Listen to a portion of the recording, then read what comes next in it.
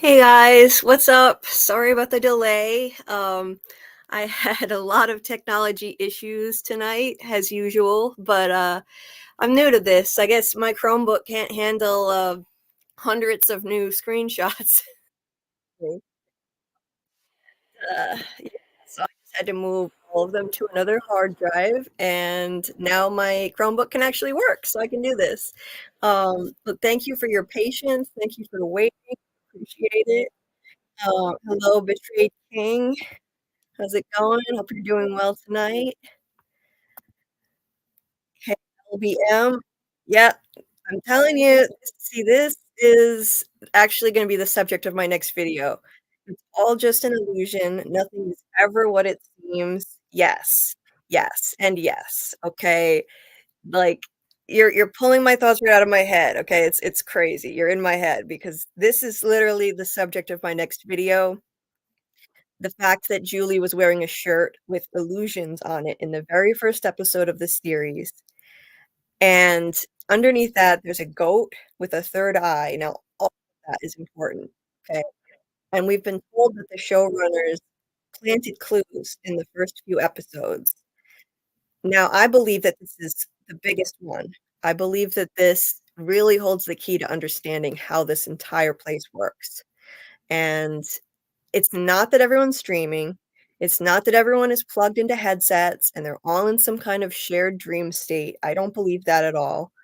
Um, I think it's a type of pocket dimension, as I see Dale here says. We've got Dale in the chat. Um, yeah, I think it's a pocket dimension, and I think that whatever entity is running this place actually inflicts all different types of illusions, dream states, visions, voices in people's heads. All of it you could put under the umbrella of illusion because they wouldn't happen in our reality. And it is all meant to deceive and manipulate these people and try to control them. So yeah, that's what I think is going on. The third eye on the goat, it represents perception beyond ordinary sight, which is exactly what is going on here all the time. People are having these visions that are not normal, that are not seen with the naked eye by just anybody. They're visions that are specific to the individual. So that third eye is so, so relevant. And yeah, I definitely think that shirt is the key. In fact, that's gonna be the thumbnail on my video. I was gonna put it out today. I've already been working on it, but I decided I'd make one more on season 3, episode 1 first. Because the first one I did, it was a whopping 35 minutes long, and I felt like, "Okay, let me do a little bit of a condensed version that actually ranks what I think are the most important moments in the entire episode." Ranking them, adding some new insights, some new predictions to the video, and then just kind of making it a little bit more palatable for people. So yeah, decided, you know what, I'm gonna do one more on episode 1, and then hopefully by the end of the week, I'll have um, the one on dreams and illusions and all of that. So yeah, that's really, like, my core theory, like, my lens that I'm looking at this show through, and I don't have it all figured out. I'm still trying to work out a lot of the details in my head of exactly how this works and who the big bad is. I think it may have something to do um, with Native American history, because I mean, all of this it seems to be based in America, and so it could be something to do with that. I'll save a lot of that for the video, but that's just a little taste of what I've been digging into lately. Um, hey, Gothic chick, nice to see you. And hey, Zapton Kaboom. Yeah, I'm so happy to see you. That you always seem to pop up for my video premieres. You're usually like the second one in the chat, so I appreciate it. That's really cool. Always nice to see you. And Vanessa Wicked, you were also there for my video premiere today. Thank you so much. I really appreciate the support. It's not easy getting started doing this. I'm brand new to having a channel and putting out my own content. I'm learning as I go. And, yeah, it was really scary making that first video, but just the kindness that I've received ever since, the supportive words, the encouraging words, it's just taken weight off of my shoulders. I can't thank everyone enough for how kind you've been. It's just, it's amazing. It's amazing. I was just thinking, like, "Okay, this is just garbage." I feel like I'm putting out some stupid PowerPoint that I'm talking over, and everyone's gonna hate it, and they're gonna attack me, and I underestimated just how kind and awesome this community really is. It's been amazing. I honestly haven't gotten I mean fingers crossed, I'm probably gonna jinx myself, but I haven't gotten one nasty comment yet.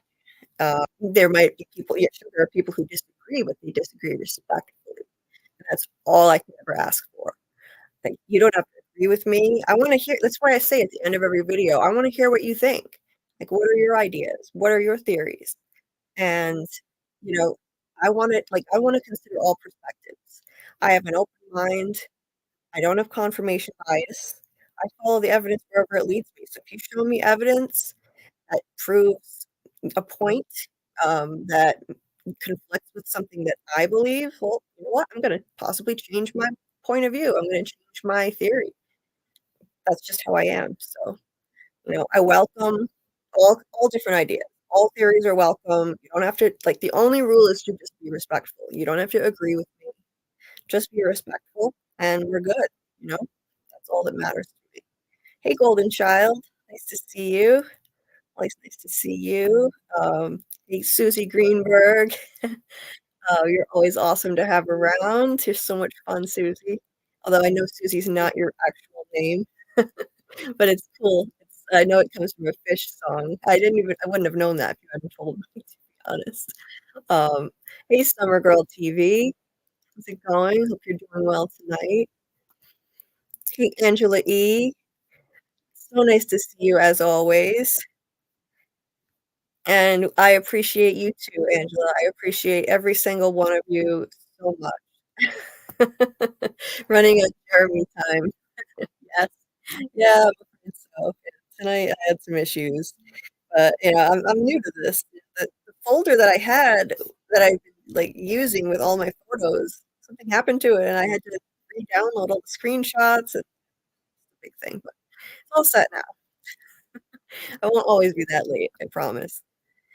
And yet, Dale, technically Tangen's house is available asking for yeah, yeah, I don't know, let me see, I guess technically it's Kenny's house now. It's kind of a weird dynamic, actually. It's just, it's Kenny, Jim, a teenage girl, and a little boy. Kind of a weird little mix there, but yeah, so no, I don't think her house is up for grabs. I think Kenny's got dibs on it, and he's just gonna I don't know, yeah, he'll just become part of the Matthews. They'll have to adopt him now, poor guy. Damn, he's lost everything. Shit, I feel so bad for him. I swear this place seems to hate Kenny more than anyone else, I swear to God. Like, I know it's testing Boyd and it's trying to break Boyd most, but I mean, it's taken the most from Kenny if you really look at it. Yeah, the town needs a new chef. Yeah, the town does need a new chef. I don't know who's gonna step up. I mean, Julie helped out. Um, Julie helped out for a little while there in the kitchen, but I mean, she's too young to take over all of this. She's still a minor. So Uh, I don't know what they're gonna do. I really don't. I don't know who can fill that role, and maybe they can promote one of the red shirts because I can't really think of any other character who could step in and do it. Maybe your red shirt will actually get a bigger part or something. Um, it might be only for a month though. I'm not sure what you mean by that. Mm-mm. Oh, yeah, maybe I'm missing something. I don't I'm being dense. Trade King, Helene making landfall. Oh yeah. Yeah, I heard about that. Yeah, it's that time of year. Yeah, I hope everybody's okay out there, staying safe. If anybody is, in Florida or has family members or friends there, I hope everybody stays safe. Unfortunately, it's that time of year. It's hurricane season, and Let's see here. Yeah, yeah, three-eyed goat, Baphomet. Yeah, yeah, goats have a lot of, symbolism to them, and that's something that I always think of too, there's that satanic symbolism, so, yeah, it's something to think about. I don't know, I don't know if I'm starting to think that maybe this place has something to do with evil spirits. Mm, like, I'm starting to think it could go back now, I don't know if it's, like, Christian evil spirits, like that type of thing, like, demonic things, or if it's more like Native American evil spirits. I think it's more likely that we'd have Native American evil spirits that are, like, behind some of this because this place is so deeply rooted in America. So it's like it just seems to me like there's gotta be a reason for that. There's gotta be a reason everyone is always turned up here from the continental US. Nowhere else. So, what is going on here? I mean, is this related to atrocities committed in Native American history, like Real Enigmas thinks? Um, I like, the more I think about it, I think it could go back to that. Some of the points that Real Enigma has brought up about Native American history and other atrocities committed in the past, that just kind of compounded the curse of this place, like slavery and other issues like that. So, yeah, it's what I'm starting to think. Um, let's see. What is this about a three goat? Yeah, where's the picture? Let me see if I have the picture. Let me see. I'm gonna look for it. I just downloaded it so that I could put it in my video. Let me see. I think I have the thumbnail that I. It's gonna take too long. Yeah, this Chromebook is still too full of stuff. It's a shirt. It's a shirt that Julie wore in the first episode, and it has a goat with a third eye. Yeah, I'm gonna keep digging for it because it's gonna take forever, and I don't wanna bore you while I wait. Hey, Wolf Spear, good to see you. Glad you could join us.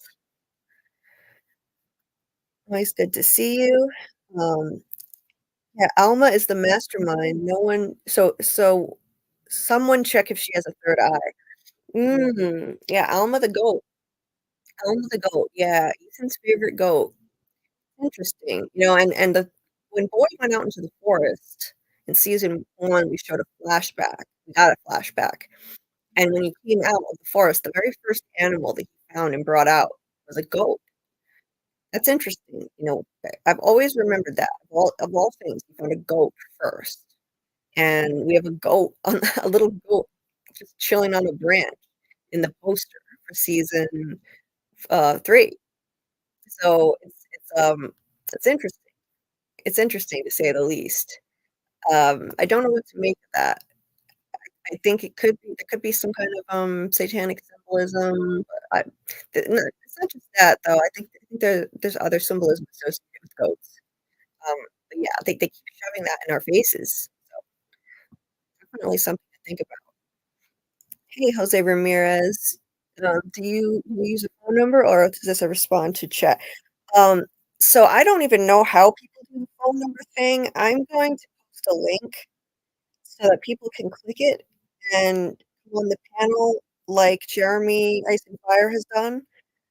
So yeah, I'm gonna greet some more people and then I'm gonna put the link in the chat. I'll probably just pin it to the top if I can figure out how to do it.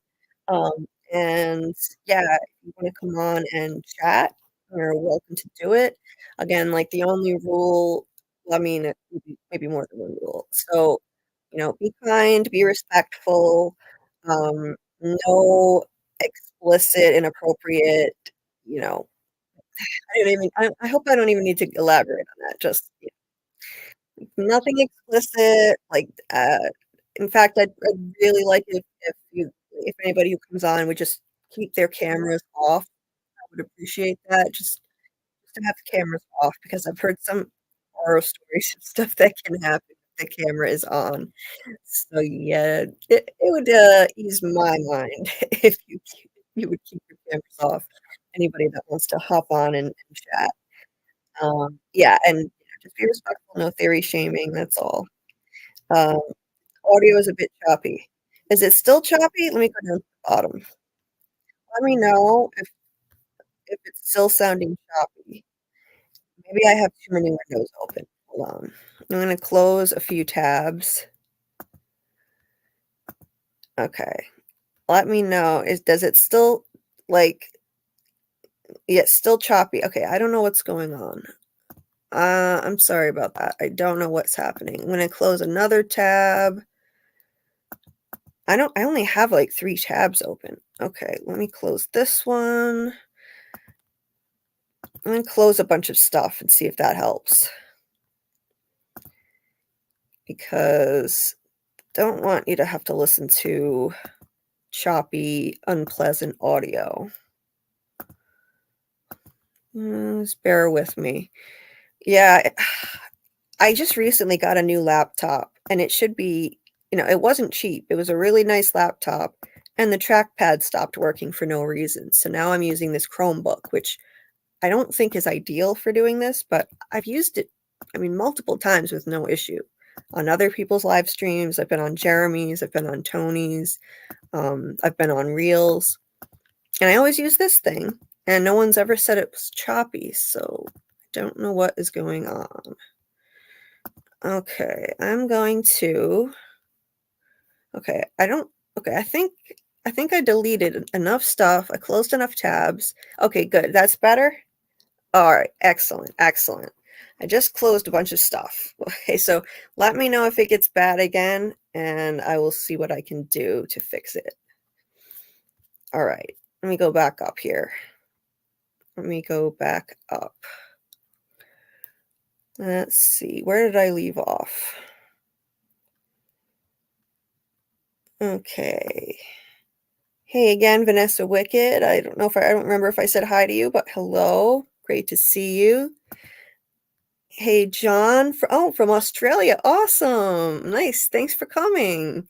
Love it. I love it. I love connecting with people from other countries on like all around the world. It's really cool to see from going international, just everyone coming together around this show. It's amazing. I just love it. I love it so much.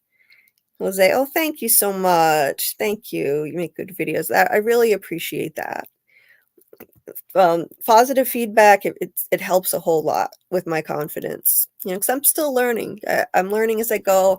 I'm just trying to get my ideas out there. And eventually, I'll learn all the bells and whistles and make the fancier videos with edits and music, clips, and whatnot. But right now, there's no time to waste. There's just too much to talk about with this new season. There's too much to talk about, so I can't spend too much time trying to teach myself all the fancy tricks right now. Just got too many ideas to get out. Damn, category 4, 140-mile-per-hour winds. Shit. Well, I hope everybody's staying safe out there. That's a really nasty storm. Damn. Liz Saunders' birthday today. Nice. Nice. Yeah, happy birthday to Liz Saunders, our own Donna. Yeah, hopefully the audio is okay now. Victor is the key. His storyline makes no sense. Yeah, yeah.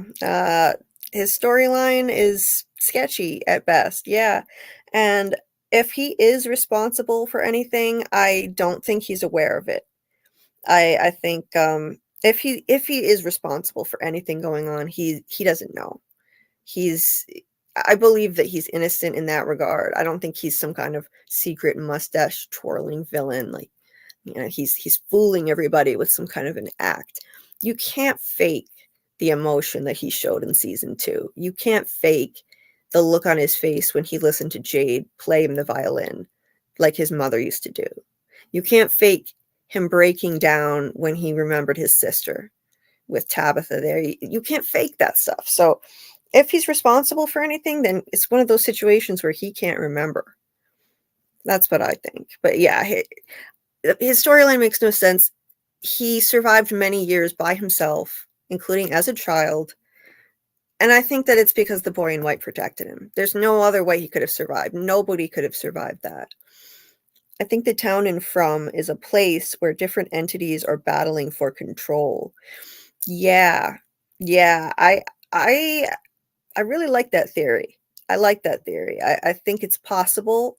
So it's one that I definitely entertain. Like maybe there are opposing spiritual entities at war here, maybe. Different types of spirits. Like maybe there's a good side and an evil side, or I don't know. But yeah, it's definitely a theory that I am fascinated by and I've thought a lot about. So, and it gets 2 portions today. Yes, yes. Yeah, except, I don't know, there's nothing left to eat in Fromville now. So, I don't know. I don't know. Like, they're in big trouble. Um, yeah, Susie, yeah, I hope it'll be alright there in North Carolina. Yeah, I really hope everybody stays safe. Chicago Made Gaming and Media, hello, what's up? Nice to see you. Thanks for coming. Let's see. No one lived at the diner? I don't think so. Yeah, I don't think so. I don't think there's any bedroom there or anything like that. I think the Lou house is right near the diner. And yeah, so yeah, I don't think anybody actually lives there. The whole the whole From seems like a chess game being played by 2 entities, says Wolf Spear.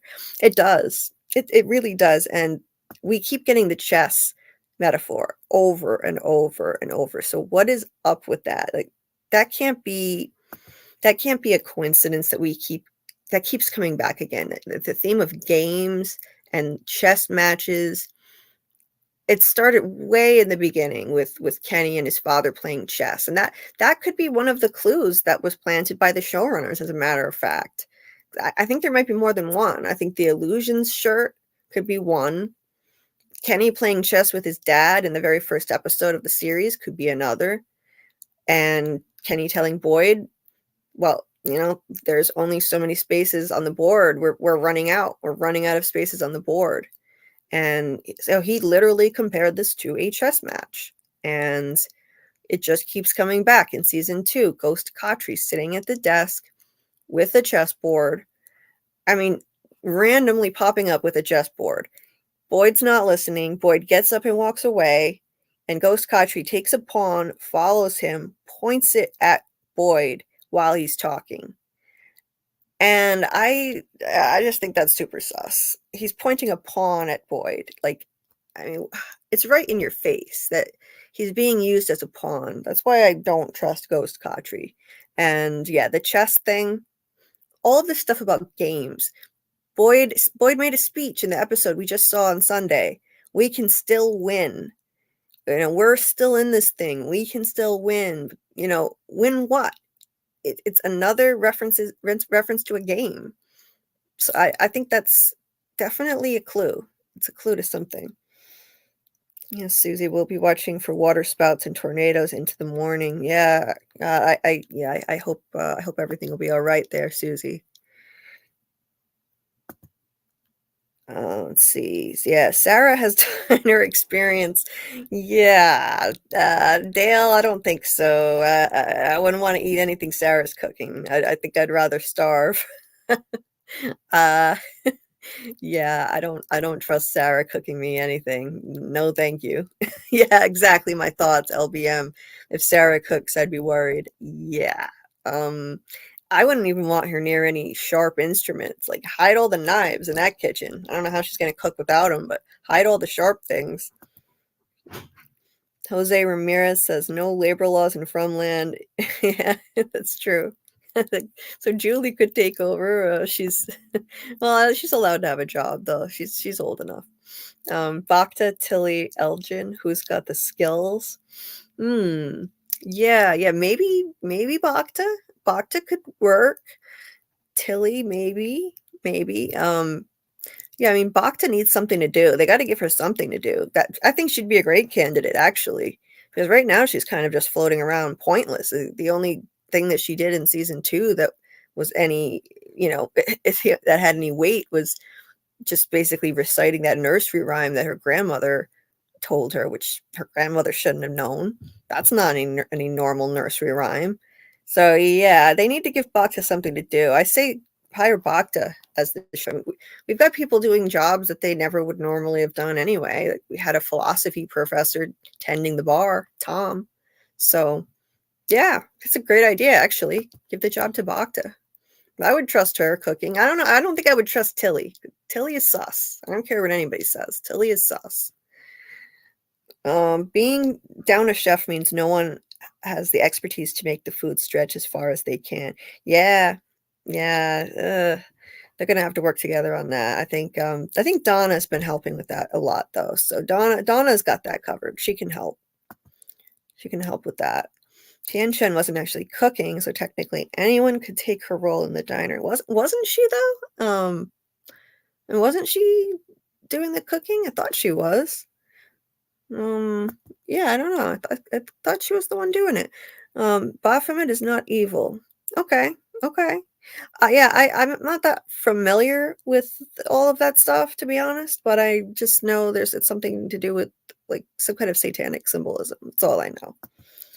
Okay, Mari can be the chef and spice the food with that sweet, sweet liquid morphine. Yeah, right. Then everyone won't mind at all that they're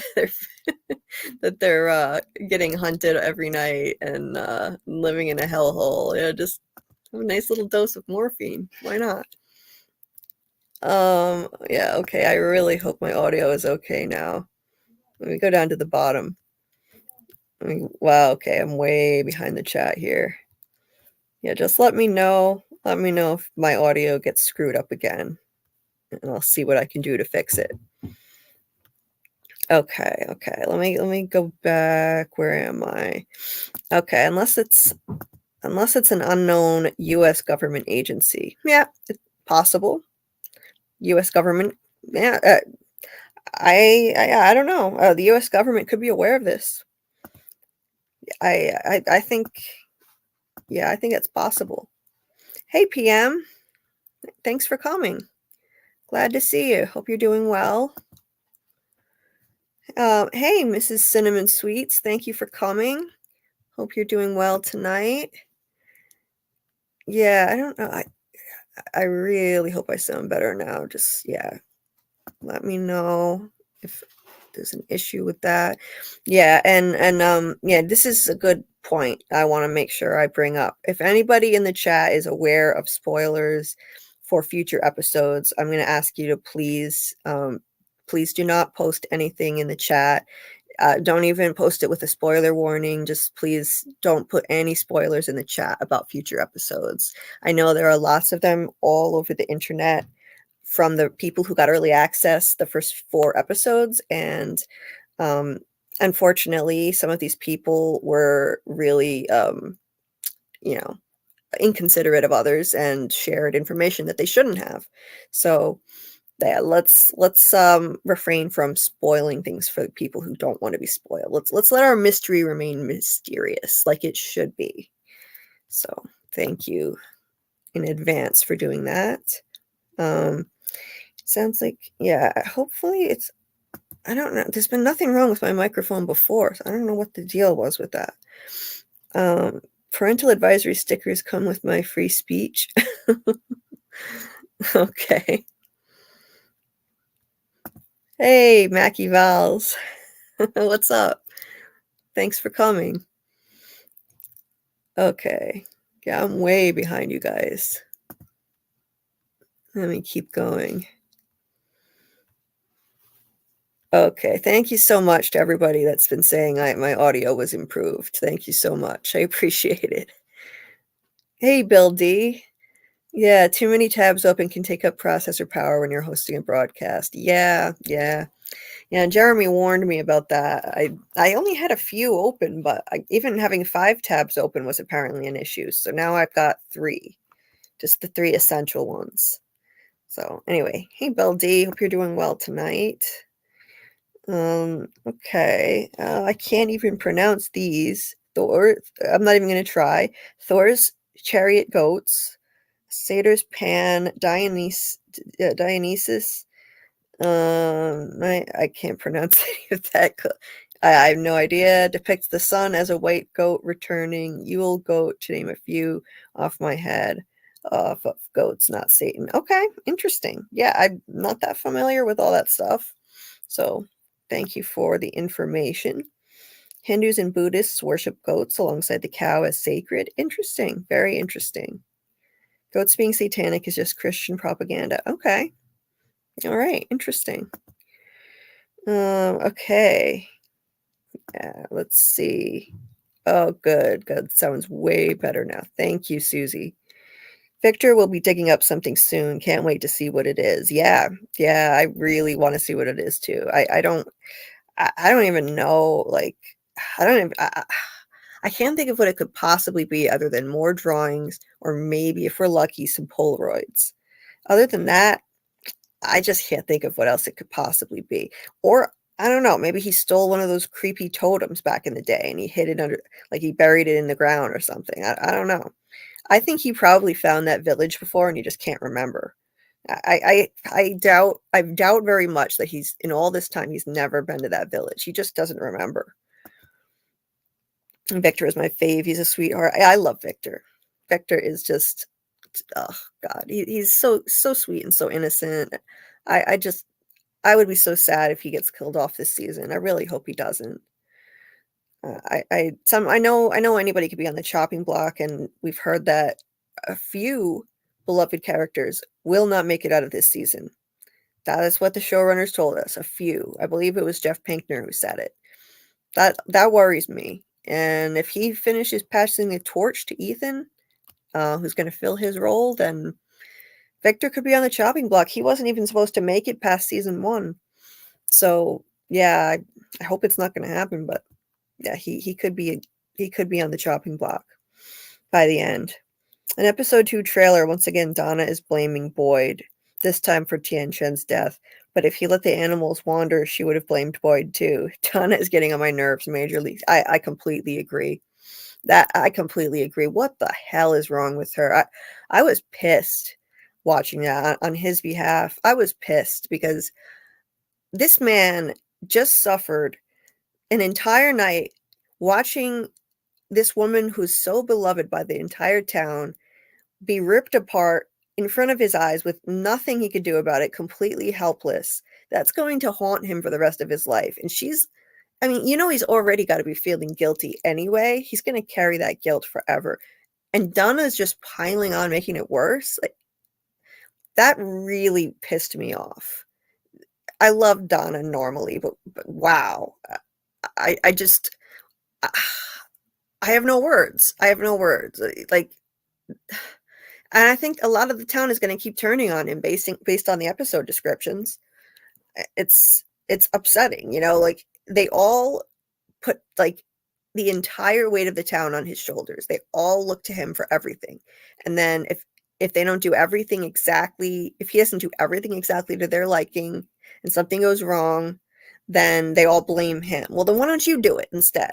He came back from the woods when he went out with Sarah, and Ellis was bitching at him like for not coming back with solid answers. Well, then why don't you go out there and look, Alice? Like that pissed me off too. Like, why doesn't one of the, like, if you have any better ideas or you could lead the town better, why don't you do it? And stop looking to Boyd for everything. In that first episode, Boyd was literally everywhere, all over town, in Colony House, putting out fires all over the place, dealing with crises. Like, he's so underappreciated. It's ridiculous. It's just awful. I'm not looking forward to, like, I want to see the next episode, but I'm not looking forward to seeing him suffer what he's going to suffer. Donna throwing that in his face.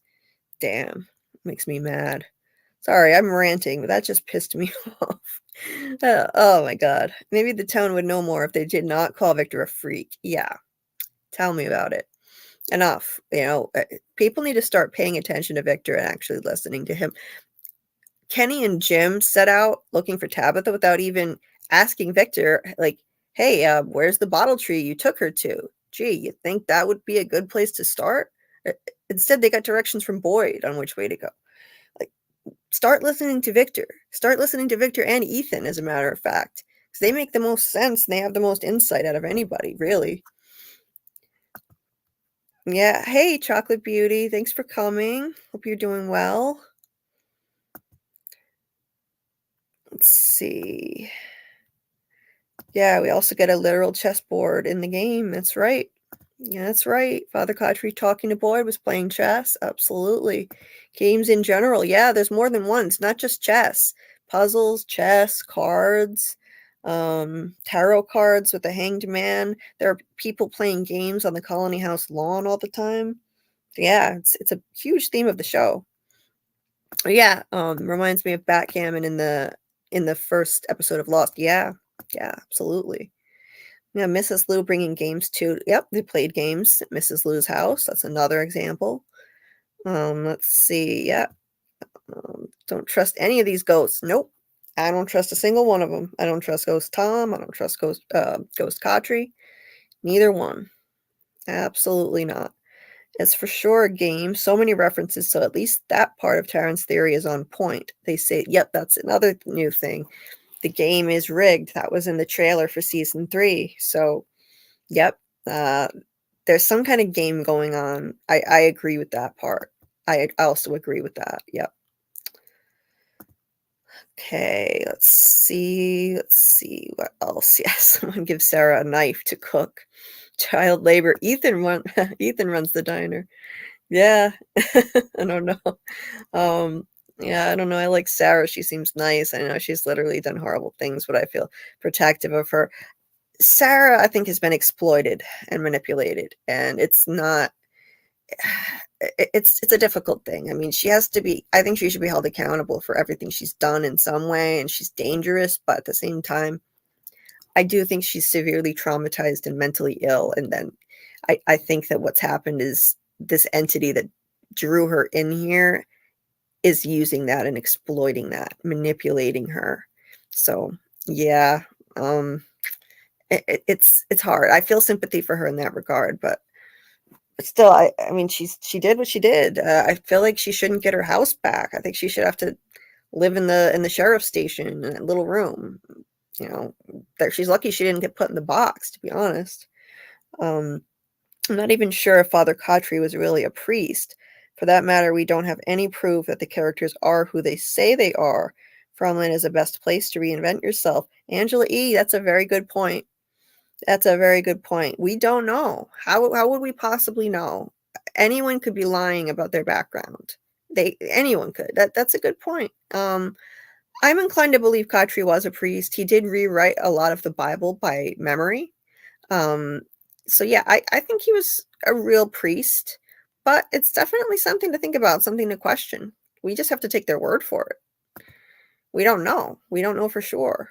What a weird nursery rhyme. Yes, indeed.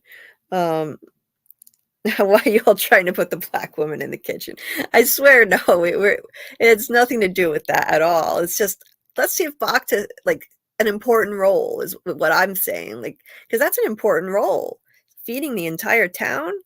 Bakta's just been kind of hanging around with nothing to do since she came to town. And, we don't need a bus driver here. So, like, that would be a really nice role for her to have.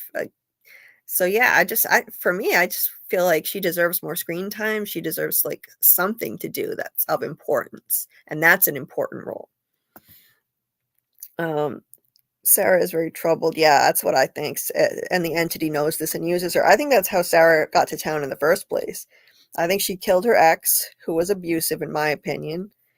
And whatever entity drew her here knew that she's capable of murder and brought her here. I mean, her brother saved her, so she said. They were on their way back to Boston where he lived, and they never got there. They ended up in Fromville. The timing of that is so suspicious. I just think for sure she was brought there to be used. And how many people would listen to voices in their head telling them to kill somebody? She was traumatized and mentally ill and definitely used. She had to be. Definitely. Yeah. If Tilly is terminal, she's probably not up to cooking for a town. Yeah, I think Tilly just needs to rest and do her crocheting with Elgin. Oh, Chocolate Beauty. I think you're right. I think he murdered the real priest. Interesting. Okay. Okay. Maybe. Um, I'm in one of those okay, okay. Yeah, yeah. Hope you're in a safe place, Susie. Yeah. Yeah, Kenny's mom was making pancakes. That's right. She was. She was. Okay. I feel like Sarah had bad things happen to her all through her life, so I give her a lot of passes. Yeah. Yeah, I agree with that. I agree with that. Let's see.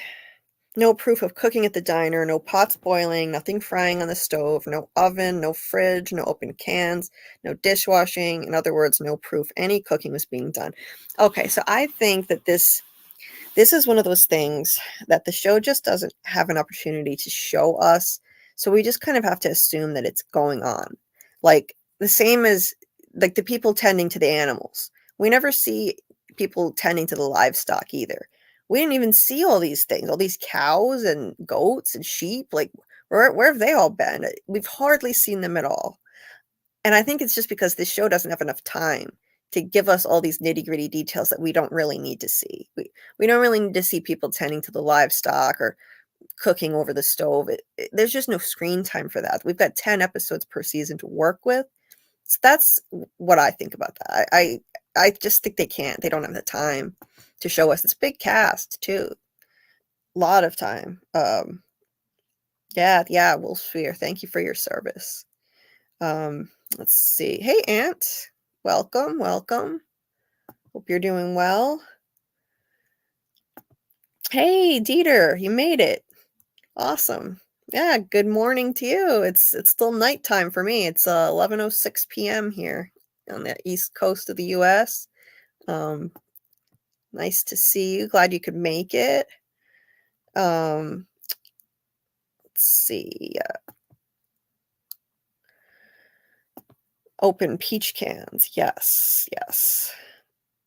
And yes, yeah, food magically appears in the diner. Yeah, I mean, it's interesting. Yeah, where are they getting all the ingredients for everything? I do wonder that myself. Um, and we know they have livestock and milk and eggs and stuff. But where are they getting everything else that they need to cook? That's a question mark. I hear you on that, Angela. I need to hear some good takes on what them dame or I think maybe damn scarecrow creepy guys do, if anything. Yeah, yeah. Yeah, I think there's a reason why in the trailer it says like they have the see no evil, hear no evil, speak no evil positions that 3 totems are in.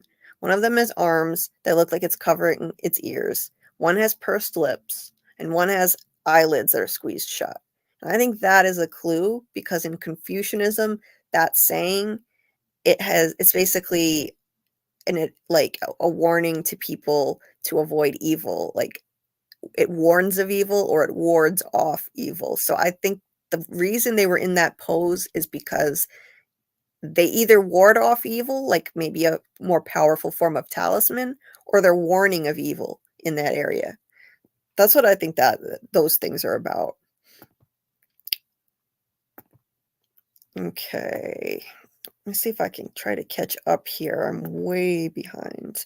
And I want to put up a link too. I want to put up a link um, so that if anybody wants to jump on and talk, you can talk. Let me see. Yeah, I'm so far behind you guys. Yeah, I love Donna and wanted to know more what's in someone's pockets. I want to know what she's got in hers. Yeah, what's in Donna's pockets? What is she doing with her hands in her pockets all the time? It's a little sus. It's a little sus, I gotta say. I don't know. I don't know. It is kind of weird. I'm not gonna lie. It's kind of weird. And she pops up at interesting moments, doesn't she? Yeah, I love Donna. I'm Teen Donna. But in saying that, where was she, Christy, Baka, Mari, the food, wanting extras at night? Randall was wailing on that horn, and Sarah came out of nowhere. Yeah, I don't know. I don't know. Good point. Hey, Will Smalls, how's it going? Yeah, better late than never. Better late than never. I'm glad you made it. Thank you so much for coming. And thank you for being part of the replay gang. Really appreciate you. Thank you. Oh, hey, Michael DJ. Yeah, weird about food in the diner. Remember how Tien could cook up anything in a town with primitive food resources at best? Yeah, right? Right? I don't know how. How has she been doing that? Although no one ever mentions anything but freaking pancakes and tea. Do they eat anything other than pancakes and drink anything other than tea in this place? I gotta wonder. I I just find it so funny. Like, yeah. Um, okay. I'm gonna scroll down a bit, see if there's anybody that I missed in the chat, and then I'm gonna put up a link. Hey, Indigo Child. Nice to see you. Have you seen The Watchers? Seems a lot like this show. Yeah. Yeah, it's an interesting movie. I liked it. I think I would have liked it more if the quality were better. I watched a terrible bootleg. It was awful. I mean, I need to watch it again now that I'm sure there's a higher quality version up online because it just ruined my experience of the movie, to be honest. The audio and video were awful, but it was really interesting. And there were a lot of parallels. Like there were like these fae creatures that would like steal humans' possessions and they lived underground. They would take their possessions down into the underground area, just like the nightmare creatures in Fromville. So super interesting. Yeah, yeah, lots of interesting parallels. And so yeah, I recommend anybody who likes From, check that movie out. A lot of interesting parallels. Okay, let me try to get down to the bottom here. And then I'm gonna find a link. Yeah, I'd put Nosy Tilly to work, Mrs. Cinnamon Sweets. Yeah, Nosy Tilly. Telling you, it's not normal to just show up a town full of monsters and become the town gossip on day one. It's not normal. I don't get it. I really don't. She's way too chill about this place. Something's up. Something is up. Yeah. Let's see. Michael Dice, the town is superficial, appears normal, but it's only surface level. Electricity works, but the power lines end nowhere. Yeah, Angela E. pointing out the diner makes me think the food is also magical, so to speak. Yeah, yeah, it's interesting. Yeah, it reminds me a lot of like the Twilight Zone, like a town that just, it's not what it appears to be. Like things are fake or magical. Like there's an episode of the Twilight Zone like that, as a matter of fact. Um, it's LBM. I truly hope Kenny goes on a monster hunting trip and he should take Randall with him. Randall can't wait to unleash wrath. Yeah. Yeah, I watched the preview for episode 2 that's coming on Sunday, and Kenny is gonna lose his shit. Kenny says something about, I'm gonna something about I'm gonna like burn what did he say? I'm gonna burn them all. Something about he's gonna burn all the monsters. Like, and I'm thinking, hell yeah, about time somebody tries fire on these things. Like, see if fire can kill them. I, like that would be amazing. Uh, I don't know how they would do it, but I don't know. Or maybe they would just pull a Michael Myers and walk right out of a fiery blaze. Who knows? But yeah, yeah. Kenny Kenny is gonna be really reckless after this. I think Kenny and Boyd, they're gonna really start being more reckless because they're gonna snap over Tian Shen, both of them. Yeah, Zapton, I could try that. I want to get the trackpad fixed, but in the meantime, yeah, I could probably get like a cordless mouse. Thank you for the suggestion. I really want to use that. That's a lot better. Oh, hey, Tommy Guns Frank. Nice to see you. Let's see. Yeah, Angela, if they ever found a way to drive out of Fromland, Baka could drive everyone out on the bus. Oh, wait, Donna shot the tires out of on the bus. Yeah. Nice going, Donna. Nice going. Hey, Jeremy. Jeremy, nice to see you. Glad you can make it. I know how busy you are, so thanks for popping in. Yeah, I'm actually just about to put up a link. Um, yeah, I'm gonna put up a link, see if anybody wants to hop on. And Will Small says, I just heard an interesting theory that Tilly has already passed away, and that's why she is able to pass in dreams in Fromland? Okay, I'm not quite sure what that means. Well, it's an interesting theory. I don't know. Yeah, so like Tilly is some kind of a ghost or something, and like the rest of them are alive. That's interesting. I mean, she's randomly in Elgin's dream with that ghoul, so there's something to that. There's definitely something to that. Uh, yeah, yeah, I'm I second that, Jeremy. I hope everyone in the Florida area is staying safe.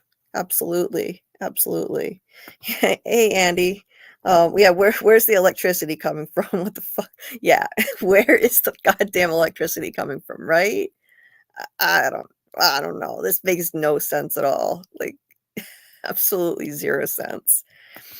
Hey, Dasha Barnes. Well, maybe they work as talismans, but do in an open area so people could use them to protect the crops and fields with livestock.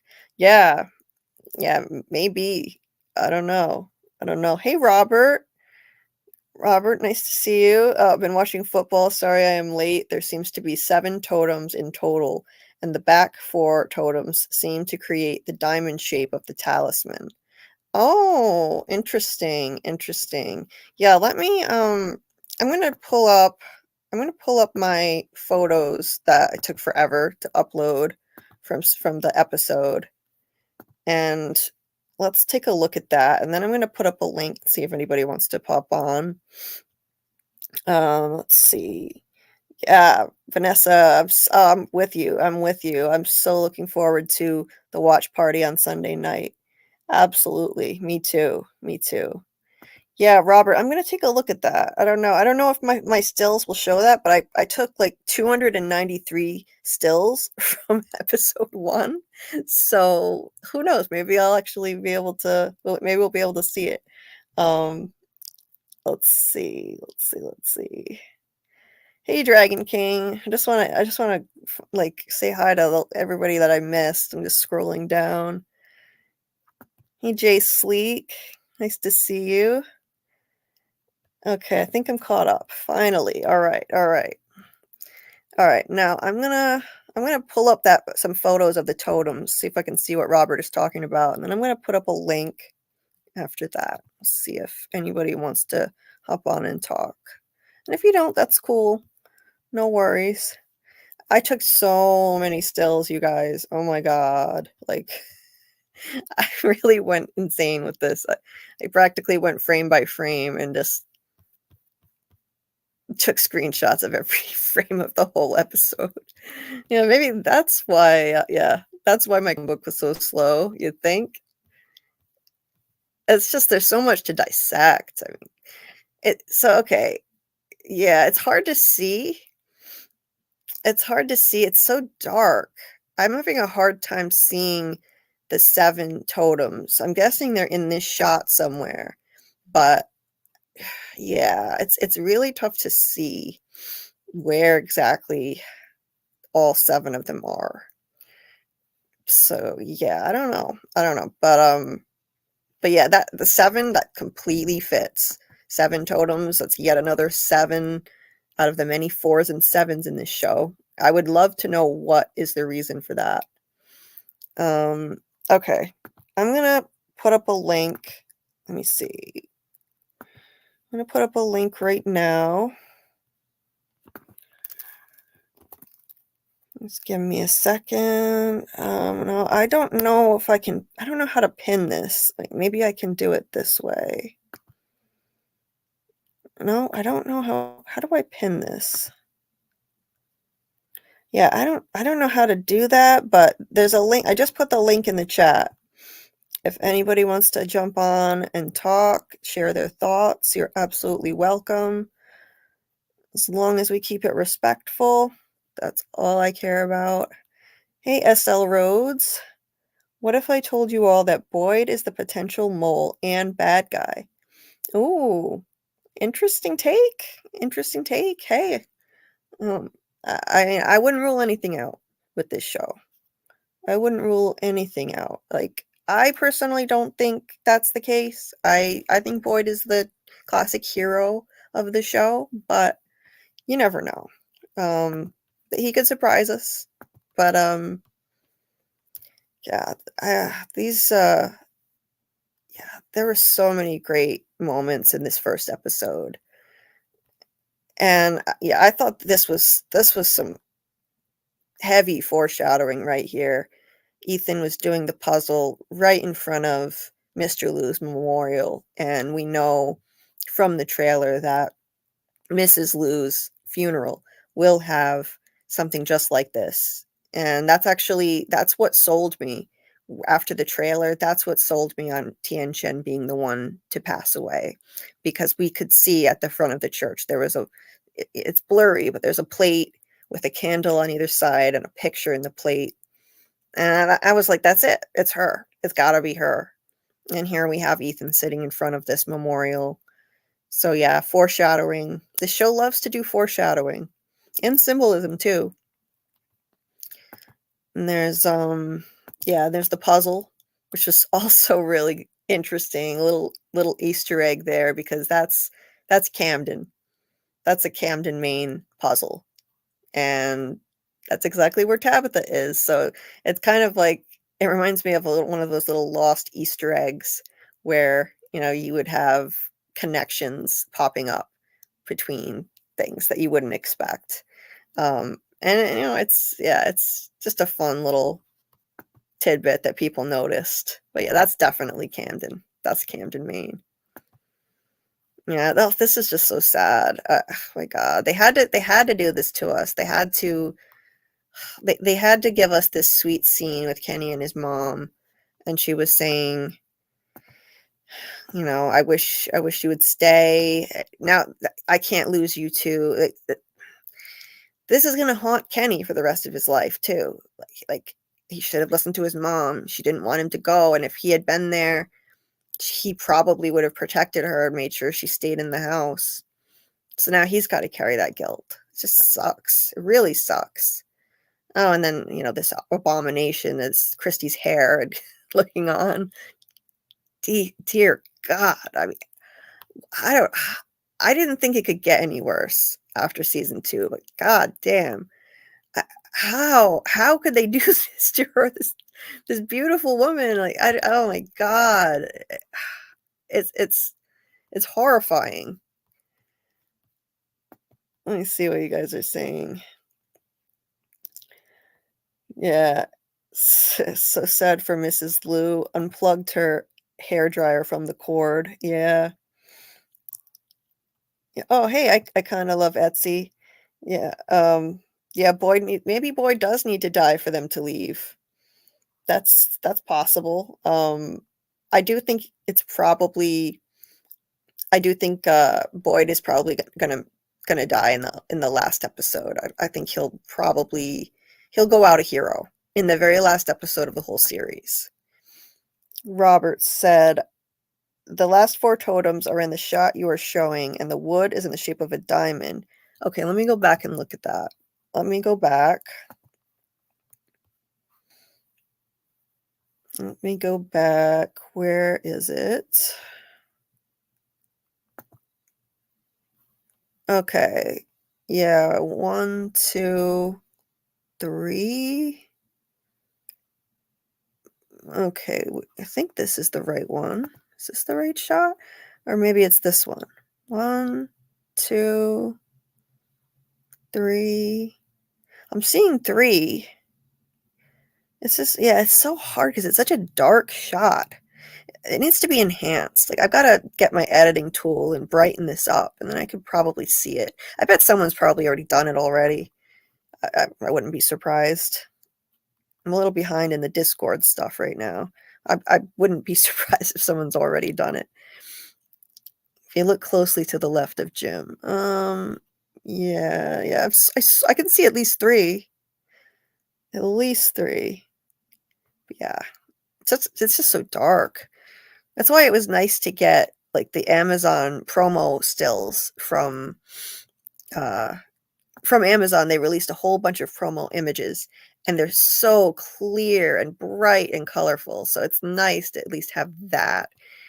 Actually, wait, I wonder no, I was just gonna look back. No, they didn't show a shot like that in those stills. Too bad.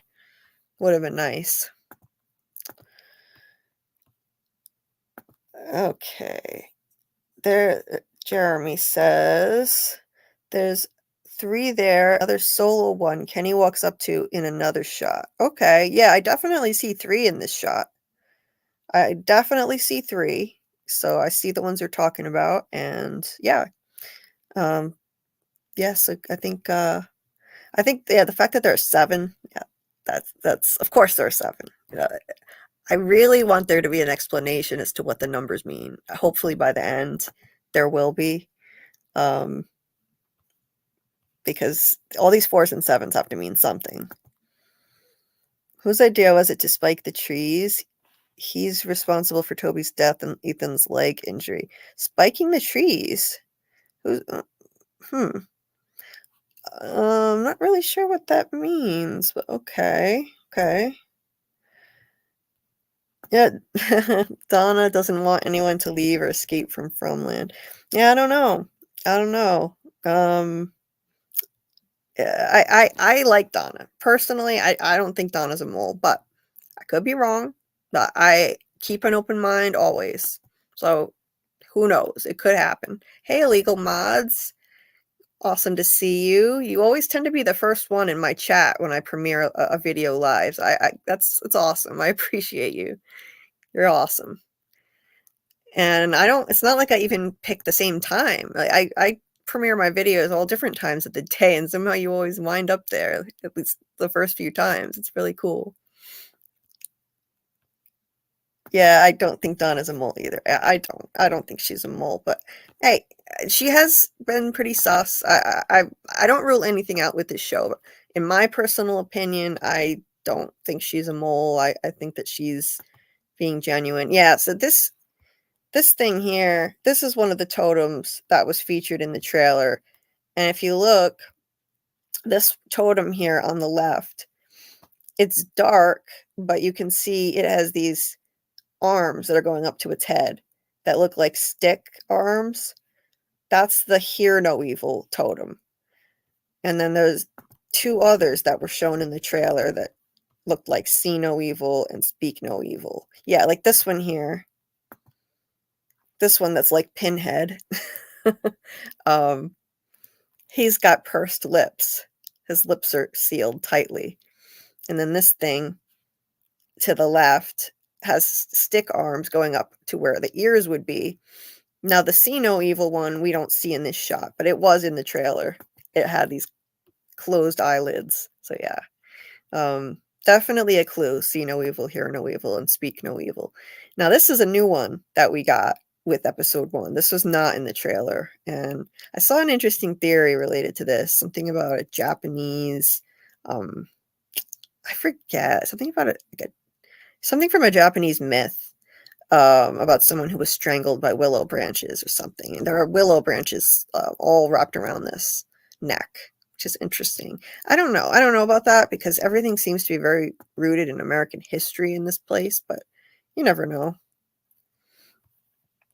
I want to see them explore these more. They didn't like I don't know why they didn't show more. One of my only complaints about episode 1 was that they rushed through this incredible discovery of these cabins. They walk up to one, and Kenny said, "We better look around and make sure that everything's okay before we camp out for the night." And then they don't show it. The next time we see them, they're camped out at night inside one. Everyone was so excited about these cabins, and including me. So I really hope we get to see them look around before they leave the next day because like we need that. Like this is a big discovery. No one knew this was here. So yeah, that was one of my only complaints. They did an amazing job fitting in so much in one episode, but that's something that I feel like it needed more time. Anyway, yeah, I'm gonna drop the link again. I don't know how to pin it. If I could pin it, I would, Maybe, oh, wait, maybe I can do it in YouTube, just in case anybody wants to. No pressure, you don't need to. Um, I have no problem just talking and reading the chat. Let me see. I'm gonna see if I can put the link in YouTube and pin it, so if anybody does pop on and wanna talk, you can talk. Just give me a second here.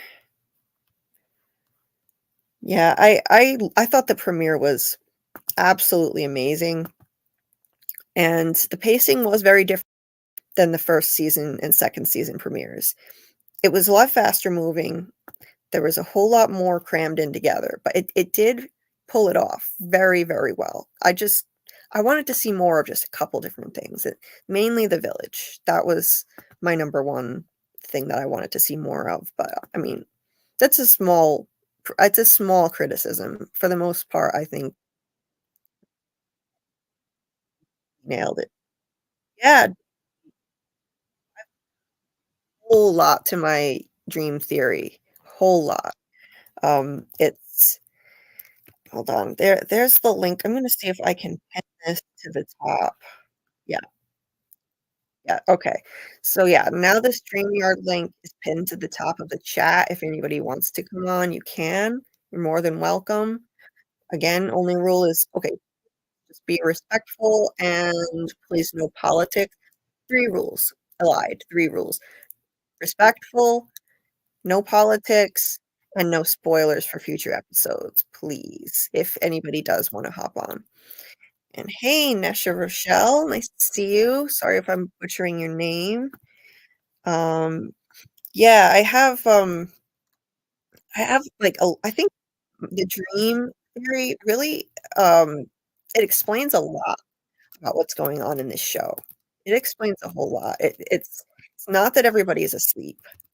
It's it's sort of like it's a pocket dimension ruled by spiritual entities that can inflict dreams, nightmares, premonitions, all different types of visions on people. So we can never be completely sure what's real and what's not. And, it's not like if it turned out that everyone's literally asleep, I would be upset. I don't believe that's what it is. They're not literally asleep. They're not in a simulation. They're not hooked up to headsets, in my opinion. Um, but yeah, people have waking dreams and visions that are trying to tell them stuff, like trying to communicate with them. And in some cases, these visions can have actual physical consequences. Like Kenny with the cicada burn on his arm, Elgin spitting up water from his dream, you know. And then there are visions that actually don't seem to be able to cause harm, like Jade's visions. They can be violent, but apparently they can't hurt him. Whatever entity is sending him those visions, I don't think it wants to hurt him. I think it wants to use him as a tool, basically drive him to the brink of madness and then over that brink into madness and wind up turning into another Christopher who seemed to be losing his mind, drawing that symbol a million times in that book. So that's why I don't think those visions are hurting Jade. That Puritan dude in the trailer who's choking him, I don't think he's gonna cause him any harm. It's just their vision. Um, Quan Solar, hey, how's it going? Who trapped them there, in your opinion? I I I'm personally thinking the boy in white has brought a lot of these people there. I think the boy in white who's an avatar for a spirit, obviously he's not really a little boy. I think the boy in white called to a lot of these people. And we have some evidence now for the first time ever that the boy in white could actually come into the real world, project himself into the real world. This is a mind-blowing game changer we got in episode 1. Absolutely mind-blowing. Now now the jury's still out. It's possible that this could be in Tabitha's head. It's absolutely possible. I know it's not definitive proof. She followed him into the the ice cream shop, and let me see if I can pull up the still that I had of that. She followed him in, and he still was dressed like the boy in white until she turned him around, and now it was some other boy.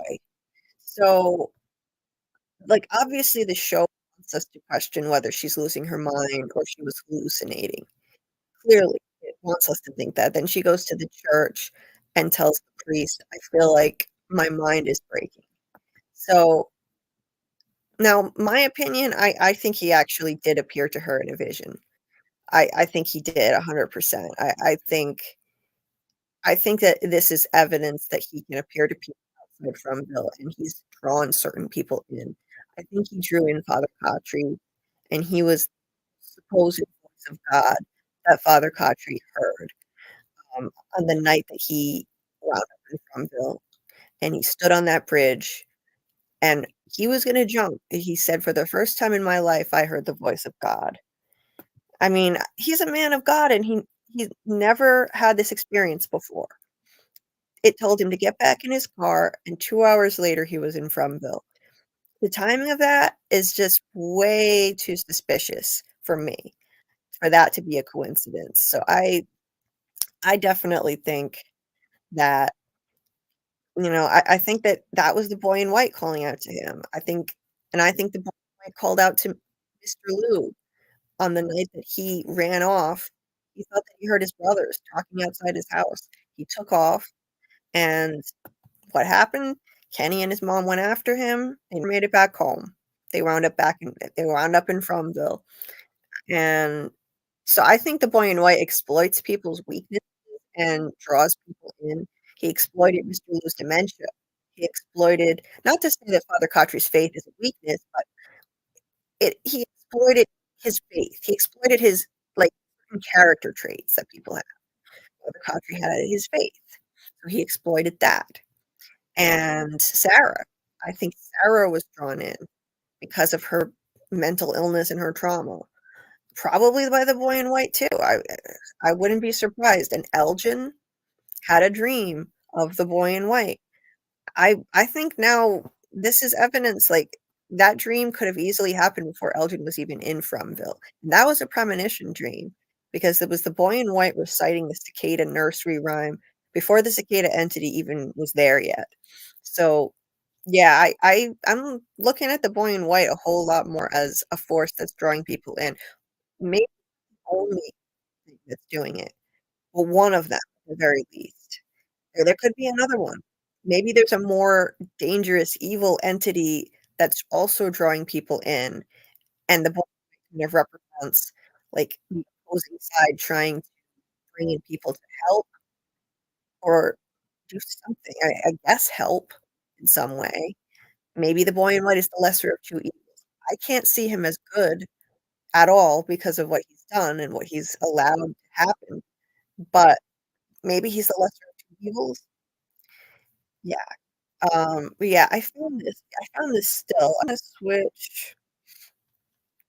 Let's see. Oh, hey, sorry, I didn't even see you there. I was so busy rambling on. How's it going? Really? I think you're I or just went you're on. muted. Can you unmute? Not to my knowledge. Yeah, I'm not hearing anything. Can you guys in the chat hear anything? Because I'm not. Oh, okay. Hello. Oh, hello. Hello. Hello. Okay, okay. Now I can hear you. How's it going? I wasn't planning to come on here, but I might as well chat with you. I'm sorry. How long were you there? I didn't see you there. Trying to juggle a million things. Oh, I just thought you wanted me to mod. Okay. Yeah, you're coming in choppy. You're coming in choppy. I can still hear That's why you. I wanted to mod. Yeah, yeah. Um so yeah, so what's on your mind? Hmm. I was wondering if anybody knows, and if my audio is choppy, I apologize, but is the boy in white wearing a confirmation outfit? Because that's what I heard, that it was like a confirmation outfit or some kind of religious outfit. Hmm. I don't know. That's a good question. All of the white that he's wearing, it's possible. I don't really know what like that would look like. The shorts kind of make me think that would be odd, but yeah, I'm not sure. I'm not Like a sure. certain confirmation. Yeah. Yeah, I don't know. I don't know. I'm gonna switch. I was showing I'm gonna switch to a different tab because I found a screenshot that I took of the boy in white when he was in the yeah, let me see. Is that it? Yeah. Yeah. I put this in a video I put out today. And when Tabitha enters I think it's an ice cream shop, that's still the boy in white here. He's It's, still it's a drapery. this is still him. He's got his shorts and everything. And then she goes up to him and turns him around, and it's all of Yeah. a sudden somebody else, and he's got long pants on. So I guess this could be evidence to say this was in her head, that she imagined it. But I personally think he did this on purpose. Like he appeared to her as this vision, and only she could see him just as a vision, and then she comes up and turns this kid around, and it's somebody else. I'd love to know what the chat thinks too. Like what does everybody think about this? Is that I mean, is this in her head? Did she imagine this? Is she hallucinating, or did he really appear to her? I I I, I think he really appeared in a vision. What do you think? I can't read your whole name. Pancakes and something It was peaches. pancakes and peaches. What do you think? I love the I name. think I think the boy in white wants grapes. I mean, grapes are great. Maybe it's into being French. Tie into being French. Mm. French. Yeah. I love the audio here in StreamYard. Yeah. You know, Yeah. like Jade's background is from France, so maybe the crepe place means something symbolic. Yeah, that's possible. Yeah, Jade comes French. from France. He grew up in France. He said that when he was 12, his grandma passed and he moved to the US. But yeah, he grew up there. Um, yeah, I don't think she imagined it either, May Ali. I definitely think that he appeared to her for real. The boy in white Then, leads Tabitha to Victor's dad. Yeah. Yeah. I then why think is he there?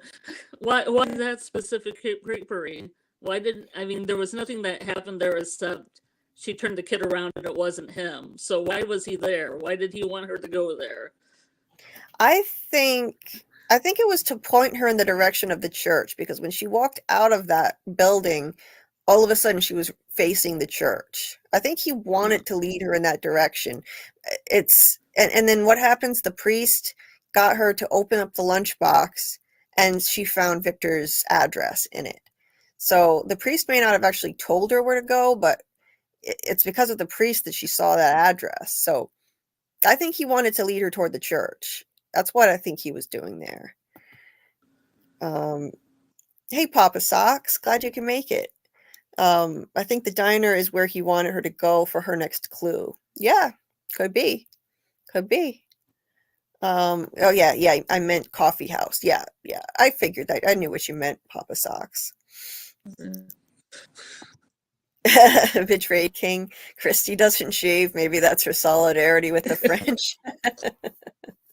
Yeah, the French. I guess it's not. I guess it's pretty common in France to women to just go natural.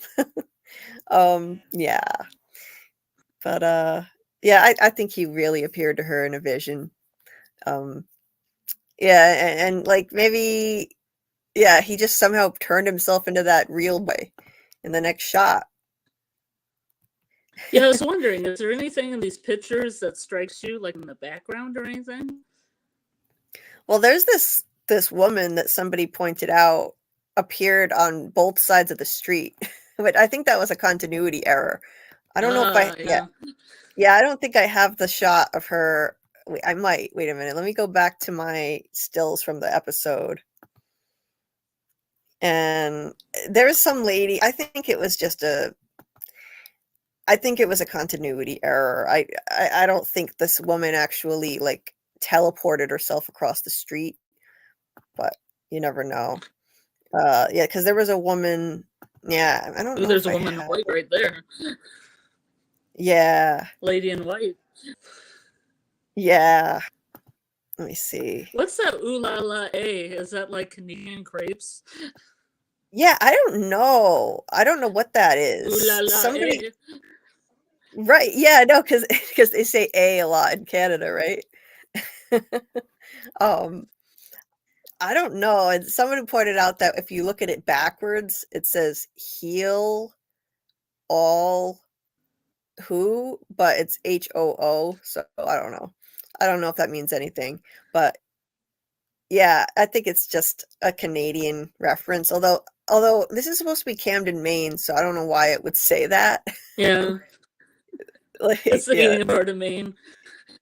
yeah, yeah. I'm not really sure about that. Um, this was interesting. We definitely have confirmation that this ambulance is the same one that's going to be in Fromville. It has the same. I It has wonder. the same Yeah, the number on it. 93 Yeah, yeah. It's woman in white. where is it? But I had it somewhere.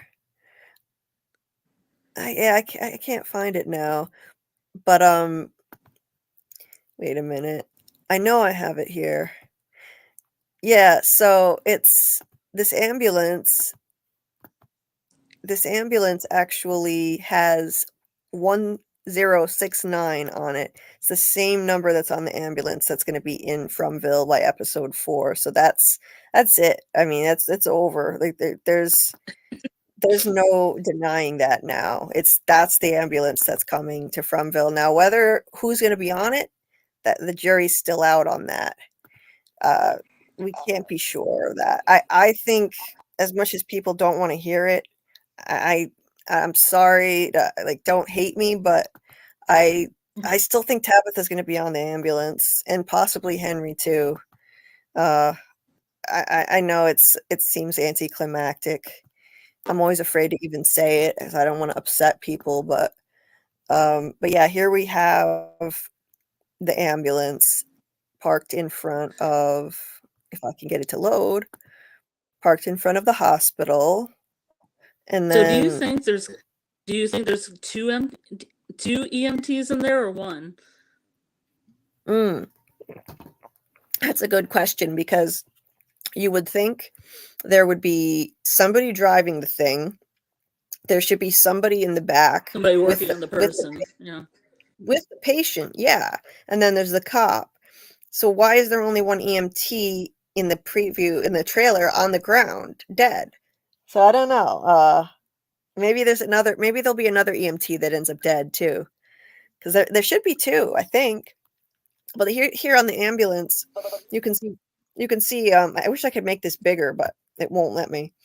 But on the door of the ambulance, it says Oh, 1069 right on the red part, and it says it again up on the top left part, 1069.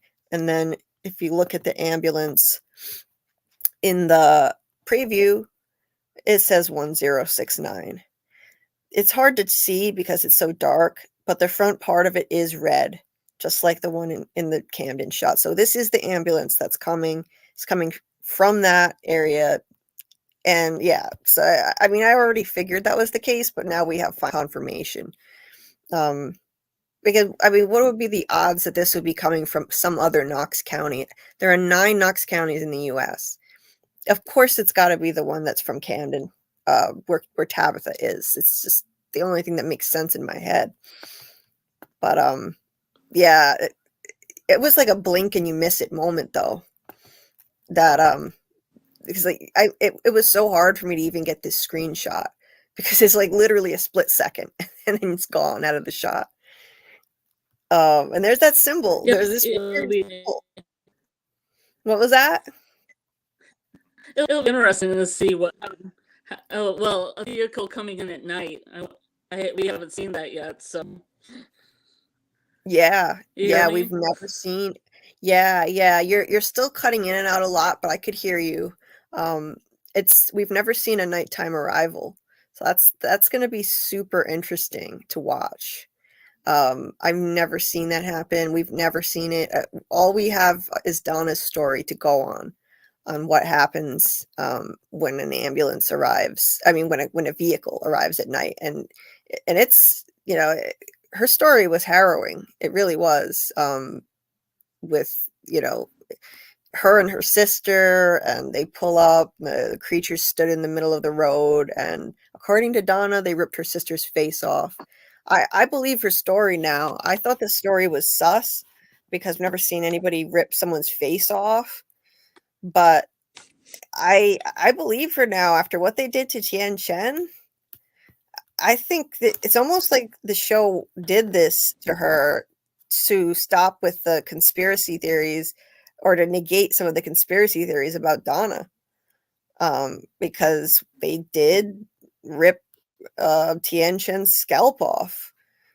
And it seems like they were probably going to keep going, and I'm grateful that they did not show us anymore because this was already too much. Now, I don't know if this is too gory for me to show. I don't want to get this taken down, but Yeah.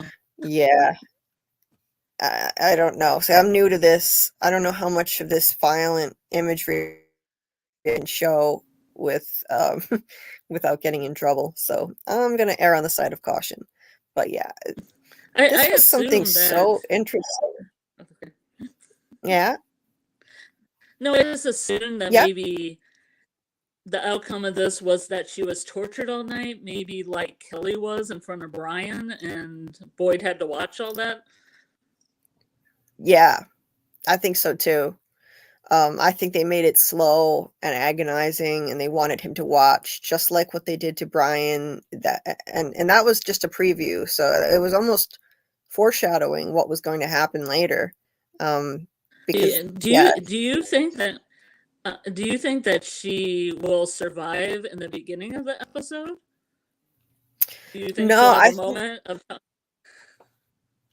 I of like think the she'll. priest have a moment and then Yeah, I don't think so. I think the next day will just start, in my opinion, and they're just going to move right along, and Jade's gonna find Boyd tied up in the barn, and that's when he'll say that, "How are you still alive?" Um, yeah, that's what I think anyway. I could be wrong. Could be wrong, but what do you think? Do you think they'll show her at all? I don't know. I think that I I would like her to have a swan song, but I don't think she's going to.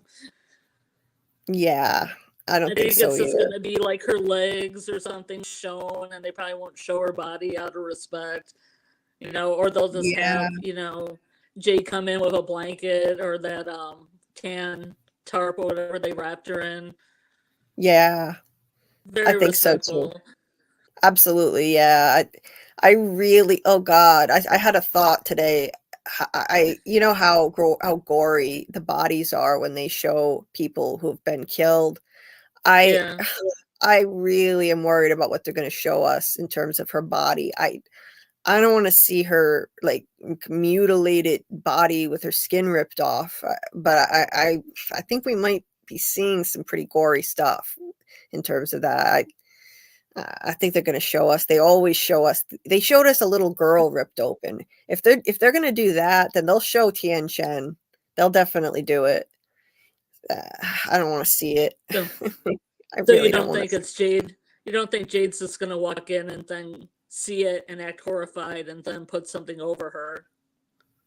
Oh yeah, I think Jade will walk in and see it, and then he'll free Boyd. He'll still be tied up, and they'll cover her up, and then they'll pull her in the cart together. just like we saw in the teaser. But they're going to show us the body. They always show us the bodies. I'm not looking forward to that at all. And it's weird to say that I'm not really looking forward to an episode of From that much. It's just I love this show, but I think this is going to be the most depressing episode of the whole season, and I'm kind of dreading that. It just the aftermath of this tragedy and the funeral. And even Father Khatri didn't get a funeral. Like, they're going all out. They're giving her a Yeah, funeral. nobody really got a funeral. No.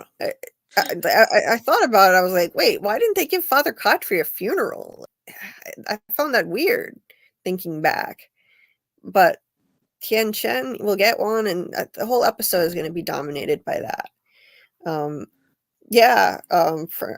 Frank's daughter and wife, they got a little service. I mean, it wasn't in the beginning, yeah, like they had, a little at the cemetery. They had a little ceremony and stuff, but it wasn't like what they're doing for Tien Chen. That's for sure.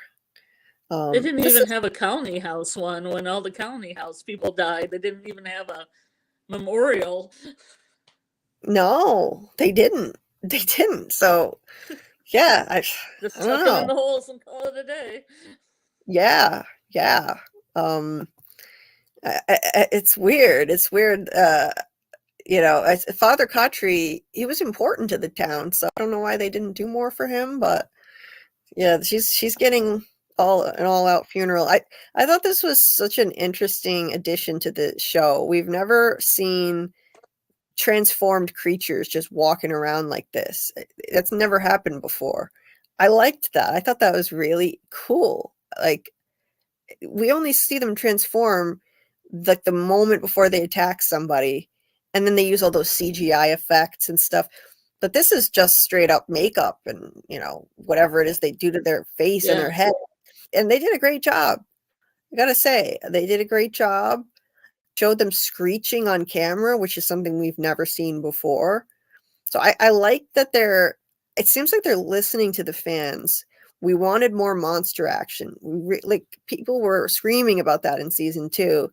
And they're like, okay, we want more monster action. You're going to get it then. Like, we're going to show them transformed and screeching on camera and doing this insanely genius, this unbelievably genius ambush. So, They're gonna have Granny flip her wig. Granny flipped her wig off. Yeah, that was crazy too. I couldn't believe it. Like, I really feel like they're listening to the fans. That really reminds me of Salem's Lot and stuff like that. Like Salem's Lot, if you've ever seen that. Yes. Oh, absolutely. Yep. And here's Granny. I loved this scene. I thought this was awesome. And then we got to see her transform. Doing the Granny shuffle. Yeah, like, this was cool. We've only gotten those split-second transformations before. They did a terrific job on her. And then by the time she gets out of the house, she's just completely bald. And she does this screech on camera. That was crazy. I love it. Does she still have her purse though? Yeah, she kind of did the Granny shuffle, but still had her purse. Does she have her purse in that picture? Yeah, I can't tell. If she still has her purse. And it turns out that everybody was trying to decipher who this bald thing was on the alternate season 3 poster. It turned out it was just her. It's just her in her bald state, and nobody thought it would be one of the monsters because they don't show them walking around like that ever. This is a first. But it was her. This thing on the poster, it had this same coat, and it was bald. It was really small, so it was hard to see. We all thought it looked like Adam from Dark. I don't know if you've ever seen that, but this was no awesome. Spoilers on that. I've never seen it. Oh yeah, no, I won't spoil anything. I highly recommend checking that out. Maybe Granny is going to be the Smiley of the season. See, this is what I hope they're going to do. The Smiley. I think that would be the smartest thing they could do. I think that she is way creepier than Woody Monster. Way creepier. Yeah. I mean, Woody is okay, but she's infinitely better, if you ask me. And Oh, she does have even a purse. yeah, oh yeah, she I saw does. Daniel. She does have her purse. She does have her purse. Yeah, Well, you never that's know when you never know when you need a butterscotch candy. You know. right. Yes, she's a granny. She's got to have her butterscotch candies. Absolutely. Yeah, this was wild. I couldn't believe the difference in the portrayal of these things. And No, not like the the milk, cows. yeah, the milkman transformed. I I mean, was before, glad to see. I was glad the CGI on the cow wasn't the greatest because then it didn't make me feel as bad. yeah, the I didn't like it though. I I didn't hated either. seeing that cow ripped open. That was upsetting to me. I know it's just an animal, By but the I milkman didn't. too. How ironic. The milk that was so ironic, right? And yeah, and then he does the same thing. He turns into his bald state. He screeches on camera and he wipes his bloody hand on his own clothes. Like they were always so careful to try to keep themselves looking clean, and now he's wiping his blood all over his outfit here. I don't know where they're getting their laundry done because I mean the next time we see him, that's going to be completely clean, pure white again. That's a mystery. One of the many mysteries of this show. Oh yeah, like Jasmine's collar. It was dirty and then it was like white. Yeah, yeah. She couldn't get the spot off. They even showed us that she couldn't get the spot off, and she tried to wipe it off and it wouldn't come off, but then it was gone again. Yeah, this was cool. So before they showed us Smiley's transformed face, but that was only after he was dead. And yeah, we saw some down in the cave, but we never actually saw any walking around like this. I enjoyed that. I really enjoyed that. But and Boyd Yeah, should have I made like the Sandy curly go haired back. girl. Yeah, what was that? I like the What? girl with the curls that opened up the gate. She's got Oh, she's got I a certain love something that one. something. I love that one. She's like Just nonchalantly just opens it and just walks. yeah, yeah. Let me see if I can find that because yeah, she looks like a 1960s style monster. And she walks over.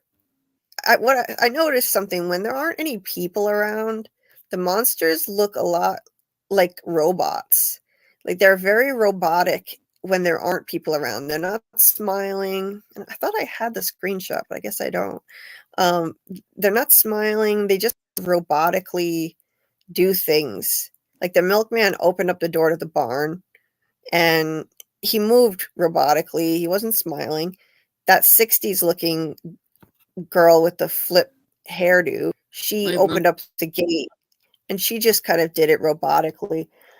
And Jasmine, after she killed Kevin, Jasmine looked in the mirror and she looked like a robot. She just had no expression on her face at all.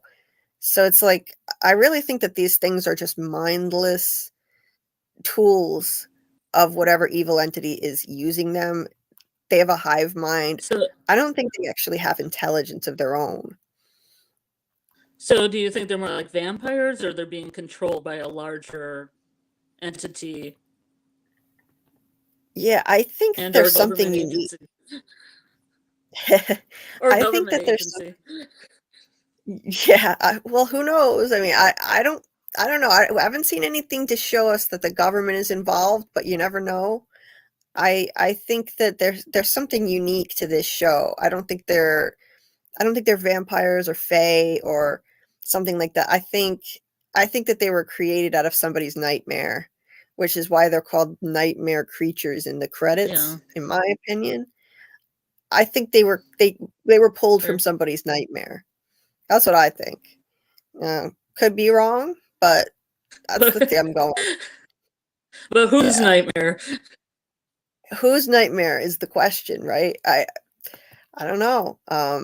It's I mean, we know if this place has been around for hundreds of years, they couldn't have always looked like this. They're all from the 50s and 60s, right? So it's gotta be a situation where there are different versions of monsters in different cycles. Maybe this batch came from, the 1970s cycle, like somebody's nightmare who watches a lot of old, like Taryn suggested this before. Taryn, Like I Taryn, Love Lucy. yeah, like, I don't. Now, I don't think he believes that they were pulled from somebody's nightmare regarding I Love Lucy. I don't. Maybe he does. Maybe I'm not. I'm not really sure. But I think, yeah, someone who watched a lot of those reruns from the 50s and 60s had a nightmare. These were literally pulled from that, and it could be Victor as a child, or maybe Christopher. Who knows? But that's what I think. At some point they've got to change again. In the next cycle there'll be something else, because let's say this place has been around since the 1500s, like the dates in the lighthouse. Well, they obviously didn't look like this then. They looked like something else. um Yeah, and the Inkui kids look like they were from the 1800s, yeah, maybe early yeah, 1900s. they do, they do, they look really dated, right? That goes back to, like, yeah, I mean, we've seen evidence now that this can go back to at least the Puritan times. Like, Real Enigmas pointed out one of the paintings in Henry's basement has a Puritan in it. But yeah, Will Smalls, that priest is really sus. Like, he asked about Thomas like that, and he knew the answer before he asked. Yeah, I took a bunch of screenshots of that priest, because I'm telling you, something is up with this guy. And we already figured that just from the brief glimpse we got of him from the trailer. That something is off about this guy. Um, I mean, and not only the fact, but he's like, look at the lunchbox. Do you want a snack? Snack. Snack and lunchbox. Look at the snack. yes, right, right. I don't. Something is off. But let me just address this first before I go to that. Do you have any still shots of the retro pop-up shop? I just felt like the clothing is what we would wear today, not retro. Not convinced this is the real world. The retro, I did not see that. A retro pop-up shop. So I'm guessing that's out on the street somewhere that Tabitha goes by. I'm gonna have to go back and take a look, because I didn't catch that. That's interesting. That's really interesting. I mean, I, I don't know. Somebody had a smartphone that she used that looked really modern. So I don't think it's a situation back in time or anything. Um, But yeah, I mean, who knows? Maybe this isn't the real world, but I don't know. I personally think it is. Let me. I'm gonna go to the stills I have of the priest, because oh wait, we've got. I'm so sorry if we've got Jose here. I am so sorry if you've been waiting a long time. I'm trying to juggle a whole bunch of things, and I don't even, like, I don't see everything that quickly. Hold on, let me add you. Hey, Jose, can you hear me okay? Jose, are you there? Okay, I don't know if he can. I don't know how long he's been there. See, nope, now he's gone. Sorry about that. I don't know if you were waiting a long time, Jose. If you're listening, I am so sorry. I'm not used to doing this on my own. The first live stream, I did this with Sophielle, and I was able to, like, she could alert me to stuff while I was going through pictures. She was able to, like, alert me to stuff people were saying in the chat and whatnot. Now, doing it myself, it is a juggling act. And so I apologize if anybody tags me and I don't see it, or if you know, like, I'm just trying to juggle a whole bunch of things at once. So yeah, Jose, if you can hear this and you still want to come on, you can just click the link again, and I'll keep an eye on this more closely. Or anybody else that wants to click the link, you're more than welcome. Okay, let me go back to the priest, because I'd love to know what the chat thinks about this guy, because this is really weird. when he was in the trailer, we only caught one glimpse of his face. And even just from that one glimpse, we thought, he has a weird look on his face. What's up with this guy? Initially, people thought it looked like Martin, but I know it's not the same actor, so it's not Martin. But let me see. Yeah, there's Tabitha in the confessional. He's just got these weird facial expressions. What is going on here? What is, like, I mean, at this point, she was sitting there telling him about her son and how she blamed God for losing her baby and all this stuff. And he's just sitting there listening. And then she starts to leave. He follows her so quick. Like, he's so eager to stop her and talk to her more. And he's like, what was your baby? What was his name? How did you know he was a boy? She never said that. She said, God let my baby die or something like that. That's not verbatim, but she said my baby. She didn't say it was a boy. How the hell did he know it was a boy? And why is he asking her all these questions? What was his name? It's really weird. His face is super sus. His questions are super sus. And then he's like, okay, look at this. Look at this guy's face. Like, what is going on here? I he's like, oh, did Victor pack you? What did Victor pack you for snacks? And then she's like, oh, I don't know. And he says, humor me. Why?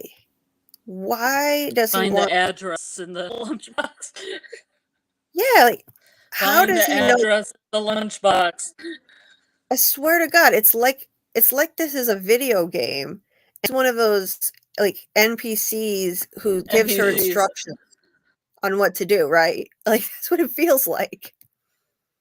She opens the thing I and feel there's like the Tilly's ad. like that too.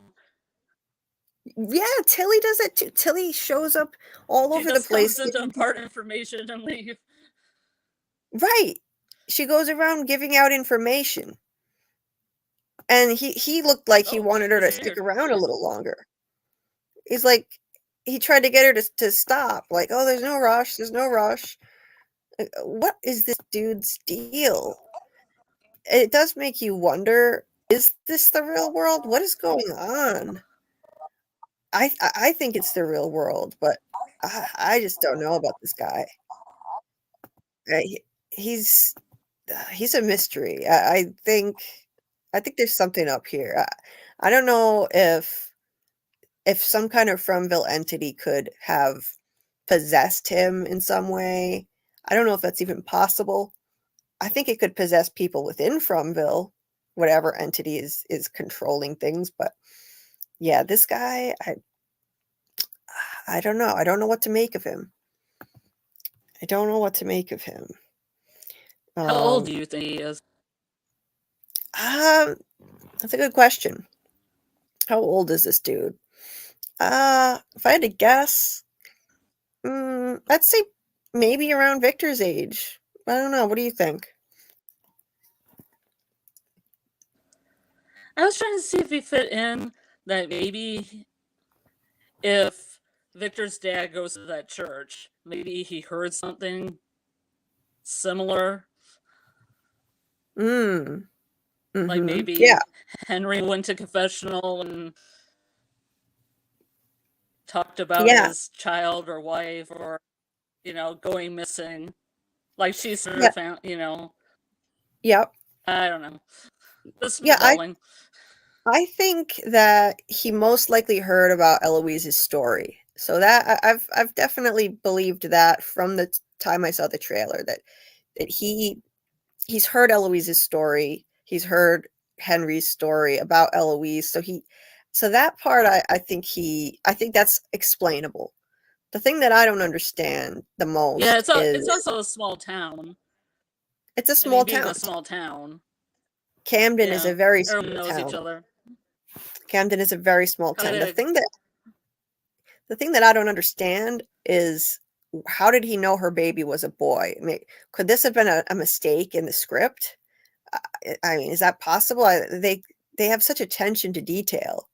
You would think they wouldn't make a mistake like that.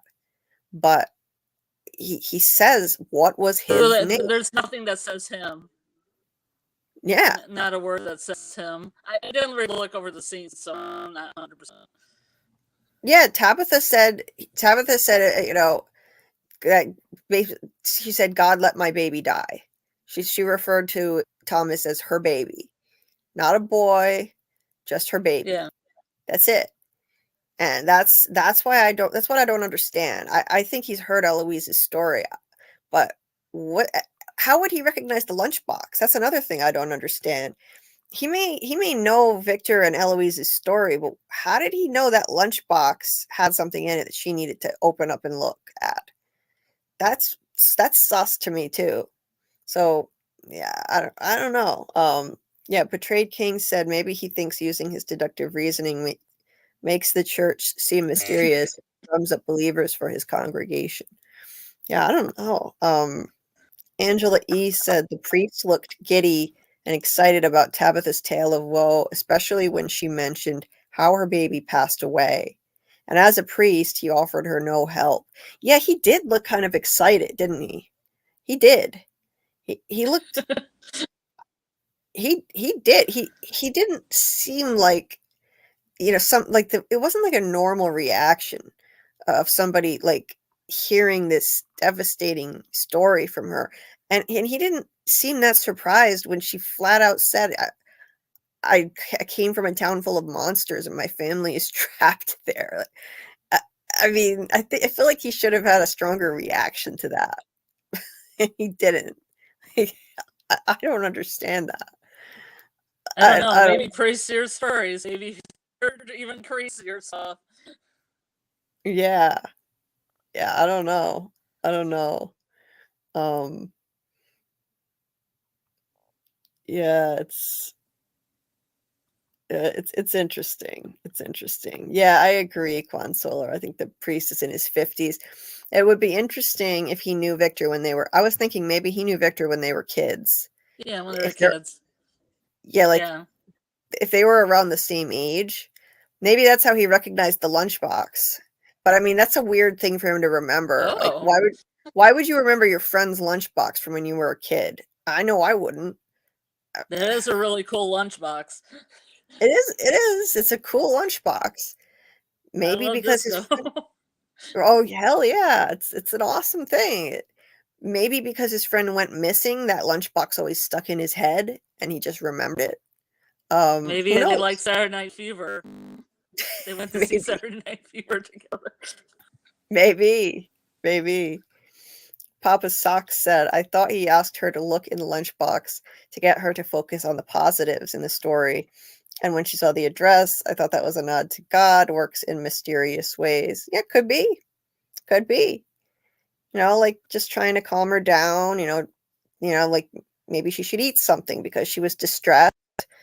It could just be that, what kind of snacks did Victor give you? Like, maybe he's just looking at her like a crazy Yeah, what person. were they? Yeah, I don't know actually. I don't know what And then it's snacks been sitting around for 3 days. Yeah. Yeah. Yeah, Yeah, 3 days. maybe some of those nasty stale crackers from Victor's peach truck or something. Um yeah, Papa Sock said, I guess I took the You whole know, priest. Papa, it might. I Yeah, mean, he might have been trying to calm her down. I'm not saying that my answer is right or wrong. It does seem kind sure. of more like pushing it on her. Mhm. Mm. I mean, it could be God's messenger. I don't know. Yeah. Yeah, I mean, it could just be we could be reading too much into it. And maybe it was a mistake in the script that he asked her what her son's name was. Um, and yeah, he might have just been trying to calm her Yeah, down. or he could have just, how some guys, some people use like mankind, and he like the neutral. He might have just said it as a neutral term, and it was just a he. Yeah, yeah.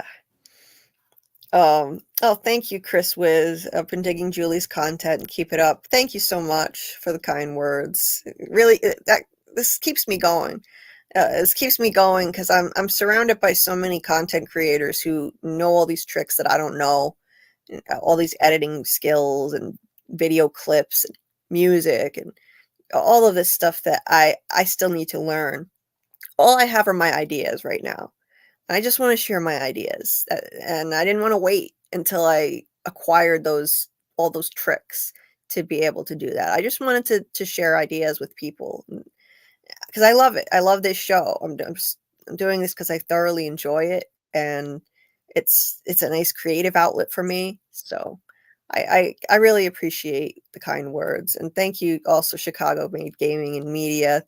Thank you so much for the kind words. Really appreciate it. It means a lot. I'm telling you, like I don't take a single positive comment for granted. I've responded to every single comment on every video that I've put out so far, and I'm grateful for every one of them. I really am. It means the world to me that people actually would want to even hear what I have to say. Um, I really appreciate it so much. Yeah, Quan Solar said, if it's not the real world, then how did Tabitha call her mother? I agree. I agree. I think it is the real world. And I think that the fact that Tabitha called her mother is a clue for that. It's a clue to that. Because yeah, Tabitha called her mom. We heard her mom with a distinctly I guess you want to say Latina accent. I guess I would call it. And so this actually puts to bed a theory that like Tabitha, what was the theory? Tabitha's mom is Eloise. I think that theory is done. I'm trying to find it now. Where's that one where she Well, actually, it's Colombian. Yeah. Yeah. And I yeah. forgot where I saw her. She's in a movie when she was really Maria Full of Grace, and I fully forgot about this. She was nominated for Academy Award. She was the Oh, youngest really? person nominated for Academy Award in like a certain field. Oh, that's cool. Yeah, That's cool. I didn't know that. Maria Full of Grace. Yeah. It's a good movie. Yeah. Yeah. So I think they showed us this But to kind I of think it's tying. this is a clue. This is a very strong clue that Tabitha is in the real world. Absolutely. Like I think this I season think is they're going. starting to tie in the Spanish with French. That's okay. Yeah. Yeah. I think there might be a delay. Yeah, yeah. Your voice is Like Jade is from breaking up. France, and now Yeah. they have a Yeah. Spanish connection. Yeah, yeah, There's that's true. Spanish and there's French. There's Spain or South America And China too. Kenny's family. involved.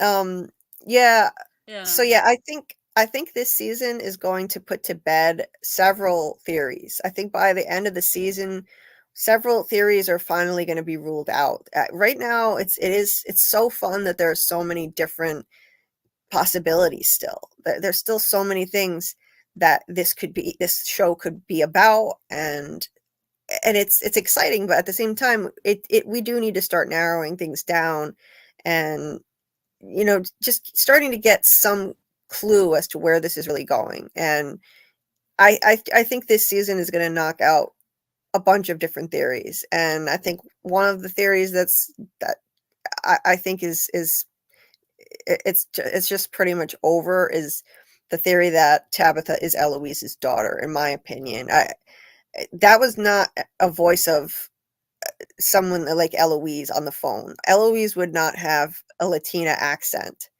So that one I think is done. I think all theories are awesome. I'm not hating on anybody's theory, but I do think this season we're going to see a lot of evidence start showing up and some small answers that are going to help us weed through some of the theories and kind of start ruling them out. Process of elimination. So okay, this one's probably done. there's what's another one? The whole is she in level 2 of Fromville? We're gonna find out pretty soon, I think. I think they're gonna make it clear one way or the other. I think that this scene right here is also evidence that it's not a level 2 of Fromville because she's talking to her mother.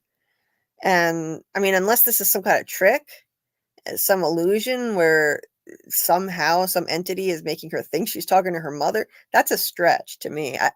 I think this is evidence that she's in the real world, that she's talking to her mom. She was able to call her. She remembered her number. She called her. She spoke to her. Another theory that I think is ruled out by this is that she went back in time.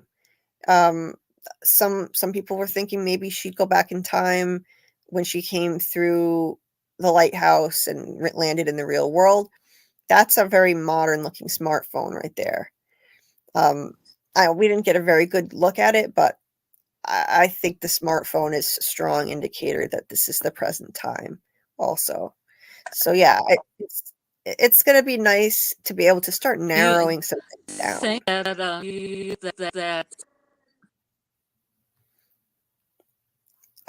You're breaking up do you pretty think that bad. she has a if there's a photo? You're breaking up pretty bad. What did you Do you say? think she has a picture of herself on that phone? Oh. Um, well, I Do mean you that one think that that there's a picture of her on the phone? I don't know. I mean, well, that's just some stranger's phone that she borrowed. So so yeah, I don't know. Yeah, but those girls are taking selfies. Yeah, yeah. The girls are Yeah, I don't taking a bunch of selfies. I thought there was a theory that she would be in the shot. But I think the Oh, bigger okay. theory is that there's going to be fingerprints on the phone. Right. Oh, yeah. Yeah, there would be fingerprints, definitely. Um, oh, hey, Tiffany. Glad you could make it. Nice to see you. Um, didn't Julie say the first thing she would do when she got home was call her grandma? Tabitha did that, and we'll tell Julie that when she gets back for sure. Yes, absolutely. Absolutely, she did. Absolutely. Um, let's see. Let's see. Hey, Joan R. In 1978, if your friend had a lunchbox like Victor, you would remember it. Yeah, yeah, maybe you would. Maybe you would. I personally don't remember any of my friends' lunchboxes from when I was a kid, but I think would probably be more memorable if his friend disappeared. That would be something that, like, if I had a really, let's say that was my best friend and he disappeared, and this was huge news, disappeared and was never seen again. I'd probably remember that friend's lunchbox. So that's a good point. Um, Papa Sock says, I think Tabitha will not come back anytime soon because she will time travel instead and do all that stuff Taryn speaks about. It could be, could be. I don't know. We're gonna find out really soon. This is what I mean when I say we're gonna start ruling out some theories very soon. For example, if we find out Eloise is dead, then that whole theory about Tabitha and Eloise doing all this stuff, that's not going to work anymore. Um, Now, I mean, Tabitha could go off on her own journey, maybe with Henry instead, but we saw from the second trailer they're going to get into a car accident. So that, to me, the car accident made me more convinced that Tabitha is going to end up back in Fromville. If she was gonna, if there were gonna be a circumstance that could get her back there, that would be it. That would get her into an ambulance pretty easily, and Henry too. Now I'm not quite sure how that would work. I would think they'd probably have to have two ambulances if both of them are in there in need of treatment. But I don't know. Maybe Henry needs treatment. They put him in the ambulance. Maybe Tabitha rides along with him. That's personally what I think right now. But like, we're gonna find out really soon. We're gonna find out, is Eloise still alive? I'm hoping yes. This is what I'm hoping for. I'm hoping you don't think she's running around and from somewhere? no, I think Eloise got out. I think she got out. Um, I believe Eloise got out and she painted everything in that basement. I have heard the theory that maybe Miranda did it, and Miranda did it before they even got to Fromville, some kind of premonition vision type thing. That's an interesting theory too. But yeah, I think that yeah, I think Eloise got out, and we're gonna find out soon. We're gonna find out what's going on with that. Is Eloise still alive? What I'm hoping for is this. I want to see Tabitha at least meet Eloise before she winds up back there. So this is what I'm thinking. So in episode 3, the description says Tabitha makes a mind-bending discovery. I really hope that that means when we see Henry and Tabitha in the car together, I hope that when they get in that accident, I hope they're on their way back from visiting Eloise. If they're on their way to see Eloise and they get stopped by that accident, that's going to be really disappointing. So I'm still holding out hope. I'm holding out hope. Yeah, I'm hoping. I like to see her too, but I have a feeling we're not going to see her. I have a bad feeling that we're not going to see Eloise. I really hope I'm wrong. I'm holding out hope. It could still happen. We could get her. So initially, I was worried that the mind-bending discovery was going to be the paintings. Now there's some really cool paintings. Don't get me wrong, but we need more than just that. We need more than just a bunch of creepy paintings in the basement. Like, I'm trying to find images of those paintings So because somebody I think that's the episode 2 thing. I think that's yeah episode 2. yeah I won't show pictures of the paintings just because it might be too spoilery. I don't want to spoil anything for anyone that doesn't want to see it. But there are pictures of some very interesting paintings in that basement. Really interesting. So, but here's the thing, that's not mind-bending enough. So I'm glad that she's going to discover that stuff in episode 2. I mean, I don't know. I guess maybe I could put up a couple images of paintings. I don't think it's that spoilery. Just the paintings and nothing else. Let me see. Yeah, like there's some really interesting things here. But Tabitha needs more of a mind-bending discovery than just that. So in episode 2, she's going to see the paintings. Episode 3 says she makes a mind-bending discovery. And I'm hoping that that's going to be she and Henry go to meet Eloise in a psychiatric institution. And she learns something earth-shattering from Eloise. I don't know what that could be yet. And then on the way back, they get in the car accident and they wind up in Fromville. That's how I hope it could play out. Hey, Doc Hayes. Nice to see you. Glad you could make it. Yeah. Yeah, I could see time travel happening, Papa Socks. I mean, I would love it if they could do it in a way that makes sense within the show. That would be great. Like, I would love it. I love time travel storylines. So like I could see it happening. Angela says, I think the mind-bending discovery is either number 1, she's in one of the paintings, or she drew one of the paintings, or 2, after the crash, she discovers that dying transports people to and from Fromland. That would be mind-bending. I worry that if they reveal something like that, then anybody that dies in Fromville, we wouldn't even care anymore. If it would be like what Abby thought, you just have to die to get out. So I don't know. I don't know if they could do that without kind of messing up the show going forward.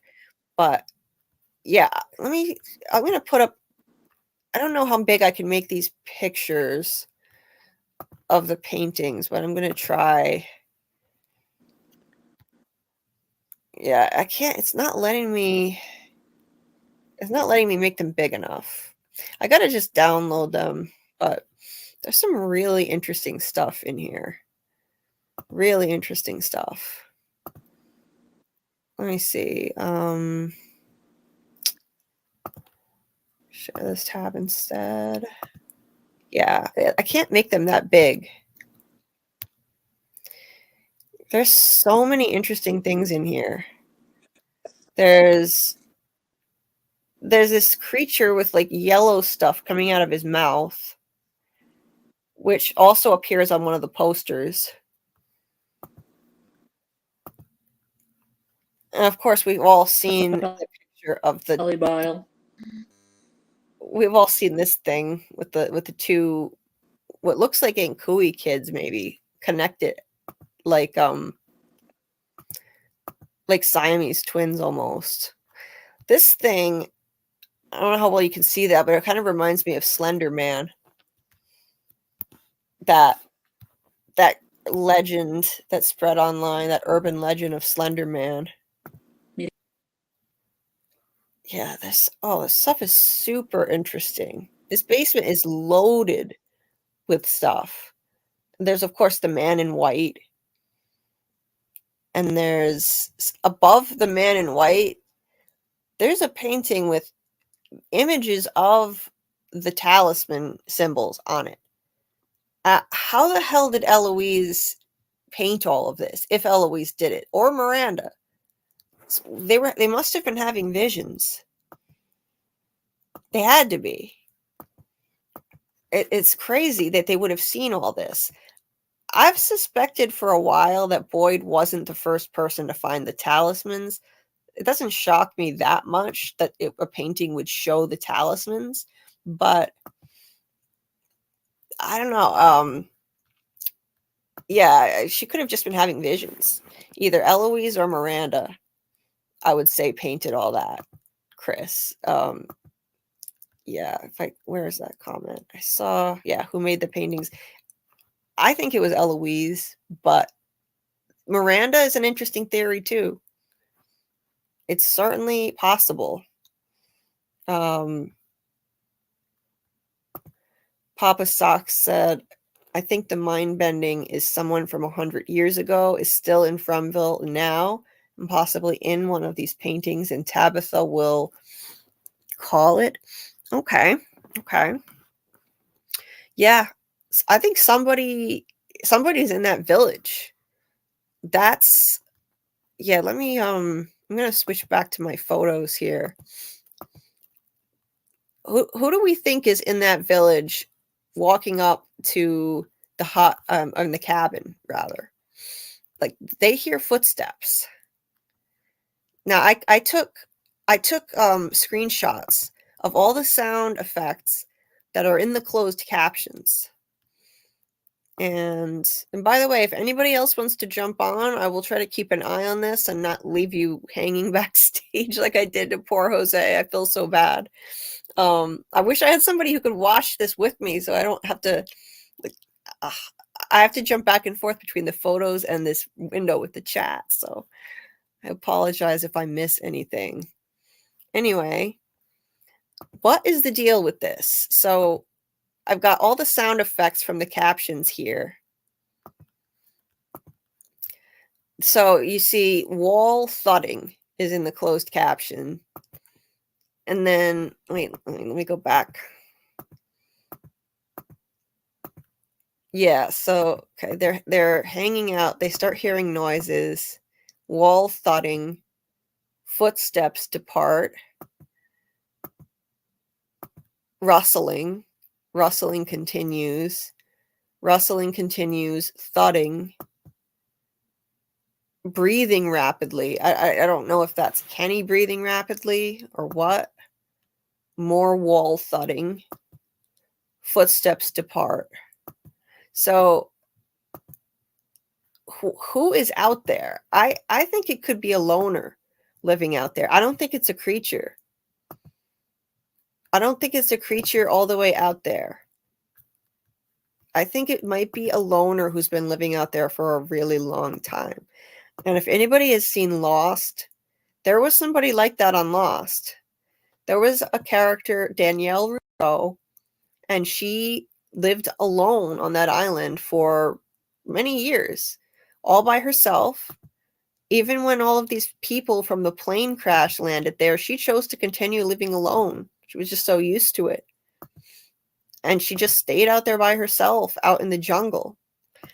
So I have to wonder, is there someone else living out there that we just have yet to meet? Maybe that's a person out there. I don't know. There could be a loner. Some people have thought maybe it's Christopher. He'd be old by now. He'd be pretty elderly, but he could be alive. I mean, I did the math. I forget, like, I'm not going to even bother trying to do the math now, but he could absolutely still be alive. He would just be pretty old. He'd probably be maybe in his 70s, maybe even 80s. But it's not out of the realm of possibility. We never found out what happened to Christopher. No one ever said anything about it.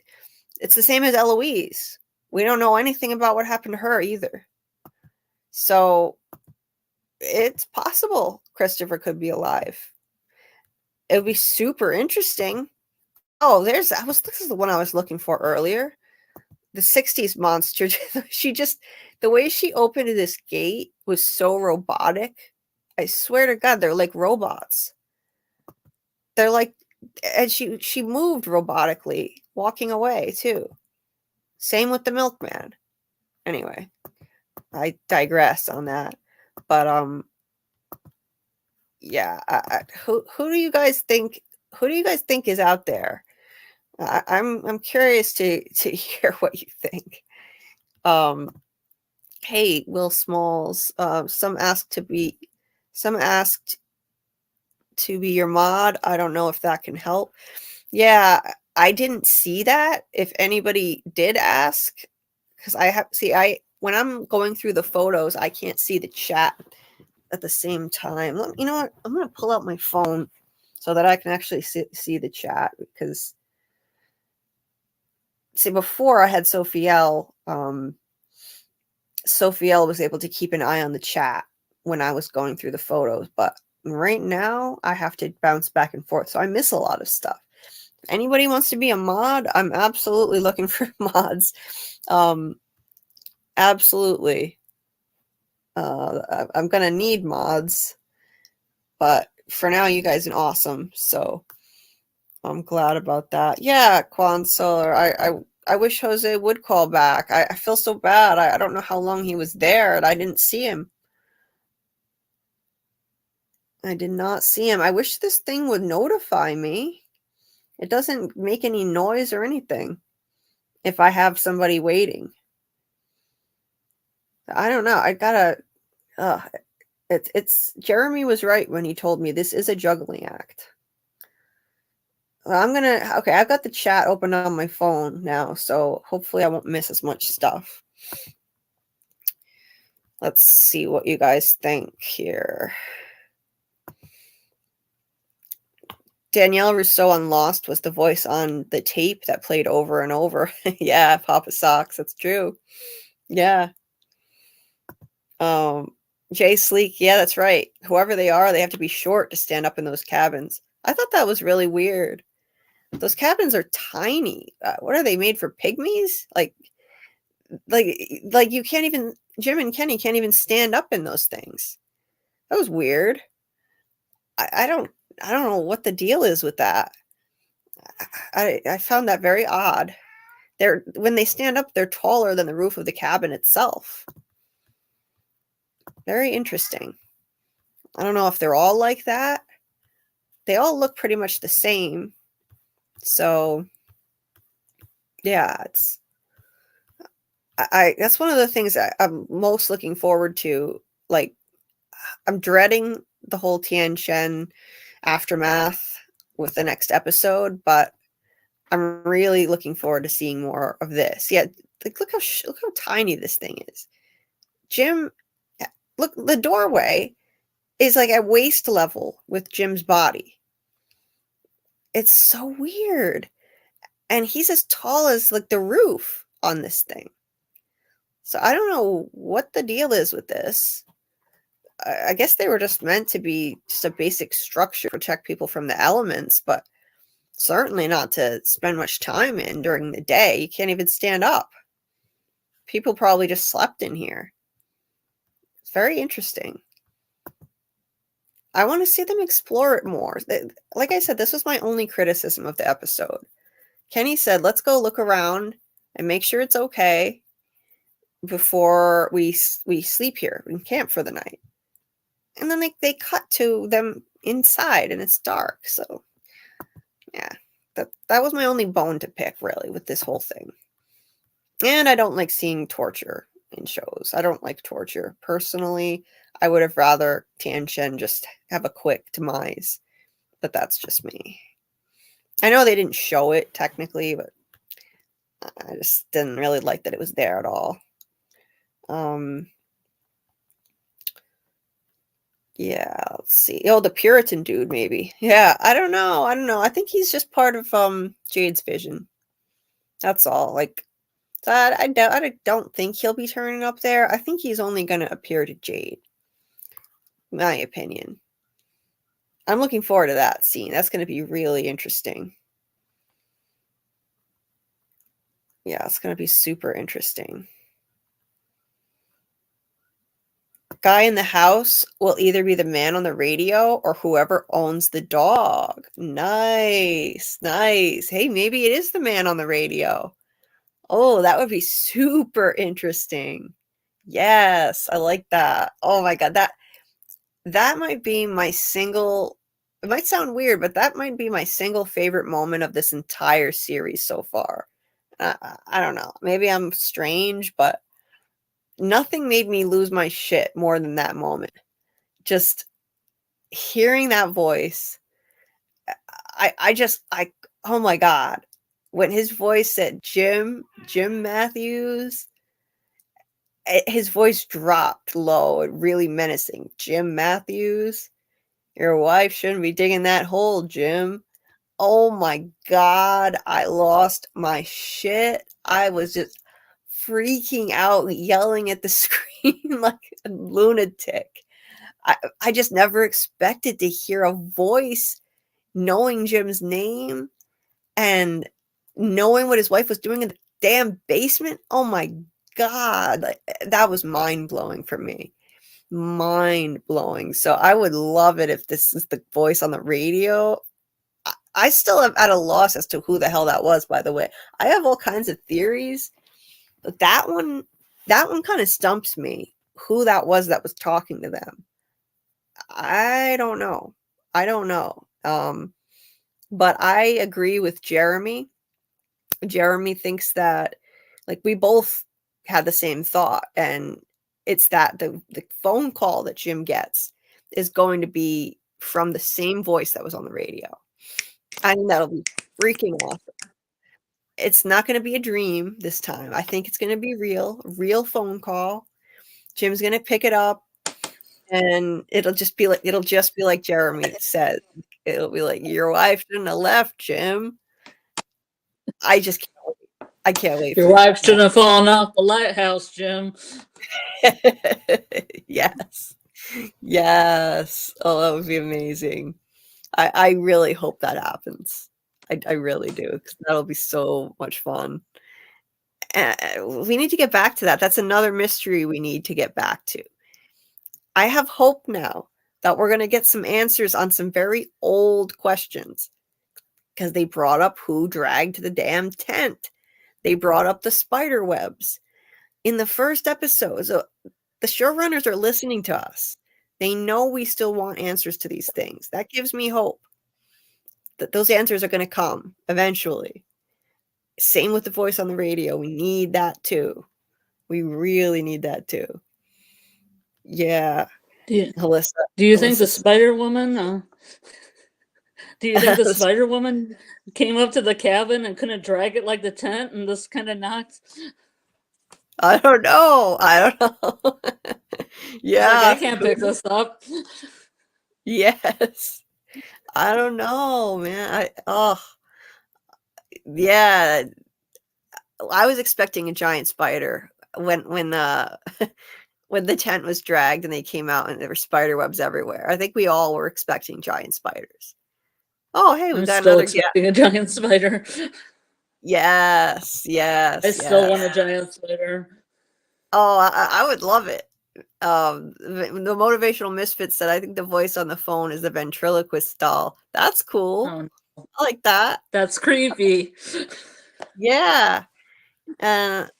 Will Smalls said 7 totems. Do you think Ankui kids lived in huts or stored in huts?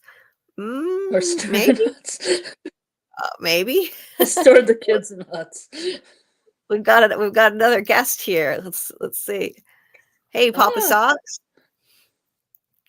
We've got You there? another guest. You there? Hello. Let's see. Hello. Hey, Papa Socks. Hi. How are you two? You Yeah, there? good. Right? Right. Good. Yes. Can you hear me?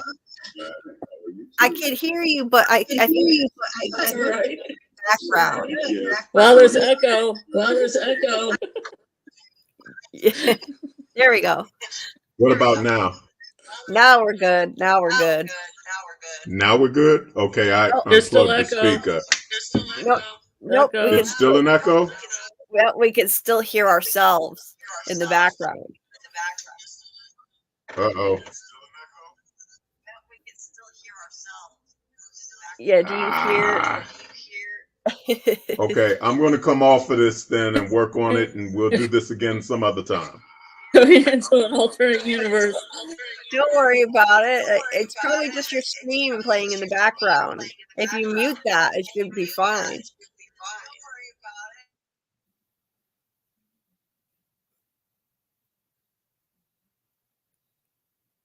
Did it work? Were you able to mute it? No, when I mute, everything's muted. No, what you would do is you would close your YouTube tab that you have open, and then just keep the stream open. If I close the YouTube tab, oh, I see what you're saying. Wait a minute. Yep. Hello? Yes. Hello? Yes. Wow, I learned something new. At least I can tell my audio isn't bad. So, is it gone? The duplicate is gone? Okay, let's see. Let's test it out. Oh, I still hear myself. Did you close the YouTube tab? I did. All I got is the stream yard open. Okay, that's weird. I don't know why. I don't know why it would be doing that. You've only got StreamYard. There's some delay in StreamYard.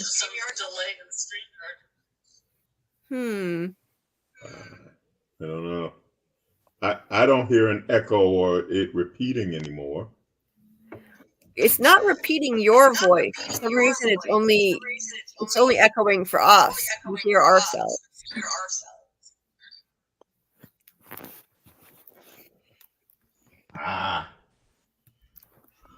So do you have any opinions?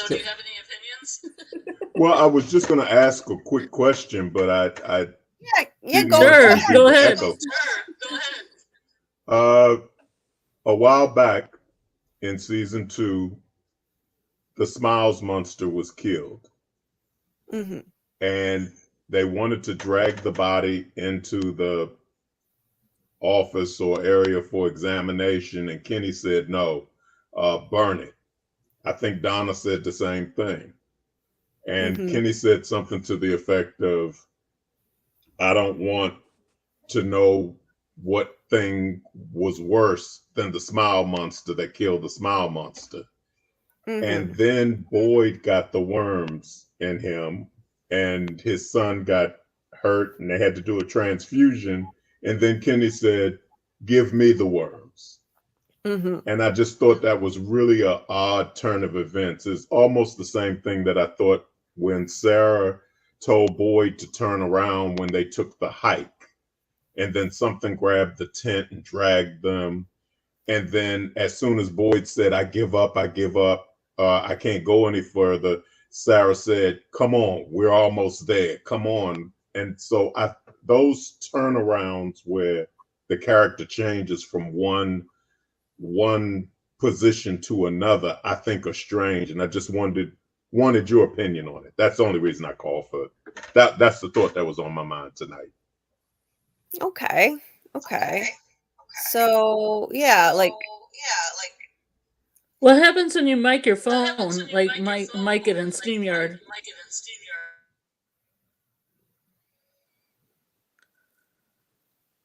what are you asking? I was asking what if Will just turned his mic off when we were answering the question? Oh. Maybe it did. Oh yeah, that might work. Yeah, I don't hear myself anymore. Yeah. Yeah, I don't know. I don't know. What do you think about his question? You have any thoughts? I don't know. I thought it was just a heat in the moment thing that Kenny was just willing to sacrifice himself for the good. Mm-hmm.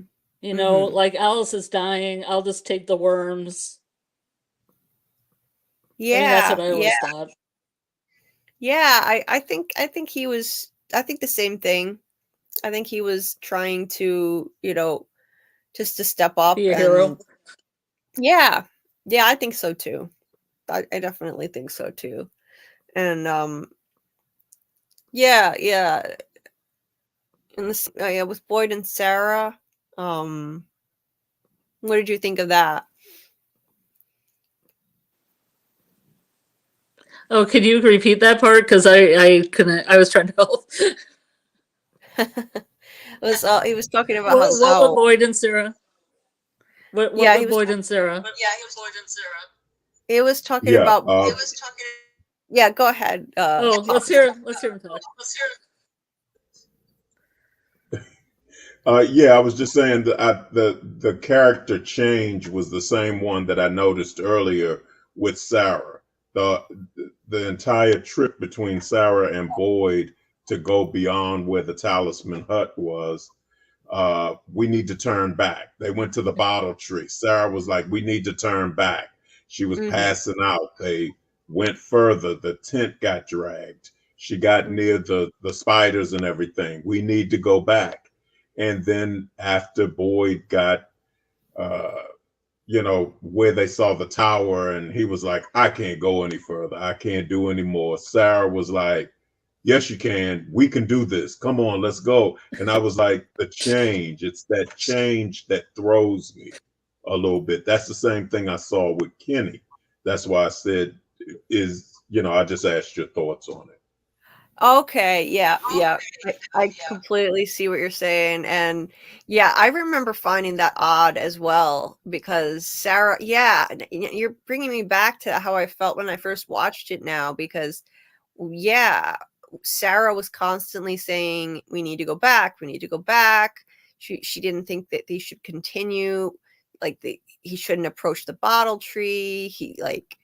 Yeah, and then I remember thinking that when they got to that point where they could see the lighthouse, all of a sudden it was, yeah, well, we've got to keep going. We got to keep going. Well, what happened till we have to turn back? I thought that was odd too. That was a weird turnaround.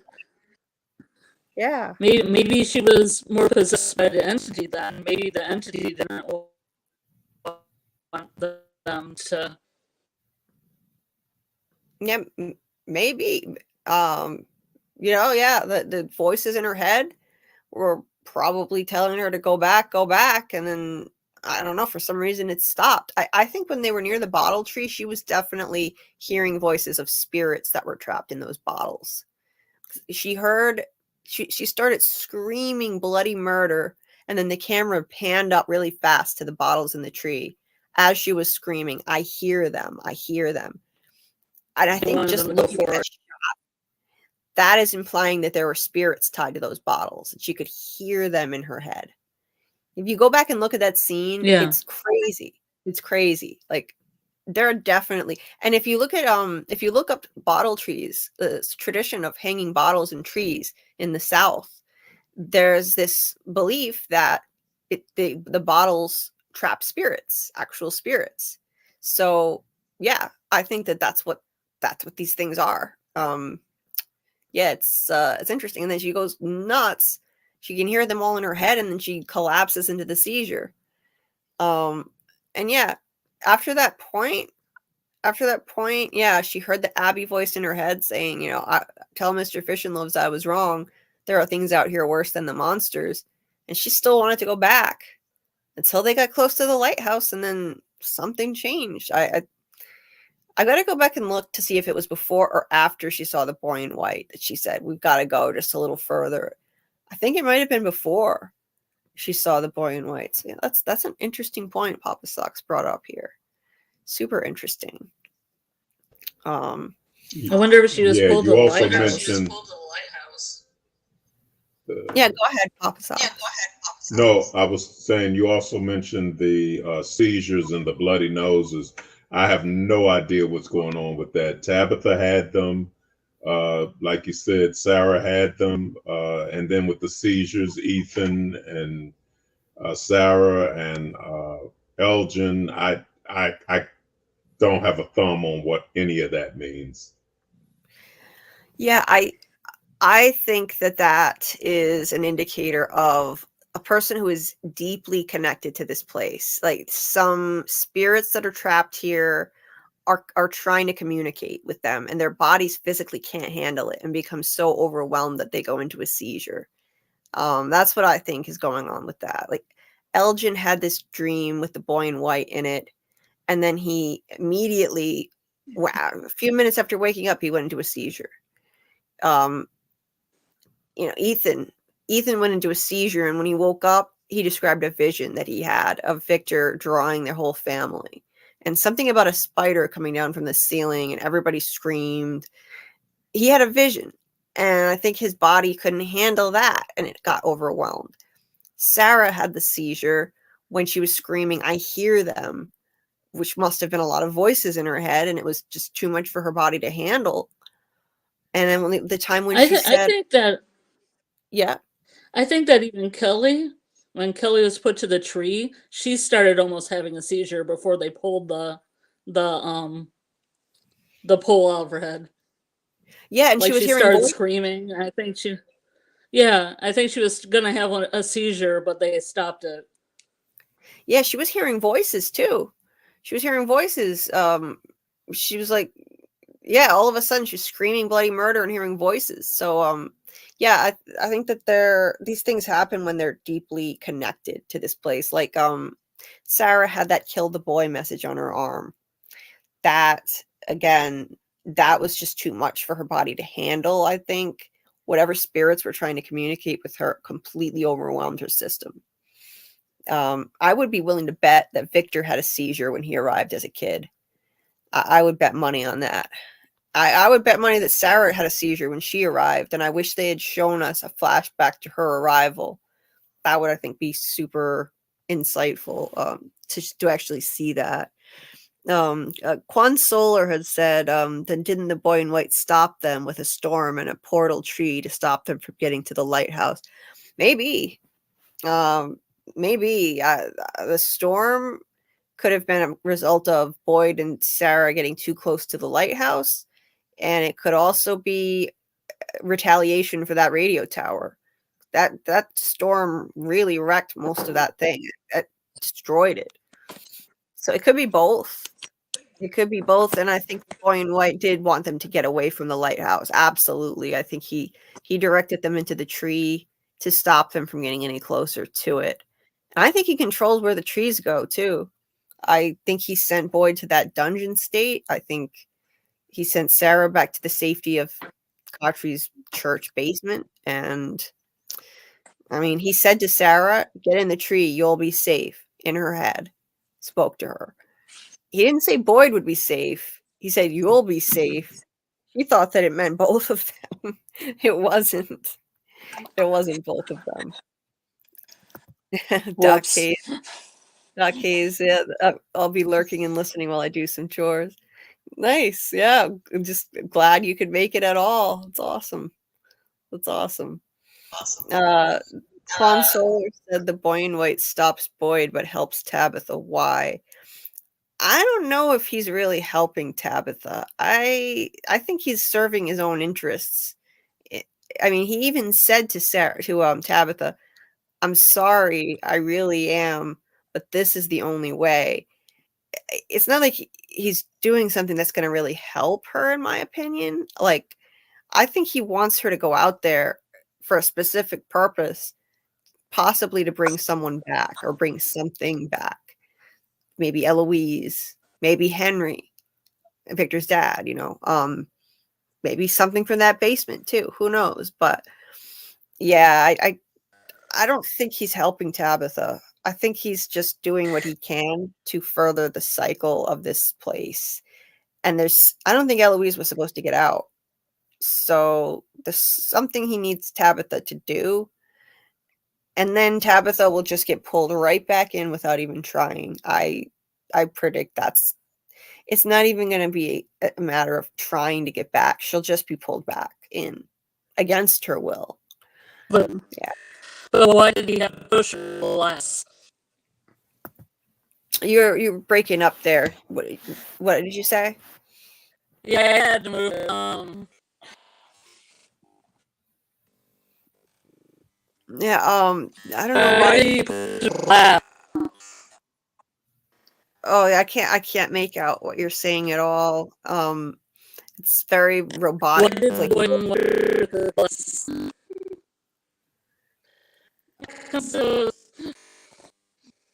I don't know why it's gotten worse. I'm sorry, I can't hear you at all. I tell you what, I'm going to come off and hopefully things will correct themselves. Thank you so much for your time. Oh, thank you for joining, Paul. Glad you could join us. All right, I'll go back to the comments. All right, okay. Bye-bye. Bye. Okay. Yeah, I don't know what's going on. Mr. Roboto, or Ms. Roboto. Yeah. Try to say something again. See if it's any better. Pancakes and peaches. I feel like I'm Jim talking on the radio. I tried to.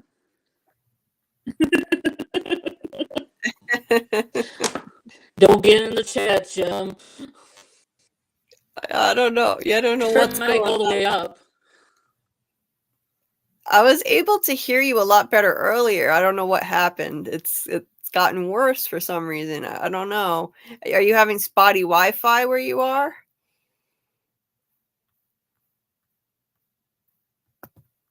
Okay, I don't know what's the deal with that, but anyway, let me see. Let's go over some more of these pictures. Let's go over some more pictures. Yeah, this was crazy. Victor pulling out the gun. I've been wondering where that gun has been. I knew it wasn't in the lunchbox anymore. I was sure he held on to it. Yeah, somehow I don't think Victor should have a gun. He's literally a man's body. Probably not a good idea. Not the best idea for him. Oh yeah, this thing now. This was another really interesting part of this episode. Elgin was nodding off. Now, the link is still, if anybody wants to pop on, the link is still there. I have it pinned, by the way. Let's see. Yeah. So we've got Elgin here, and he was nodding off because he's still afraid to go to sleep after what happened in season 2. And Yeah, Papa Socks, you're right. You all should click the link in chat live. Now's your chance. She would love to hear from you. Yeah, absolutely, I would. Absolutely. Anybody who wants to hop on, you are more than welcome. More than welcome. Susie, you rock. We should both get on the next one. I can just tell from my bandwidth speed, I'm going to be way too glitchy right now. Yeah, it can be tricky. So far I've never had issues with StreamYard. I've been on a lot of live streams. This is only my second live stream of my own, but I've been on a bunch of Real Enigmas, and I've been on Tony's with StreamYard, and I've been on Jeremy's. I've never had an issue so far. So good. I did have a weird echo the first time I did this, and it was embarrassing. I had this weird echo, and then I muted my laptop out of panic, and then I couldn't hear Sophiel. Anyway, yeah, so we have Elgin nodding off, and then all of a sudden, yeah, it looks like he's falling asleep, and then Tilly is there. And he says, I feel like something is watching me. But then when I wake up, I can't remember. And she's like, is that her? It's this ghoul. And where's I guess I'm missing one. But yeah, this ghoul comes and puts her hands on his face. I'm missing a couple of photos from here. But yeah, it's super interesting. And it doesn't look much like the ghoul from season 2, but we know it's supposed to be the same one. Definitely the same one. And I think they probably want to knock out another theory that it's future Fatima. I don't think that's future Fatima. She doesn't wear full-length Japanese kimonos. So I don't know what that thing is, but Robert Saunders had a really interesting theory that maybe she's one of the fairies from the Lake of Tears that Ethan talks about in his story. And I really like that theory. That's so interesting. Yeah, here we go. I have the photos here. I guess I missed a few when I put them in my Google Photos, but here it is. So Elgin nods off to sleep. Then she shows up, and Tilly just says, "Oh, is that her? She looks scary." But Tilly doesn't even seem scared. She's just like very nonchalant about it. Nothing phases this woman. I'm telling you, it's weird. She's sus to me. Now, this was Fatima, not Fatima, but who we thought might be Fatima from season 2. Like a future dead ghoul version of Fatima. And up until season 3 started, I was thinking maybe this is what she ends up becoming when this entity growing inside her just drains the life out of her and turns her into this dried up husk. And yeah, I don't think Fatima is going to make it out of this season alive. Either way, I think she'll be another one of the beloved characters that we were told we're going to lose this season. But I don't think this is her anymore. I don't think it's her because this one does not look like that anymore. Like this ghoul has much straighter hair. She looks more, I think the casting call was for someone of Asian descent. And she looks more from like maybe East Asian descent, not Iranian like Fatima is. And she puts her hands on his face. Now he's terrified. I mean, she scares the shit out of him, but I actually don't think she means him any harm. This looks like a nurturing gesture. Like she's trying to heal him in some way. And Robert Saunders had this idea that maybe she has healing powers. I think that could be correct. I mean, this seems like a healing gesture, putting her hands on his face, even though it's scaring the shit out of him because she looks terrifying. And I noticed something too. As she was walking toward him with her hands out, it looked like there was sand. It was very hard to tell what it was, but it looked like sand kind of pouring off of her hands, just a little bit. And now someone else told me it looked like water. I don't know. To me, it looked like sand. And maybe, oh, and then he wakes up from his dream. Not only is the ghoul gone, but Tilly's gone. I don't think Tilly was even there to begin with. Tilly was just in his dream. Again, Tilly is sus, I'm telling you. So I think this might be connected to this new body of water, which I think may represent the Lake of Tears. When I first saw this, I thought, shit, maybe they finally found the Lake of Tears. And this was supposed to be in episode 1, but I don't remember seeing this. I think Amazon made a mistake tagging this with episode 1. I think this is happening on their way back, maybe in episode 2. And correct me if I'm wrong, but I don't recall seeing this. And I watched it several times. Now, if she's tied to the Lake of Tears, maybe, like Robert Saunders thinks, who knows? She could be some type of fairy creature or something with healing powers. She does look damp. So that'll be really interesting to see what the deal is with this thing. I definitely wasn't expecting her to pop back up again. I thought that when the cicada entity was defeated, that anyone who had dreams during that period, all of that would be gone. But I'm glad to see that she's coming back, because that was so random. I need to know what the deal is with her. Like, it's just so bizarre. Like, it doesn't fit in at all with the rest of this show. It's just completely out of left field. So we need an explanation, clearly.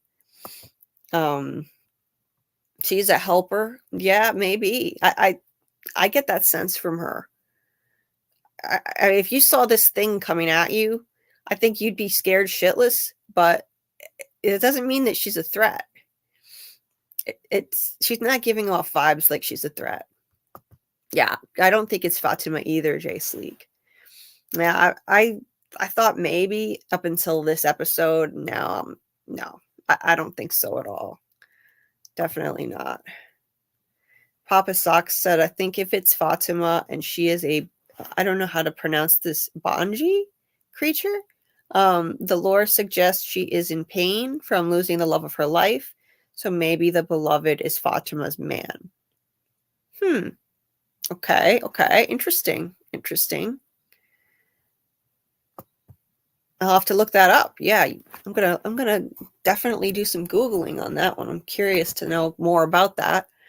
Jay Sleek, yeah, I thought that too, that it was sand. It looked like sand. Absolutely looked like sand. Yeah. Yeah, same. I think Fatima's gonna die too. Quan Solar. Yeah, I hate to say it, but it's not looking good. Episode after episode description keeps saying Fatima's pregnancy is in trouble. Her health, it takes a turn for the worse in the very next episode coming on Sunday or Saturday. I guess the beginning of, I guess you could say late Saturday night, but it's technically Sunday that it's coming out. Yeah, it's not looking good. And I believe Jeff Pinkner was the one who said we're losing a few beloved characters this season. A few. That implies more than 2, which kind of worries me. I don't like that. I don't want a bloodbath just to make up for the fact that they were too afraid to kill off a main character in season 2. Okay, if they have to kill off 2, okay, but more than that, I think is too much. Literal overkill, if you ask me. But yeah, I think Fatima is going to be one of them. May Ali says, why was she trying to drown him? Or maybe it was that Elgin was actually falling asleep and could have been a victim of the cicadas and she woke him up. That could be. Maybe it wasn't what it looked like. Who knows? Yeah, I don't know.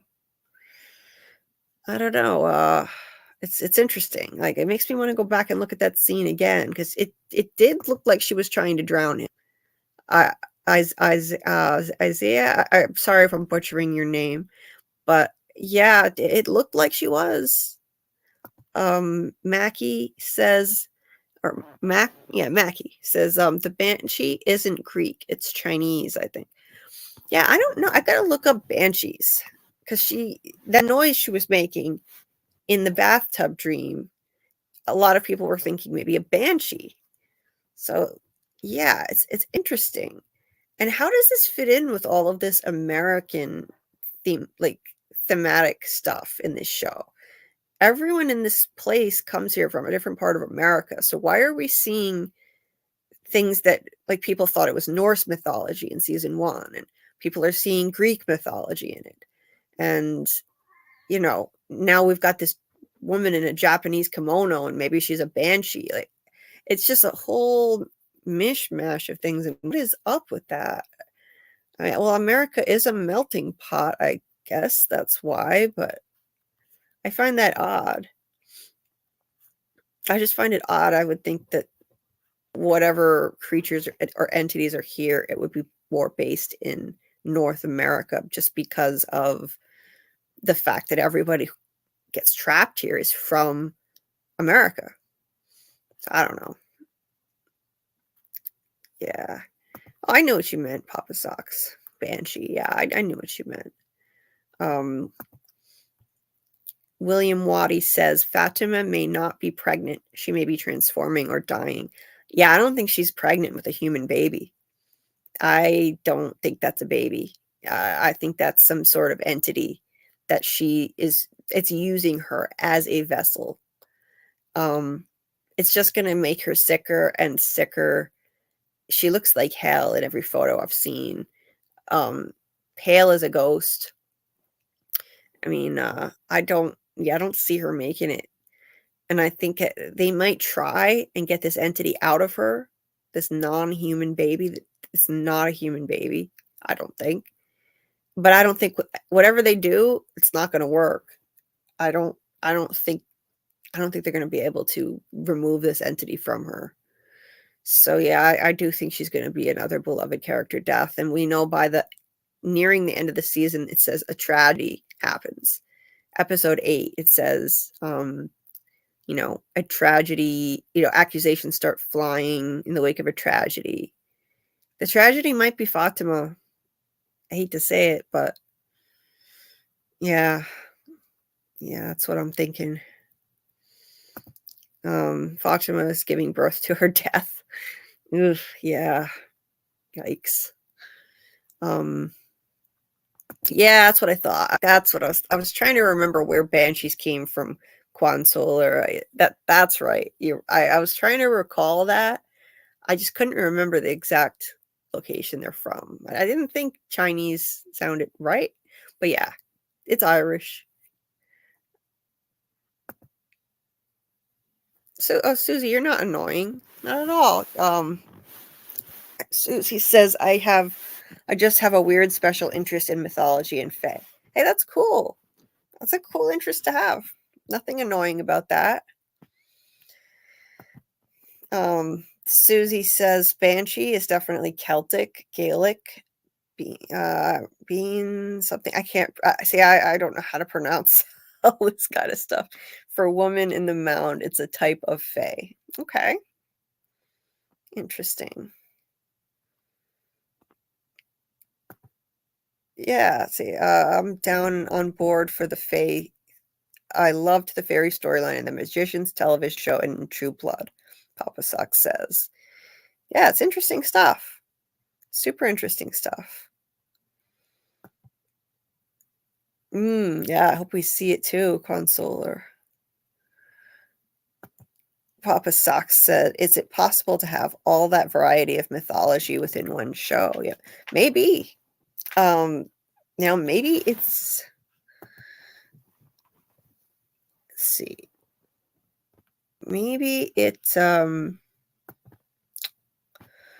was I going to say? Oh yeah, maybe like they're throwing all this mythology together for,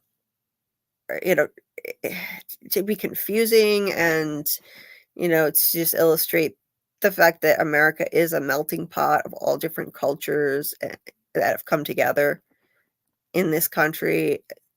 So maybe that's why there's such a variety. Because there really is. You could see so many different mythologies in this show, all different things from all different countries. And even if you look at the cast, they're very diverse. And America is diverse. So, like all different races and ethnicities and stuff in the show. So yeah, I guess it could explain why there are different mythologies. Yeah, what is her connection to him? It's interesting. That is a big mystery. Why do you guys think just Elgin can see her though? I don't know. Like it's kind of one of those things. Like Jade has his visions of the symbol that only come to him. For a long time, Tabitha was the only one who saw the Ankui kids, but then Jade saw them at the end of season 2. So yes, something interesting about her connection to him. I don't know. Susie Greenberg says she's trying to lure him into the lake. Could be. He's got some kind of weird aversion to water. Ever since he got there, he's like, he's weird about stuff like water and blood. He has a huge aversion to blood, and he asked if there was a body of water there, and he looked really uneasy. I think it's the lake that he saw in some kind of premonition. I don't think it's the Brundles. I think it's something to do with the lake, and the lake that Kenny finds will be the Lake of Tears, or represent the Lake of Tears from his story. Yeah, The Changeling was a dope show, Quan Solar, until they messed up the ending. I know that's not the ending of the book, but they definitely should have done a better job with the season finale, in my opinion. So that could cause them not to get picked up. I haven't heard anything about a season 2. So that's unfortunate, because it was an awesome show. Just got to stick the landing. Give us a better season finale. Yeah, Lost was like that with religions and philosophy and science. Yeah.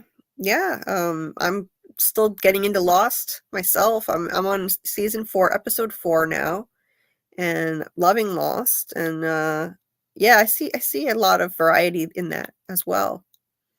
A whole lot of variety. Let's see. Yeah, they rushed the Changeling. They really did. That was a shame, because the Changeling it had such potential. And I think it could still be really great if they actually managed to renew it. But I don't know. I think we would have heard about it by now if that were going to happen. Oh man, I love Jade. I wish we had gotten more Jade in episode 1. We got very little, actually. I was kind of bummed about that. We had this really brief scene where Jade's losing his shit in the bar, which I loved. Absolutely loved, but it was just so short. Like, I thought we would get more Jade. This was just hilarious. And what the hell is he trying to accomplish with this? I just, oh my God. I thought it was crazy when he broke up all those bottles and made a giant symbol out of them. This is batshit crazy. I don't know how that's even supposed to look anything like the symbol anyway. What the hell what is this? Is this like a visual representation of string theory or something? He's just losing his shit. And he keeps saying, they tried to show me. He knows that these visions are trying to show him something, and he just can't figure out what it is. And it's driving him closer and closer to madness. I don't think he's going to actually completely lose it. He will pull himself back. But yeah, he's just going to keep on deteriorating with his mental state. It's not good. He's laying there like one of the Ankui kids, just trying to figure out what they were trying to tell him. I personally think that that was an evil entity that sent him down there in the form of Ghost Tom, who wanted him to see that vision of those kids who looked like they were laying on sacrificial slabs, just saying, and they looked happy and excited. Unlike with Tabitha, where they looked desperate and in need of help, they lured her to the lighthouse because they looked like they needed help. When he saw them, they looked excited, like they were about to be sacrificed, and they were excited about it. And I think that was by design. I think that he was lured down there to see that, and it's supposed to drive him toward madness, possibly drive him toward thinking that maybe blood sacrifice is necessary. I mean, this season, we're going to see him watching a vision of a Puritan man drinking from what looks like a child's skull. So that would be more hints toward child sacrifice, possibly. At least this evil entity that I think is running things wants him to think that that's necessary, just to drive him completely insane, which is what I think happened to Christopher. And, you know, maybe he was trying to sacrifice Victor, and that's why Victor had to hide from him. There's a lot to that story that we need to learn. We need to know more about, but that's my working theory for now. But I wanted more. I wanted more Jade. He's not going to figure out the visions anytime soon, but just give us more. Give us more Jade. We only got a short scene of him in the police station too, with Boyd. That was really brief. When I looked at the press photos, I thought they're going to show us a nice in-depth conversation, and these two are finally going to put their heads together, talk things out, and they hardly said anything. And then they saw the ambush happening outside, the animals. Like, I was disappointed. I guess I had more than one complaint. This was another complaint. I just wanted more. I thought they're finally going to communicate. These two have never put their heads together and communicated in all this time.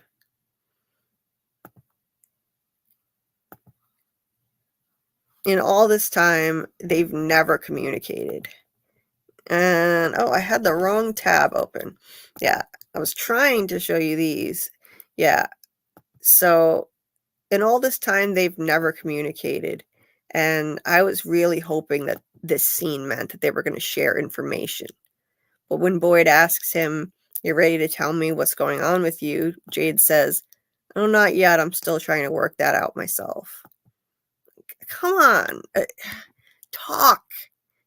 Just talk to each other. We're still screaming this at our screens. That frustrated me, to be honest. And he came out here looking like Sasquatch with that crazy hair. What the fuck? Oh my God. He's got his kitty cat shirt. He's got, I think this is maybe his 70s Disco Fever shirt open under. I'm not totally sure.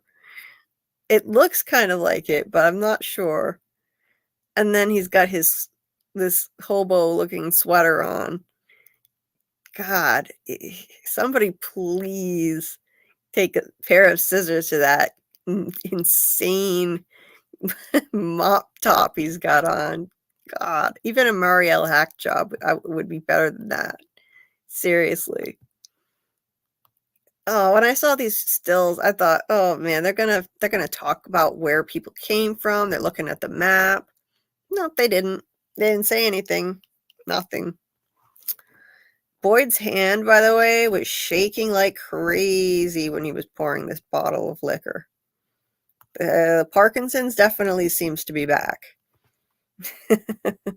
Don't encourage Marielle. Hey, Marielle, I would take a Marielle hack job haircut at this point. How much worse can his hair really get? Honestly, it can't get any worse than that. Summer Girl TV. You think he's hot looking like that? Oh my God. Wow. I mean, maybe season 1 Jade or early season 2 Jade, but yikes. I was trying to show you these photos earlier, but I had the wrong tab open. Let me go back. He's hot.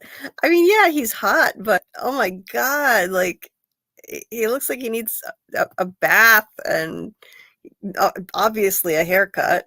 Damn. This is just crazy. And this doesn't even look anything like the symbols. I don't know what he thinks he's going to figure out by looking at this. I don't see a symbol in that. I just see a gigantic mess. He's just lost his shit. I need more Jade. I really hope we get more Jade in episode 2, but it's going to be really depressing though. Jade was close to Tian Shen too. The title is a reference to his quote, clearly. They come with you when you go. When she was upset and she didn't want to leave her husband if they escaped, she didn't want to leave her deceased husband, he said, they come with you when you go. Episode 2 is titled When We Go.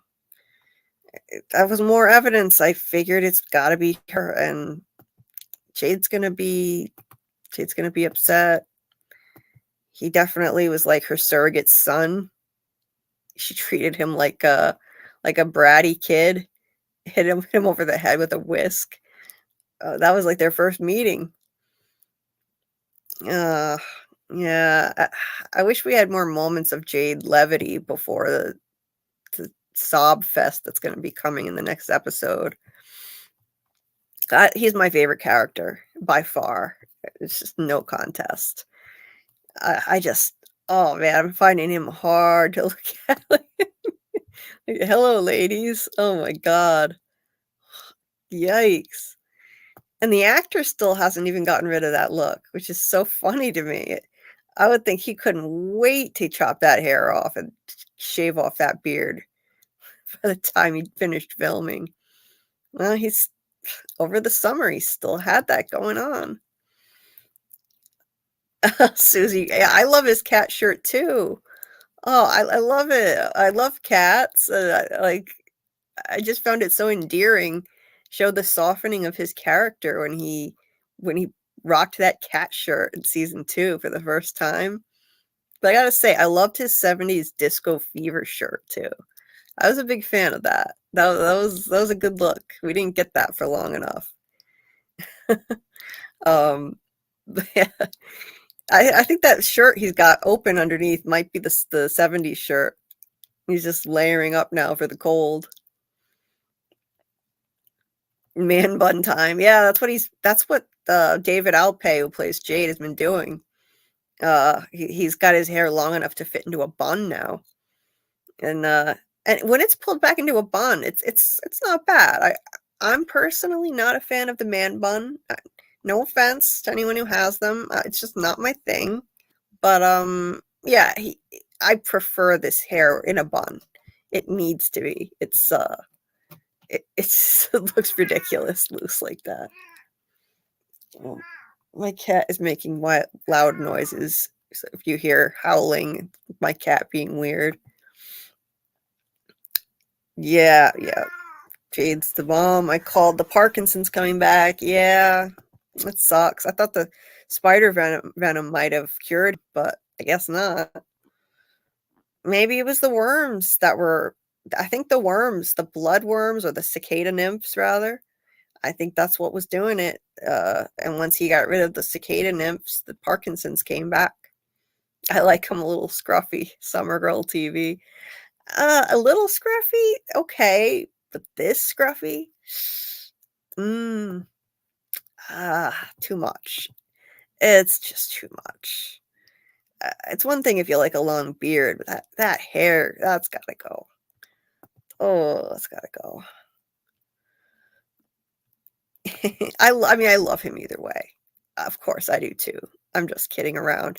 I love me some Jade. I can't get enough Jade. Absolutely.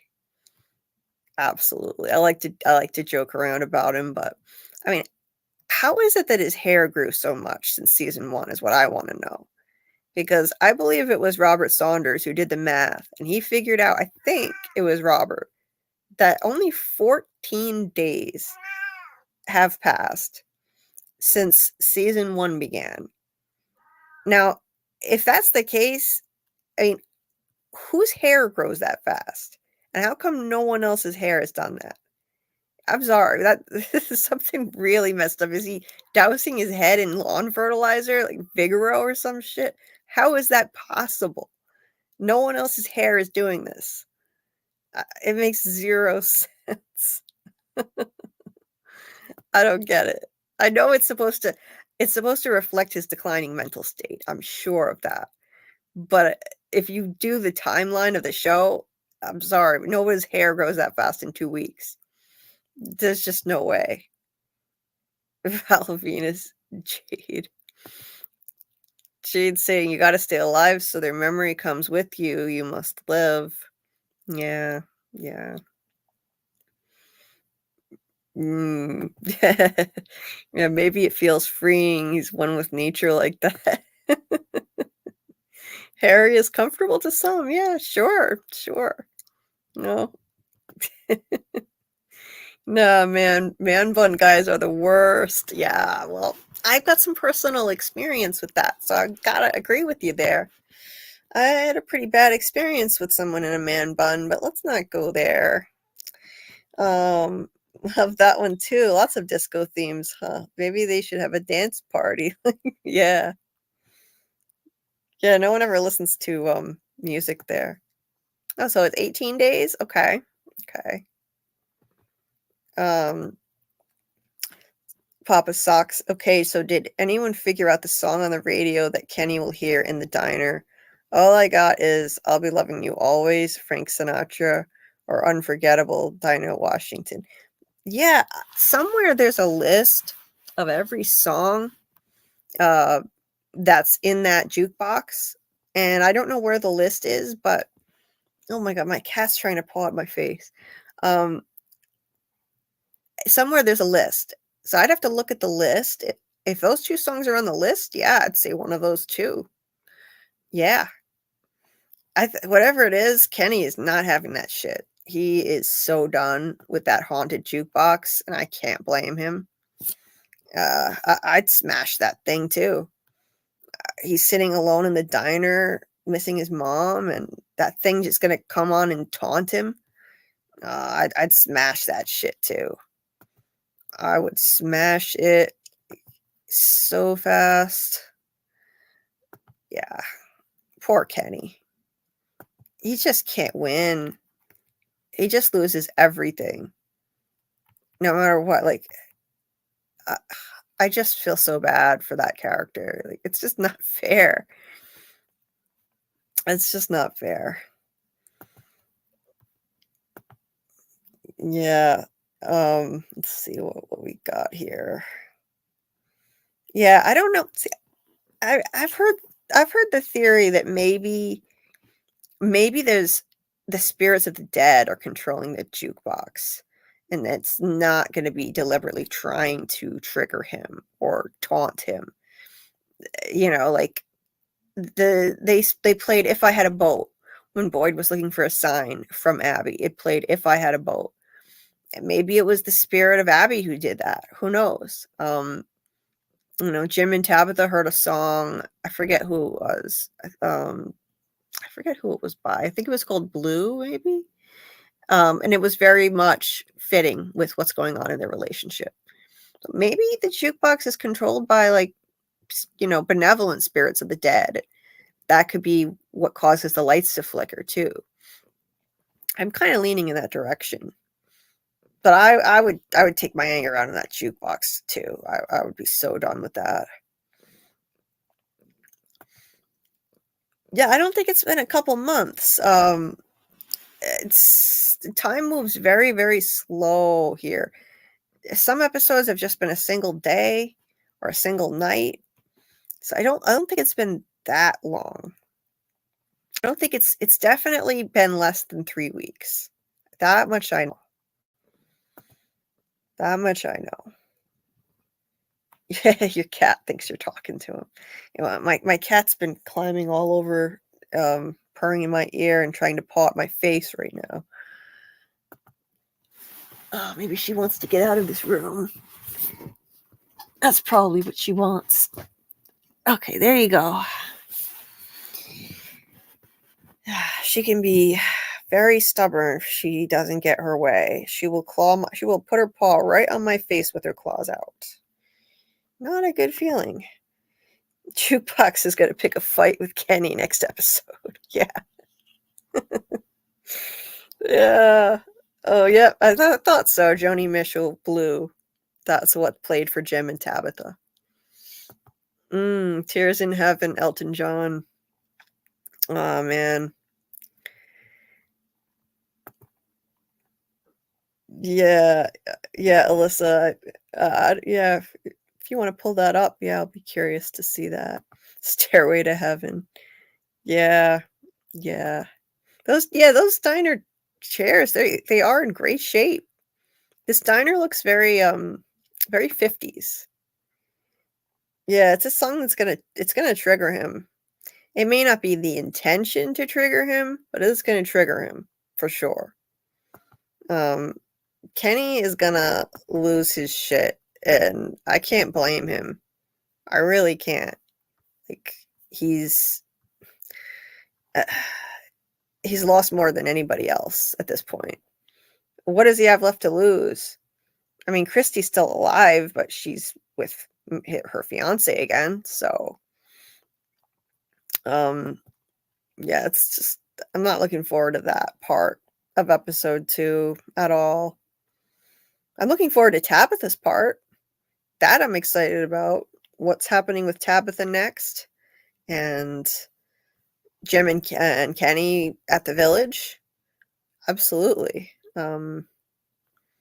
This barn scene was so hard to watch. I've watched it several times now, and it doesn't get any easier. We've theorized about this for so long. It was surreal to actually see it come to fruition, and they had to fight. He fought so hard. It took multiple of them to actually get him tied to this post. And one of them had to transform even to get the strength to do it. That was brutal. That was brutal. I know it's a horror show, but damn.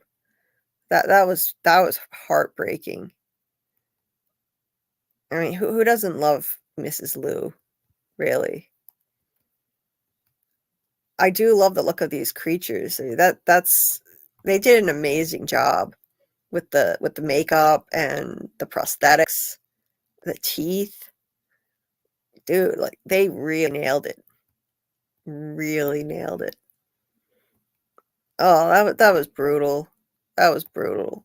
And yeah, I'm gonna skip by that quick because it might be too graphic to show. But just the way that the camera zoomed in, it just got closer and closer to Boyd until it was right on his face. That was so effective rather than actually showing the violence. Just zooming in closer and closer on his face. Absolutely devastating. And what a fantastic performance by Harold.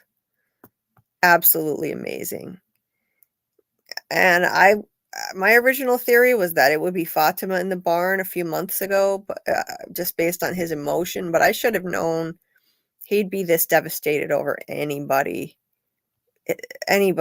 especially a beloved character in the town, that they would elicit that emotion from him no matter what. They really would. So yeah, that was brutal. It was genius. It was genius how they pulled off the double ambush where they were waiting outside while the animals were loose. They were waiting outside to attack people, and then these 4 were waiting inside. Absolutely genius, I gotta say. But I don't think that they're intelligent beings. I think that whatever hive mind is there that's connected to them. That's where the intelligence comes from. I was dreading that scene because I knew it was coming. I knew it was coming because there was an interview that spoiled it last week. Completely spoiled it. Like, there's some guy who was just like, I don't want to I'm not going to spoil anything, but there's something horrible that happens at the end of episode 1, and they, instead of showing the violence, they show your face talking to Harold. And it's like, dude, you just fucking spoiled it. You fucking spoiled it. Now we know it has to be the barn scene because it just shows Boyd's face and it's something horrible and it fits the description. So yeah, that interviewer really screwed up. After I heard that, I knew it was going to be the barn scene. It was going to be Tien Shen, and I was dreading it. I was glad it was over quick, at least. It was like 2 minutes long. It happened fast. Susie said, I hope a day will come where they can play the President of the United States Victor on the jukebox. Yeah, the hive mind, Alyssa. Yeah, I think they do have a hive mind. I don't think they're like actually intelligent. Yeah, betrayed king. They tortured her all night because it would have taken some time to bleed out at that rate. Yeah, it's awful to think about, isn't it? Damn, that's just that's devastating to think about. I mean, just to imagine it. They probably dragged it out slowly. Yeah, I didn't think they would show. A lot of people thought this time they're finally going to show her getting ripped apart. I knew they weren't going to show it too. I knew it. We've never actually seen the creatures mutilate anyone. The most we saw was Father Khatri get his throat slit. That's it. We never saw anything else. And now we've seen them rip a piece of her scalp off. So those are the only two things we've ever seen. I'm personally glad. I don't really care. I don't really mind that they don't show the violence. I'm fine with that. I care more about the mystery. I don't really want to see like a bunch of people getting ripped apart. I don't need to see it. I personally don't even really like seeing the close-ups on the bodies after. Like, I mean, watching little Megan, seeing her body, that put me off the show for like 6 months. I almost missed out on this show because of that. So, yeah, I'm so glad I came back to the show, though. I would have missed out on the best show on TV. But seeing that body just threw me. Just totally threw me.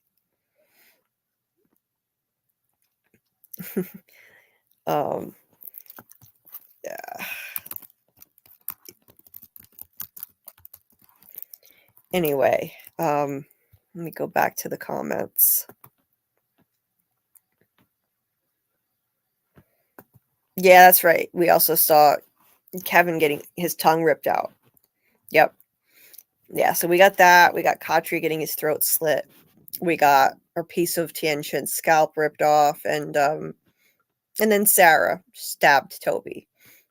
A human murder, but yeah, but still, yeah. They've just never shown anything too crazy though.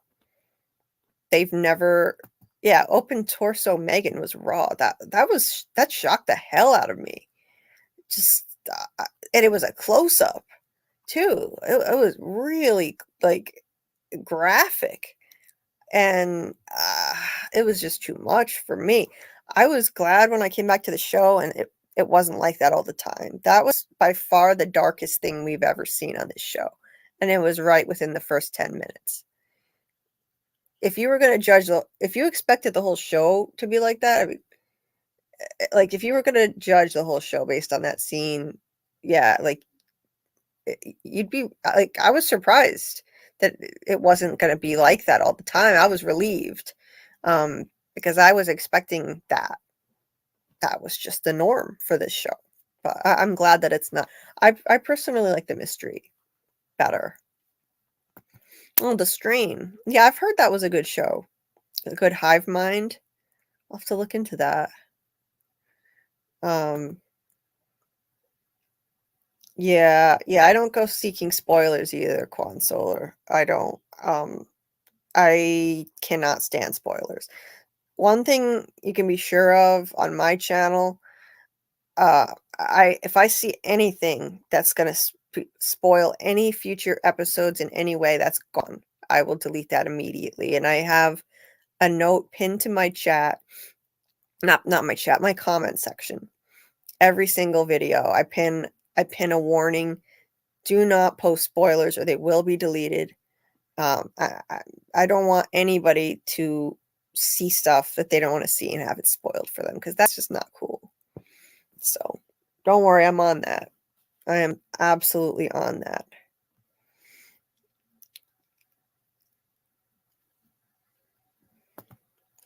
Tom, Megan, Lauren, the old people on the bus. Yeah.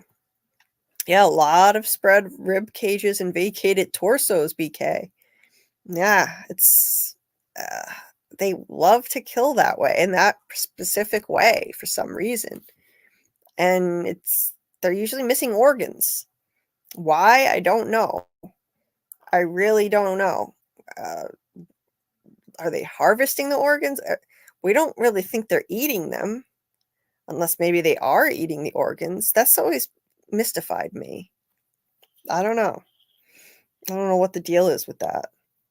But they do seem to be missing organs when their bodies are put on display. Kenny's dad and the nurse. Yeah. They gotta, yeah. Props to makeup. What they did with Megan's body. It was impressive.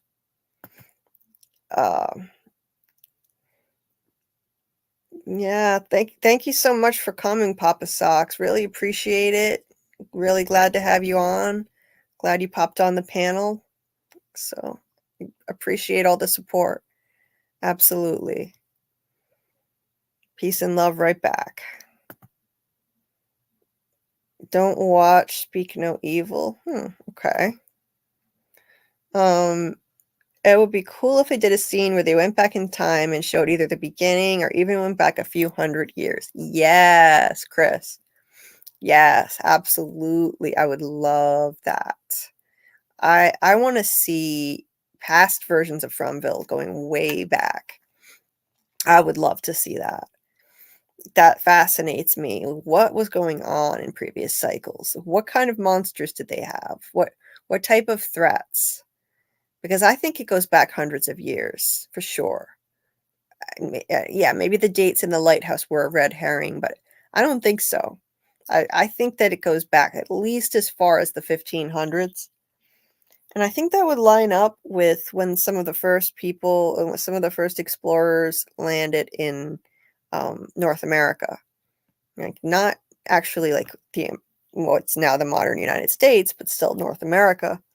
So, yeah, I think that it definitely dates back at least as far as that 1500s. That I forget which date it was in the lighthouse, but it would be so interesting. Like, even if they were just gonna do like one special episode where they showed all different time periods of Fromville, I would love to see it. Or a spin-off. Make a spin-off of it. Although actually a spin-off would be super depressing, because I'm pretty sure everyone just died in every previous cycle. So maybe a spin-off wouldn't be such a good idea. We would just know they're all going to end up dead anyway. So yeah, maybe not. Yeah, most brutal moment was Boyd pulling Kelly's head off the tree. That was savage.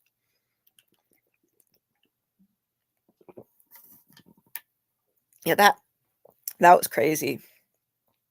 That was crazy. Like, Boyd just ripped that out of her head, that rebar. And it was not necessary. They should have just shot her in the head. Why did they do that? I don't know.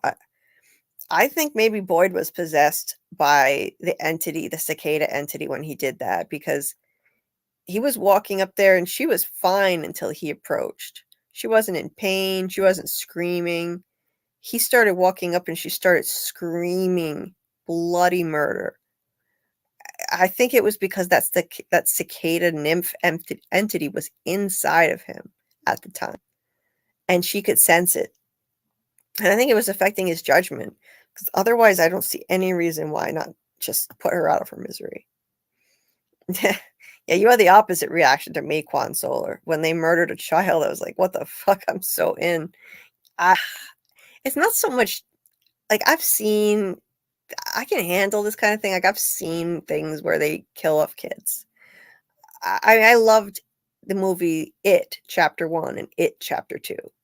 They literally show Pennywise bite off a kid's arm. They show it. They really show it. It's not a close up though. And there's no close up of a kid's body. That's the issue I had with Megan. I had trouble with that. It wasn't so much that they killed her off. It was the way they displayed her body. It was too much for me personally. It was too graphic. But I'm so glad I came back to the show. I would have really missed out on this amazing fandom, the best fandom out there. Just amazing theory crafting with all of you guys, and just like the best show on TV, hands down. So I'm glad I didn't let that scare me off from the show permanently. Yeah, you just know people are fabricating totems for their yard decor this Halloween. Yeah, BK, that would be great. That would be awesome. Oh man. Yeah, that would be perfect for Halloween. This is actually great timing for the show to be out during the Halloween season. Very fitting. Hopefully, it might bring in more viewers as a result of that. Jay Sleek, yeah, makes me want to stick to the channels I already watched because I don't want to see spoilers. Yeah, just be careful out there. Spoilers everywhere. I would avoid Reddit for now. I don't know if you're a Reddit person, but avoid Reddit. I'm in a few From Facebook groups, and so far I haven't seen anything, but I've heard maybe avoid those too. And yeah, like certain channels, like my channel is safe. Jeremy's channel is safe. I'm sure Real Enigmas is watching his chat, his comment section, keeping spoilers out. I don't know, maybe Tony. I don't know what Tony Teflon's doing, but like if he's monitoring that, but I would imagine he probably is. But I know Jeremy is on that, and I'm sure Real Enigmas is too. And with my channel, absolutely. Like I'm a new channel. I don't get massive numbers of comments. So I read every single comment I get shortly after I get them. And if I haven't seen a single spoiler yet, but if I do, I will delete that immediately. And I've got the warning pinned to the top too, warning people not to do it. So you're safe on my channel. I can confidently say that. And you're safe on Jeremy's channel and probably Real Enigmas too, I'm sure. After episode 4, I think there won't be as much of a risk of spoilers because the people who got early access, they got episodes 1 through 4. The monsters like to play the organs. Consoler. Yeah, I don't know. Yeah, Fromville could run seasons on different timelines, monsters and characters. I would love to see that. I would absolutely love to see that. That would be fascinating. It would be pretty grim because we know I'm sure they all got killed every single cycle. Like, how many people do you think survived to old age in past cycles? I doubt it was many. So that it would be kind of depressing maybe. But yeah, I would love to see past cycles. She was like, there's nothing we can do. Boyd's like, all right, we're killing you right now. Good talking to you. Yeah, that was insane. What the fuck? What the fuck? Like, and he was so cold about it too. And there was no, you're so strong, I know. He just ripped that rebar right out of her head and kept on going. Like, damn, That was cold. Honestly, I think that was the influence of the cicada entity inside of him. That's not normal for Boyd. That was just weird. That was weird. Yeah, I can never on ASMR Kelly's head sounds. That was gross.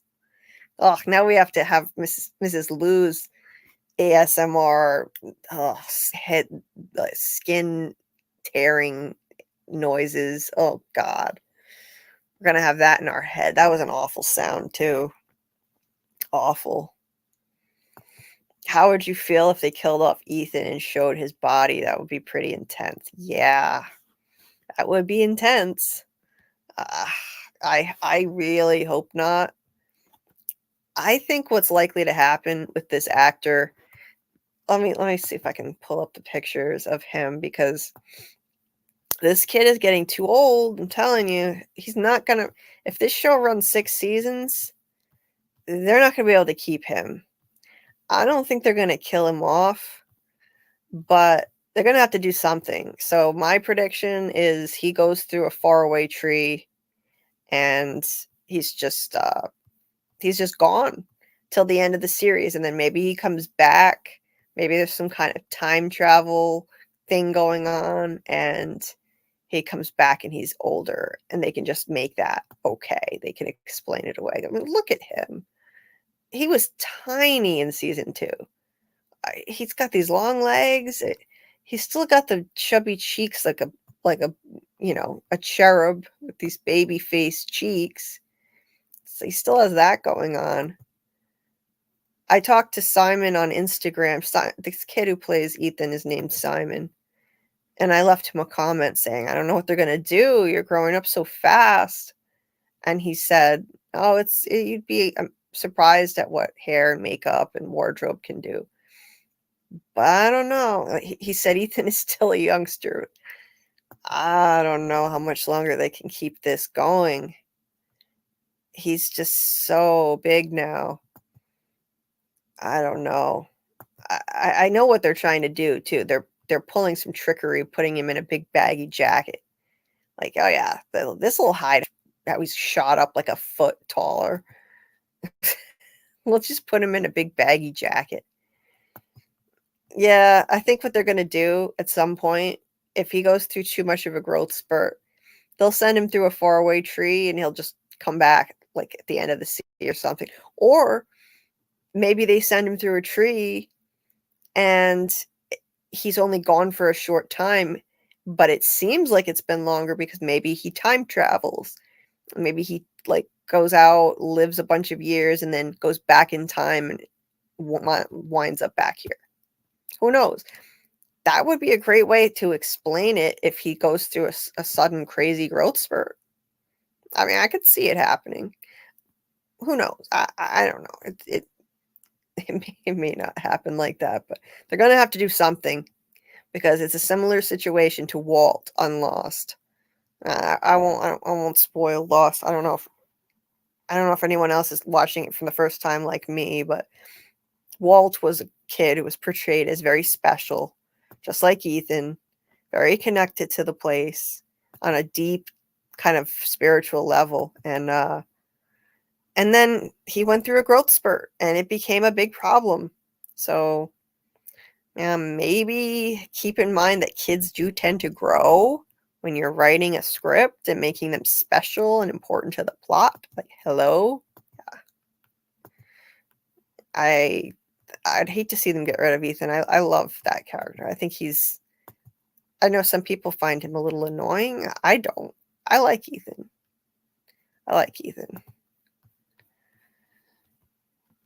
Anyway, I always forget to unhighlight comments. Yeah. BK says just avoid channels labeled spoilers in their discords. Most people are respectful to keep it within those designated areas. Yeah, absolutely. Yeah, I forgot about the Discord thing. Yeah, my Discord is safe. If I see anything that's a spoiler, I will delete it immediately. Jeremy's Discord is safe. I think in Real Enigma's Discord, there's a section just for spoilers. So that's safe. So yeah, you don't have to worry about that. You don't have to worry about my channel or Jeremy's channel, and I'm sure Real's channel too. We're keeping an eye out. I read every single comment that I get without fail. We could see Elgin and bus drivers' grandmas in old Fromville, yes. And the Vikings that left the talismans in there, absolutely quadrolar. Absolutely. I would love that. And I definitely think that Baka's grandma was in Fromville. Because don't tell me that cicada nursery rhyme is a real nursery rhyme. Because I call bullshit on that. That thing was designed for that cicada entity. So yeah, she was there. I believe she was there and got out somehow. Yeah, and I think the Vikings were probably maybe they were the first victims of in Fromville. And they probably made the talismans or found the special stones. I think it's the stone that makes it special. And then they carved stuff into it to kind of give instructions on how to use it.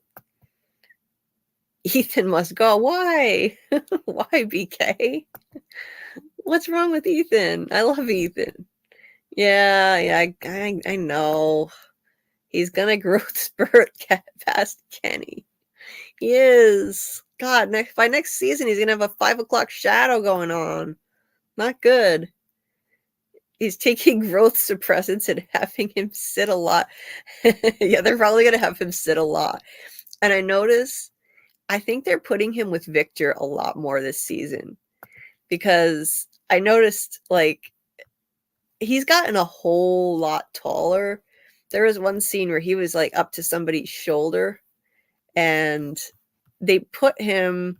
I'm noticing that they're putting him with Victor a lot. Victor is a tall... Scott McCord is a tall man. Victor is tall. And so if you have him standing next to Victor, then he still looks pretty little. Yeah, like right here. Yeah, so next to Victor, he still looks little. So they're going to just use whatever tricks they can to make him look as young as possible. And Victor is a tall guy. So yeah, they're going to have him pal around with Victor a lot, I'm sure. And that fits anyway. He's the new Victor, essentially.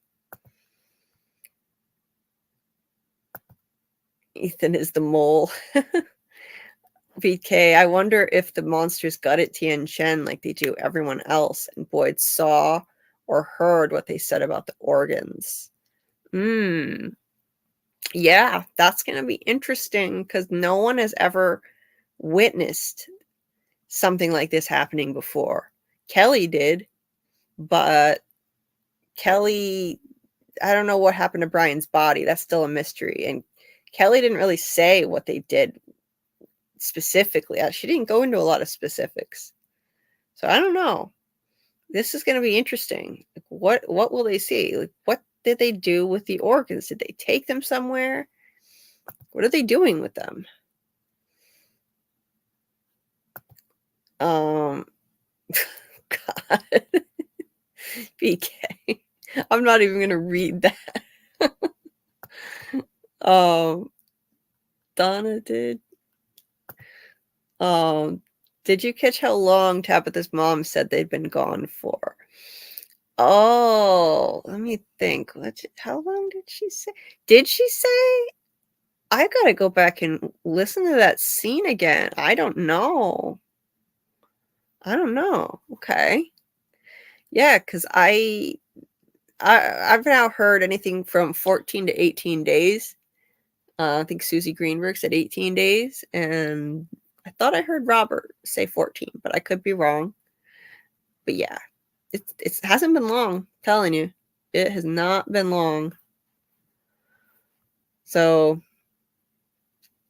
yeah, it's crazy how much has happened in so little time. It's just absolutely crazy. And yeah, this yeah, Fatima's looking like hell. She's already white as a sheet. Definitely way paler than normal. I think by the next episode she'll be spitting out teeth probably, or have the bloody mouth. Oh, this was super interesting. I always love Ghost Khatri scenes. Absolutely love it. Can't get enough of that. Even though I think he's super sus and I don't trust him, their scenes are just fire every time. And Boyd he's just so nonchalant about it now. He doesn't even seem the least bit surprised. Khatri just walks in and Boyd's like, oh, hey, oh, this is totally normal. Absolutely. And they just talk. Yeah, I hope we get a lot more of this. He's on the poster. Khatri is on the poster for the season, so I think we're going to be getting more than last time. We got 2 scenes in season 2. Well, this was just really interesting to me. It was a good way to kind of open up the season and give a little exposition without it seeming too weak in terms of the writing. He just kind of mentioned all the dire things that are happening. People are still afraid to go to sleep. You just got shot. The food's running out with no solution in sight. All of that stuff. And he's like, maybe you should be panicking more. See, and that's something. If this were like Boyd's inner voice, him talking to himself, I don't think Khatri would be telling him maybe you should be panicking more. When has panicking ever been a productive thing to do? It's not. Like, yeah, he could have worded it differently. Like maybe you should be more concerned or whatever. No, he said maybe you should be panicking more. Panic is a way where the brain basically shuts down the logical part of itself. You can't think logically if you're panicking. Why does this Khatri entity want him to panic more? That's not helpful. This is why I keep telling people, this is yet another example of why I don't think this is Boyd's inner voice. I don't think this is something benevolent. I think this is part of whatever entity is running things. And I think it's going to just keep messing with his head this season because it comes to him when he's really in need of help and guidance. Whatever entity is watching everyone, knows everything about everyone, it knows that Boyd used to take his advice, listen to him. What better way to get Boyd to do what it wants, manipulate Boyd, than to send in Khatri? It's perfect. It completely fits. And then Boyd literally said, that thing, whatever that was, that thing that was telling me to give up, that hope is what fed the forest, that thing sure as hell wasn't my wife. So what are you? And what does Ghost Khatri say? He's like, there's a pause, and then he's like, I'm afraid I can't answer that for you, Boyd. Okay, what is that supposed to mean? I don't trust it. I think that's a clue that there's something nefarious going on here. He's got this funny look on his face and just says, I can't answer that for you, Boyd. Okay, well, why? Why can't you answer it? That doesn't make any sense to me. And telling him he should be panicking is not good advice. It's just not. Panicking has never helped anything. I'm telling you. You panic, your brain, your logical part of your brain shuts down. You cannot make good decisions if you're panicking. Well, that's, yeah. Okay, Quan Solar. Yeah, I'll definitely look back at that scene with subtitles.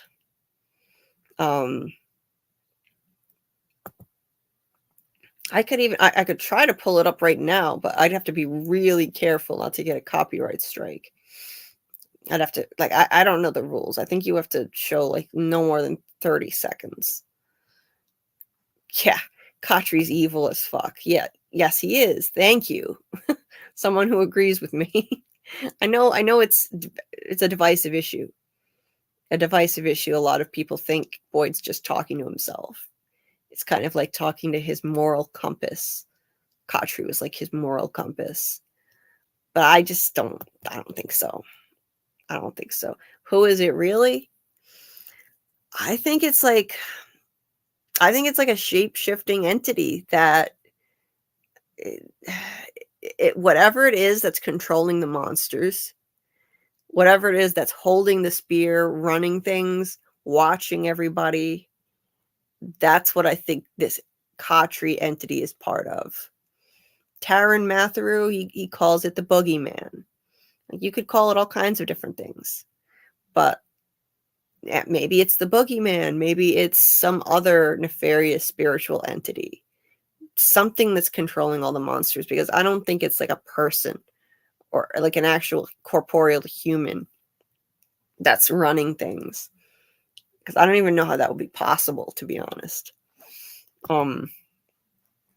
Khatri is a discouraging entity, in my opinion. He has no faith. Yeah, he doesn't really seem very much like a man of God, does he?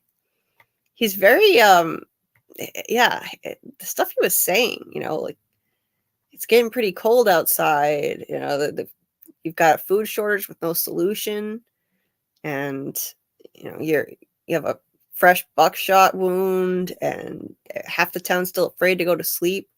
Maybe you should be panicking more. Like, how is this helpful to him in any way?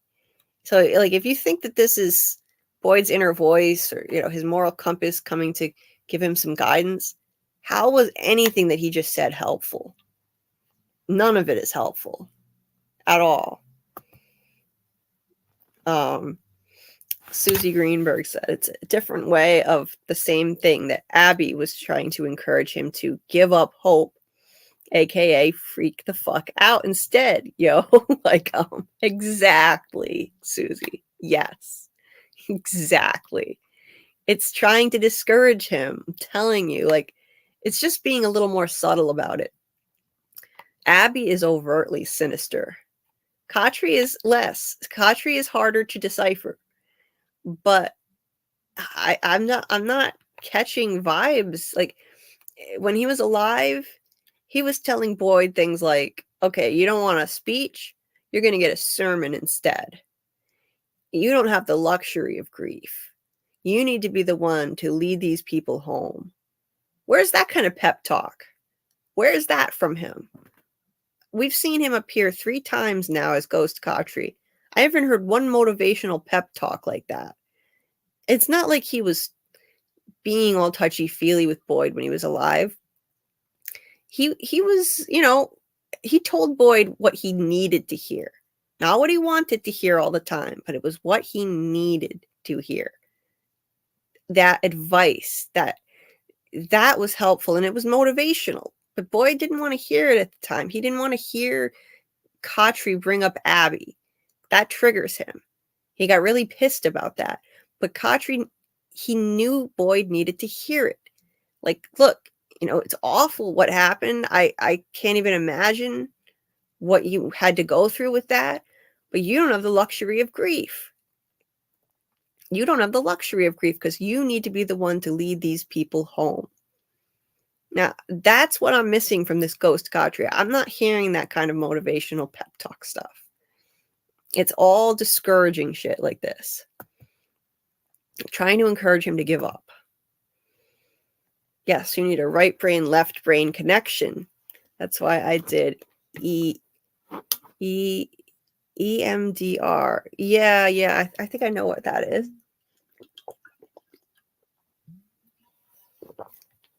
Oh my god, I've been talking so much, my mouth is so dry. Let's see. Yeah, advising Boyd to do bad. He's like, bitch, I might be. Yeah. Shapeshifter. Yeah, I think he turns into Tom, he turns into Abby, turns into Khatri. Tom was sus too. Tom told Jade to go down in the cave to try and help Julie. There was nothing down there that was going to help Julie. he goes down there and he sees a vision of a bunch of kids on sacrificial looking stones. I don't believe that was a good entity that sent him down there at all. That was whatever evil entity is sending him these visions with the symbol. That's what sent him down there. That's what Ghost Tom did. I firmly believe that. Yeah, they both give suspicious advice.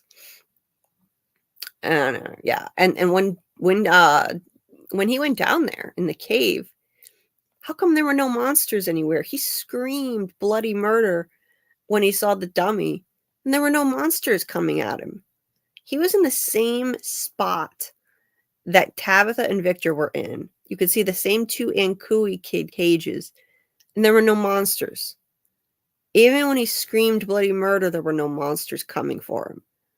Tabitha Tabitha made a little gasp, and the monsters woke up. I think this evil entity wanted Jade to go see that vision and made sure that there was nothing there that was going to pose him any harm, because it has bigger plans for Jade. Just listen to it and tell us don't risk copyright. Yeah, maybe I will. Maybe I will. Yeah, because I don't want this to get taken down. That would suck. Khatri, Abby, same entity. Yes. The anti-Khatri. Yeah, like the Antichrist. Absolutely. Absolutely. When Khatri was alive, he was all about keeping hope alive in the town. Yes, he was. Absolutely he was. And that could be a manipulation tactic. Make someone else seem more negative so that it makes him seem more normal and reasonable. Yeah, maybe. Maybe. Oh, hey, illegal mods. Yeah, maybe Ghost Khatri is trying to push him to fight instead of just defend. Yeah, that'd be. Maybe he's trying to push him to go on the offensive more. I could see that. Yeah, but Boyd is already trying everything he can, but I think after what happened to him and Sarah in the woods, Boyd is not taking as many risks. And that's why Kenny kind of alluded to that, and he was like, I understand why you don't want to go back to the woods. Boyd is very much reluctant to ever go back to the woods after what happened to him. So he's gotten a bit more guarded, and maybe Khatri's trying to push him. Could be. Juan Solar says it seems like Fromville feeds off people. That's why it needs them there. So entities trapped that need to feed off people. I think so too. I think it feeds off of people's hope, maybe, or people's fear, or both. Definitely. Yes. Yeah, and yeah, the ghost Khatri always seems like he's mocking Boyd. He definitely does.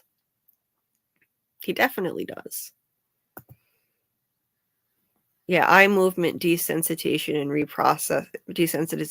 reprocessing is a psychotherapy treatment that's designed to alleviate the distress associated with traumatic memories. Yeah, I've heard of that. It's interesting.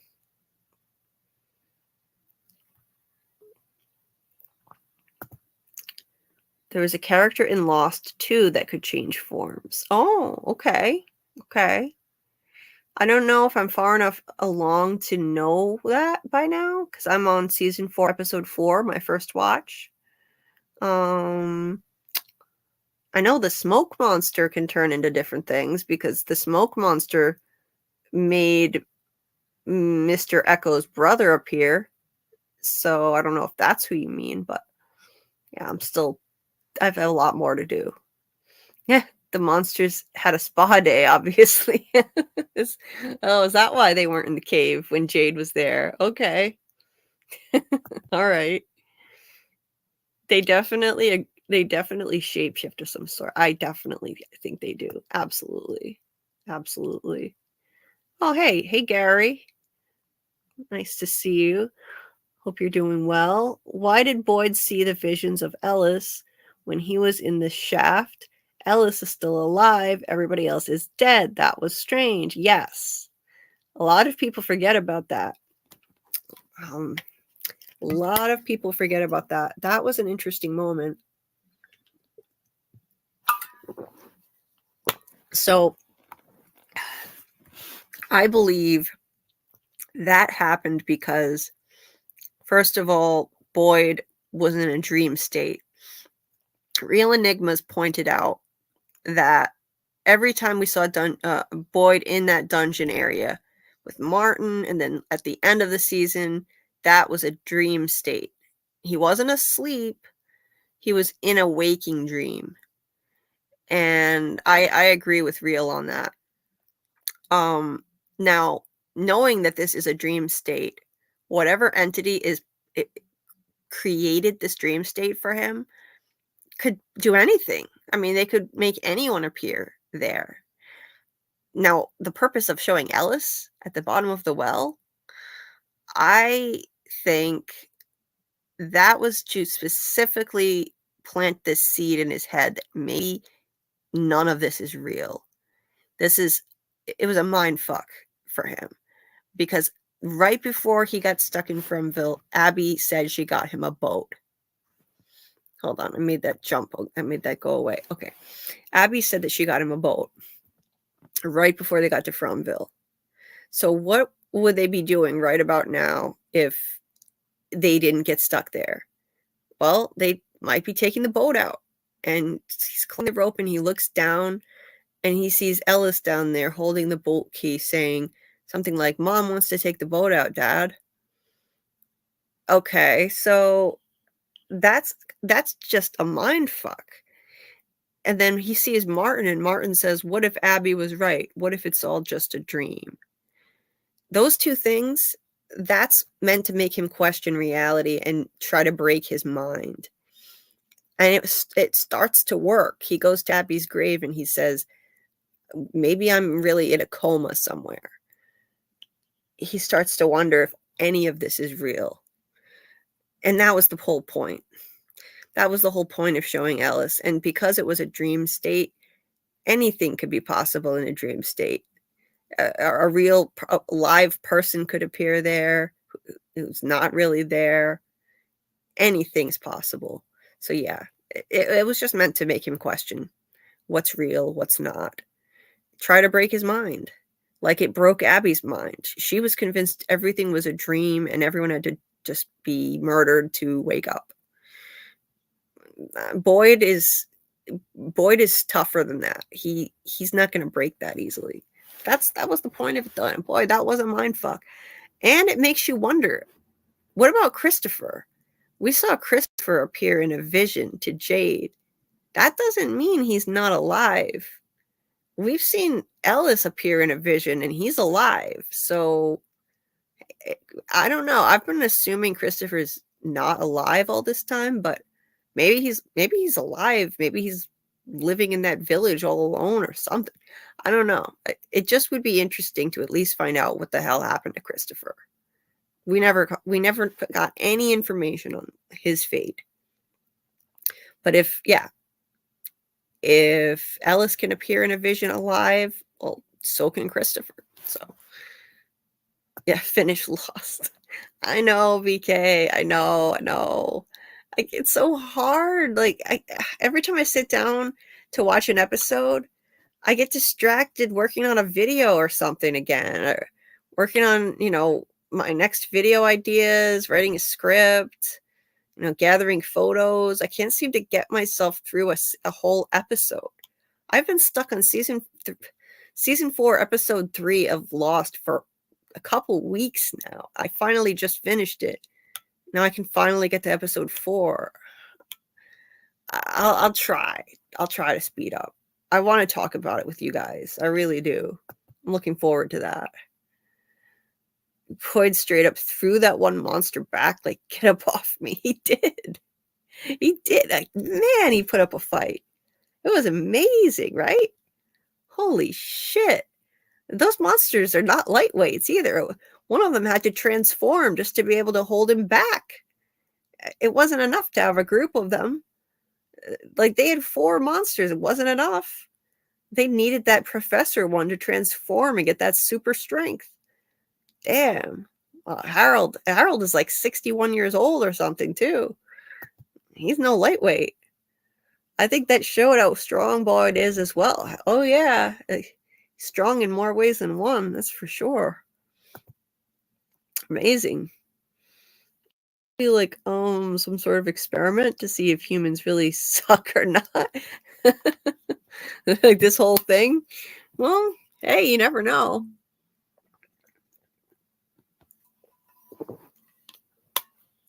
That's actually, that reminds me of a Twilight Zone episode. Yeah, there was a Twilight Zone episode where like these aliens were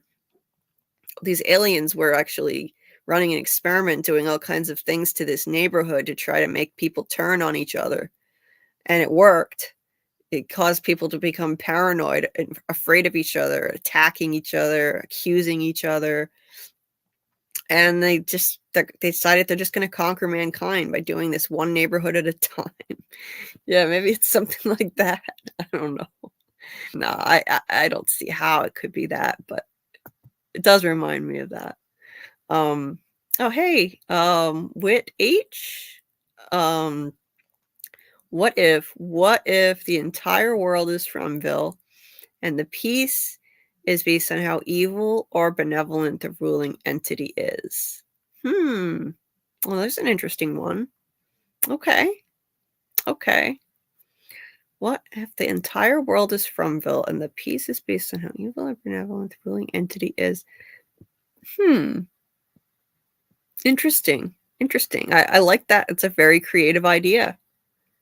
I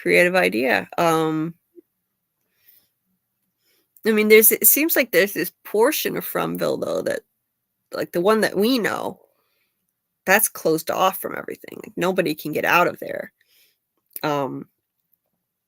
I mean, I don't know. It's definitely food for thought. Yeah, let me get back into the comments.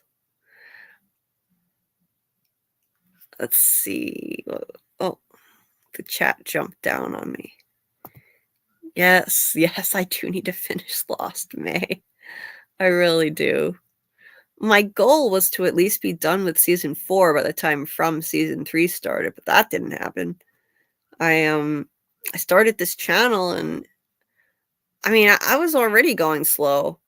I mean, like I was limiting myself to 1 episode of Lost per day, and the maximum would be 2 because I want to savor it. I'm very much loving the ride, and I want to dissect it and really think about it. This is not a show that should be binged, in my opinion. So I was on track to finish season 4, and then I started my channel and everything just got out of hand. Now every time I sit down to rest, instead of going to play an episode of Lost, I'm working on the channel. I just can't seem to stop. It's just, there's too much to do. I have a lot to learn and trying to make as many videos as I can. So I'm gonna try to speed it up though. I want to get through season 4 of Lost. So I hear there's some really big insights I could get into From based on season 4 of Lost. Also, if the soil is poisoned, could that mean the meat from the animals could be too? Yeah, that's possible. Yeah, my friend Sophie L, she's been thinking that as well. That basically all of their food could just be rotten, even the preserved stuff and the animal meat and stuff like that. So it's possible. That would suck though, man. I mean, they have some nice, easy food sources right there. All these animals just laying out in the street.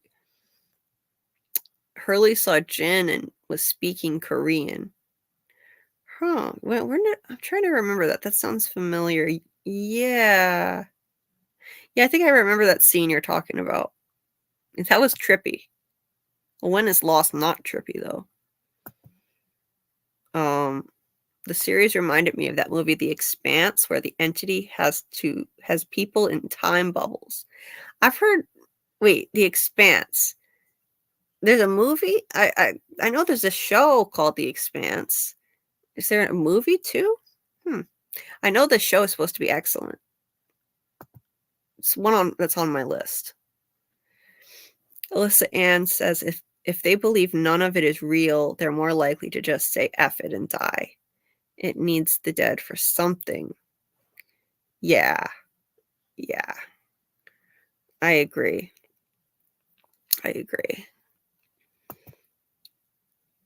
Oh, hey, Crypto Color Lights Tech. Thank you so much for subscribing. Thank you. I really appreciate it. Thank you for doing that.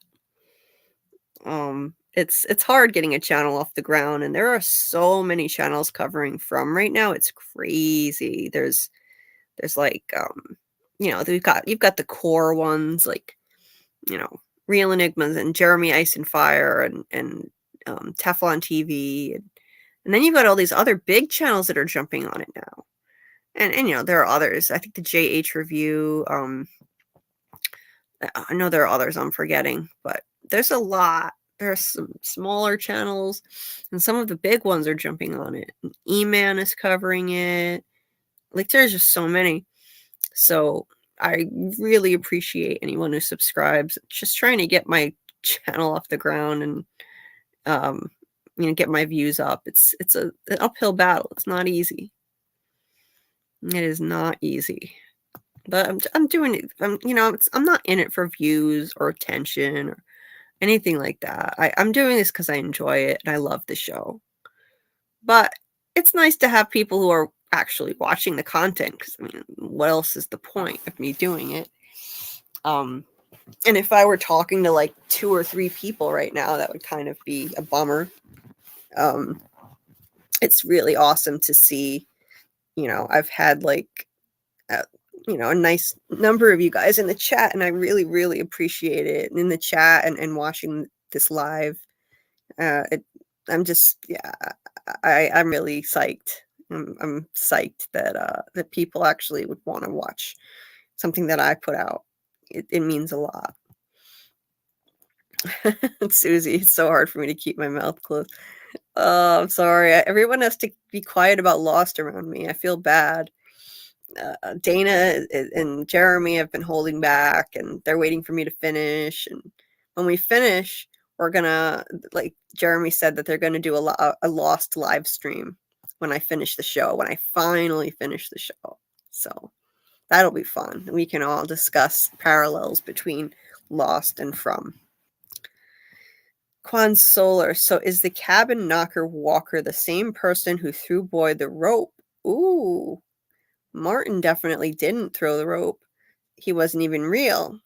No one threw the rope because that whole scene was a dream. Exactly. You got it right there. That's what it is. No one threw the rope. No one needed to throw the rope because it was a dream state.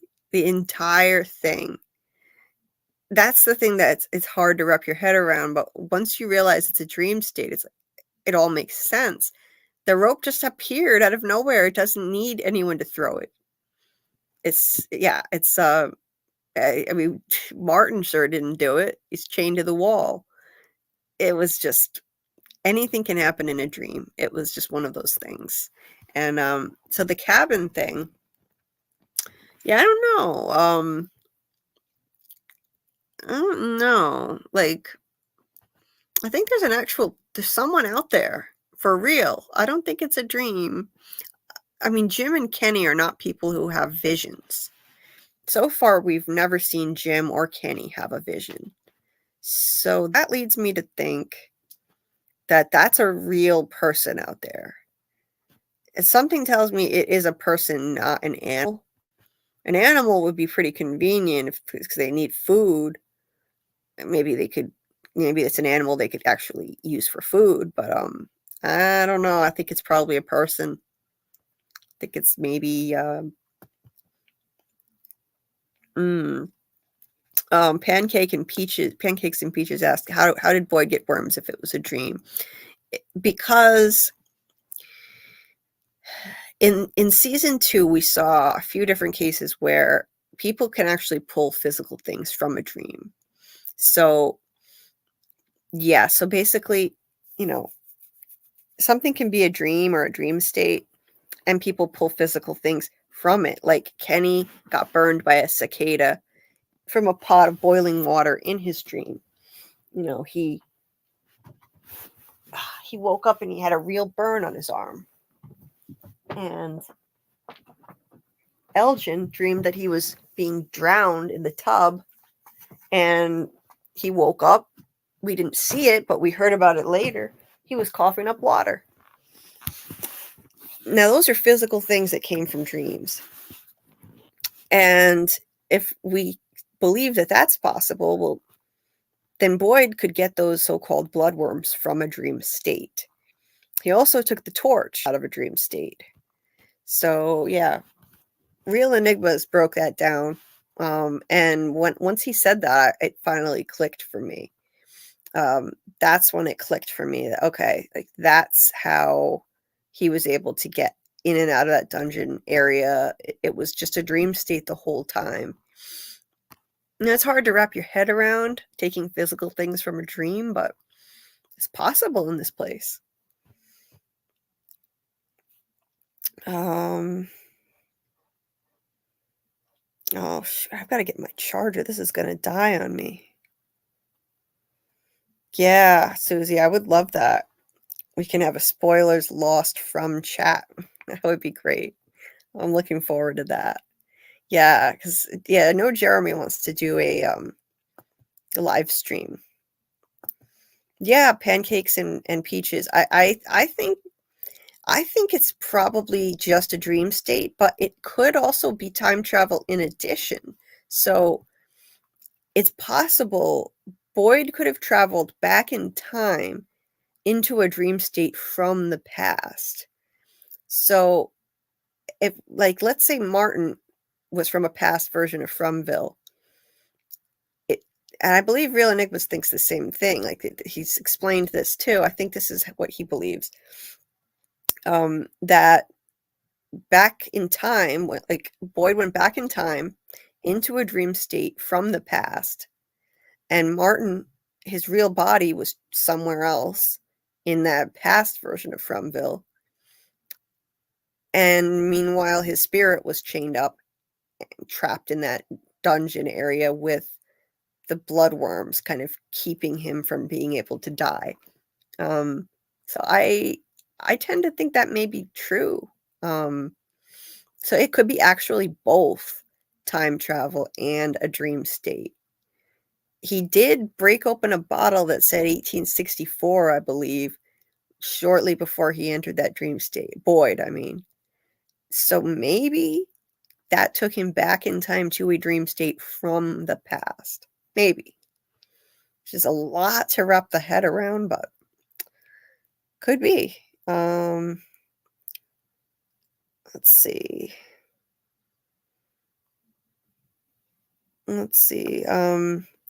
If this town can make a woman pregnant and turn the soil, could they also make Boyd's Parkinson's speed up on him? I bet it could. It can make people heal faster, so maybe it can make people get sicker faster too. Maybe it's like two entities making a bet on what will happen. Maybe. Let's see.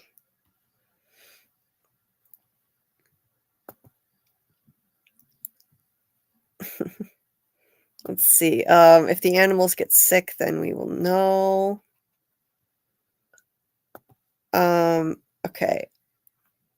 I heard somewhere that the scene where they come across the cabins in the forest with the scarecrows, if you have subtitles on, the subtitles say, footsteps recede as if they were being followed. Yes, I'll show you that. I have that still. I actually took screen captures of, I showed these a little earlier. I took screen captures of that scene with the captions on, so you can see exactly what was being shown in the closed captions, which I thought was really helpful, actually, that they put this in here. Yeah. So it says wall thudding, and it says footsteps depart, rustling, rustling continues, thudding, breathing rapidly, wall thudding, footsteps depart. So right there. Yeah, so yeah, somebody was out there. The question is, if that was a person, how come they were able to be out there in the dark? How is that safe? Unless maybe those totems do protect this area. Honestly, if they find out those totems are like a more powerful talisman and can actually keep a village safe even at night, the monsters couldn't even get in there. I mean, hell, they just need to all pack up and move out there. I mean, I guess they could take the totems with them, but I don't know. I don't know if that would work. It might be too easy though. Like it would take away a lot of that immediate danger of not being able to go outside at night if they were to be able to use those totems in such a way. But yeah, something was out there. I think it was a person. I don't think it was a nightmare creature. I mean, maybe. When Boyd and Sarah were out really far, they didn't see any nightmare creatures at all. So I don't know. But that I'm intrigued to find out. I think my working theory is that it's a loner who's lived out there by themselves for many years, but I could be completely wrong. Susie says, yeah, I've got to check out that movie, Dead End, Susie. I know you said that was awesome. And I love The Twilight Zone and Lost. Oh my God, it's a combination of the two? Sign me up. Hell yeah. Those are like two of the greatest shows ever made. Oh my God. I think those are like Jeremy's two favorite shows ever also. And I mean, I haven't finished Lost yet, but I think that it's going to be in my top few best series of all time. By the end, I bet it will. I can already tell. And The Twilight Zone, I think, is my number one. Oh, Twilight Zone and From. Okay. A combination. Oh, then I'd really love that. The whole reason I got into From is because it reminded me of the Twilight Zone. Absolutely. Twilight Zone vibes. There's literally an episode where people can't get out of a town and they keep going around in circles and it keeps bringing them back. So that's why I was so psyched about this show. Oh boy, I gotta get my charger. It's gonna die on me. Yeah. Oh yeah, BK. Yep, Beyond Premiere. That's right. Beyond Premiere makes great videos. Geek Academy. Oh, Geek Academy's really amazing videos. I reached out to him to ask if he wanted to, one of these weeks be a special guest on a live stream with me. Oh, hold on one second. I gotta get my charger. If I can find it. Where's my charger? Yeah, Geek Academy. One of these weeks, Geek Academy said that he would join me on a live stream. So that will be fun. So we just have to figure out when would be a good time for him because he's in a very different time zone from us. I think he might be in another country in Europe, maybe? I forget. Okay. Bear with me just a minute, guys. I have to grab my charger. I will be right back in 1 minute.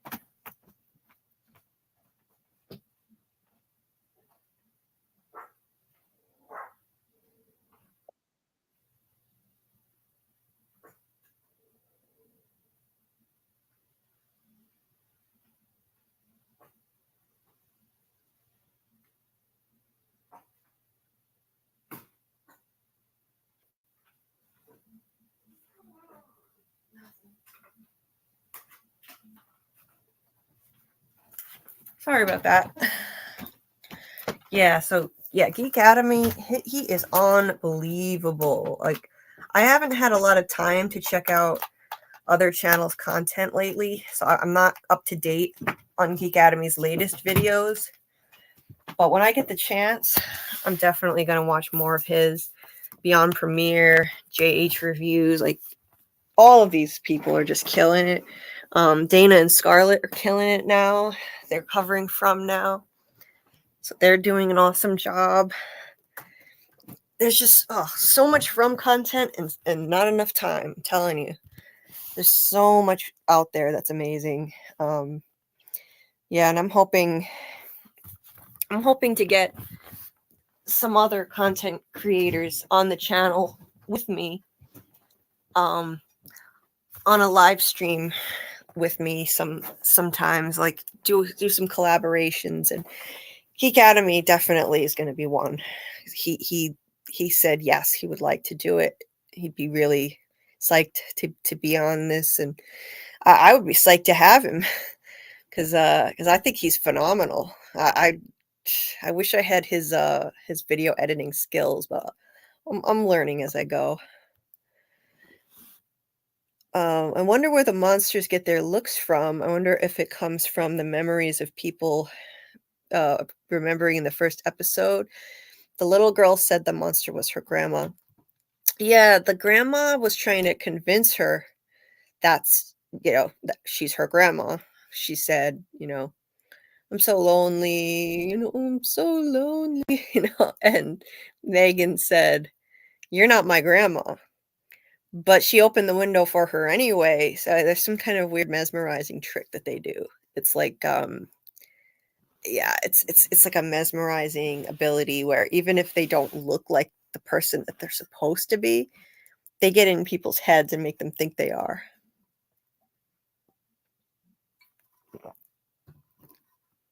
It's like they're in a trance, I think. It's like some kind of weird hypnosis. I'm really far behind the chat now. Wow.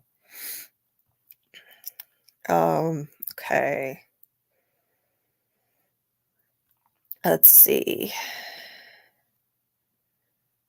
Oh, well, thank you very much. You said I found your channel tonight while I was working and I'm going to subscribe. H, thank you so much. I really appreciate it. I don't know how you found me because it's not easy. It's not easy to find small channels like mine that are especially so new and covering a show called From, worst title ever for actually finding content. So thank you for subscribing. I appreciate it. Yeah, I don't know how anyone's finding me. My first video, I was shocked that as many people watched it as they actually did, because I mean, I clearly it wasn't just the people who were already subscribed that watched it, because there's a lot more than that with the views. But I don't know. I guess people are looking for From content right now, and somehow my channel is coming up some of the time at least. So that's awesome to hear. What else did you say? If this is your normal time to stream, I will watch you every time you're on. Oh, thank you so much. I usually work until 3 a.m. anyway. Oh, thank you. You're so kind. Thank you very much for saying that. I appreciate it. I don't know if I'm like, I might not, like, I've already gone way over the time I was gonna be streaming for again. I can't seem to help myself. It's kind of addictive. I figured I would stream for no more than 3 hours, and it's been 4.5 hours now. So, I don't know. I usually stream at 10 p.m. Eastern, and yeah, I shouldn't stream for this long. It's not really good for me. I have pain issues, and I end up in too much pain from being on for too long, not getting up and moving. But it's addictive. I start talking about From and I can't stop. And live streaming is so much fun. I really love it. So I'll probably be on at this time again, knowing me, even though I say that I won't and I shouldn't. Knowing me, I probably will. So I don't know what time zone you're in, but for me right now, it's 2:59 a.m. and I'm still on. I'll probably wrap it up soon, but yeah, that would be awesome if you're able to catch me when I'm live. That would be fantastic. And if not, there's always the replay too. The replay is always there on my profile. If you go to the live section, you can see the replays will always be there. Okay. I'm down to join the night watch. Yeah, working. So, okay, you said you usually work until 3 a.m. That's, yeah, that's, so you're probably in my time zone then, because it's almost 3 a.m. here. Yeah, Susie, yeah, my circadian rhythms are completely off. You all would be so happy to have me in your tribe at another time. Yeah. The cabin knocker is real. They're a hunter, I think. Yeah, I think so too. Jim and Kenny don't have visions. They don't, and I don't think that's gonna just start now in season 3. So I believe it's real. I believe it's real. Yeah, dreams manifest to real in Fromville. Absolutely. Freddy Krueger rules. That's how. Yes. I got such Freddy Krueger vibes from season 2, Nightmare on Elm Street. It was fun. It was fun. Oh, I didn't see this in time, but belated good night to May Ali. And I'm glad you had fun. I appreciate that you came. If you do listen to the rest of the replay and hear this, thank you very much. And someone needs to start dreaming of a flamethrower. Yes, now we're talking. Yes, absolutely. Hell yes. Someone needs to dream of a flamethrower. Oh my God. Now you just solved it. I'm telling you, because I was saying this earlier. Someone needs to try fire on these things. Like, we know bullets don't do anything, including those useless bio bullets. So what would it take to try to use fire on these things? Like, I mean, could they light a match and try to set the insides of the cave on fire? Something. There's got to be something that can be done with fire. Unless it's some kind of Michael Myers shit and they're just going to walk right out of the blaze. That could happen. I don't know. But yeah, if somebody dreamed of a flamethrower, that would be fucking amazing. Oh yeah, absolutely. I'll dream $5 billion in Fromville with the wheelbarrow. Yes. Oh my God, the possibilities, right? Yeah, if you could just kind of try to hypnotize yourself to dream of whatever it is you wanted and it could just materialize. Oh, hell yeah. Amazing. Let's see.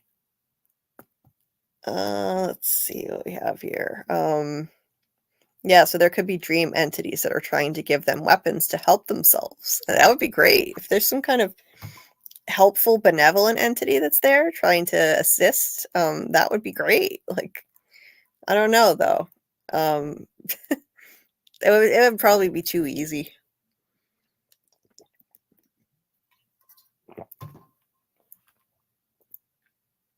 Gonna have to dream of some more cows, right? Yes. Oh yeah.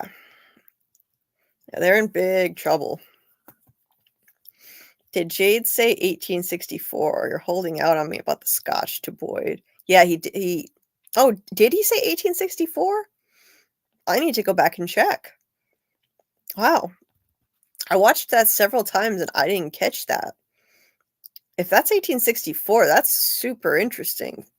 That was the thing that Boyd pulled out of the bottle that he broke from the bottle tree. It said 1864, and that's one of the dates in the lighthouse too, in Tabitha's dream. Yeah, I'll have to check. Interesting. Yeah, I don't know what they're gonna do about the food. I really don't. Yeah, they could probably eat some of the meat from the animals that got slaughtered, but they're not going to have any eggs or milk. They need those things.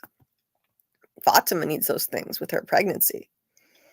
They all need to have a powwow. They all need to get together with notebooks, pens and papers, and everybody write what they've experienced and what they've seen, and let's connect some dots. Hell yes. Yes. And yes. Okay. Everyone has been screaming this at our screens. Just communicate. Everybody get together. Okay. You had a freaky dream. Okay. You saw some creepy little boy in white. Okay. Like, you dreamed of some boiling cicadas. Hey, you're seeing some creepy, like, balding, dirty ass, ghoulish children. Okay. Anybody else? You're hearing voices telling you to slice and dice people. Okay. Tell us all of your weird shit. Write it all down. Get it all on this board. Let's try and figure this shit out. That's what needs to happen. We need actual community meetings.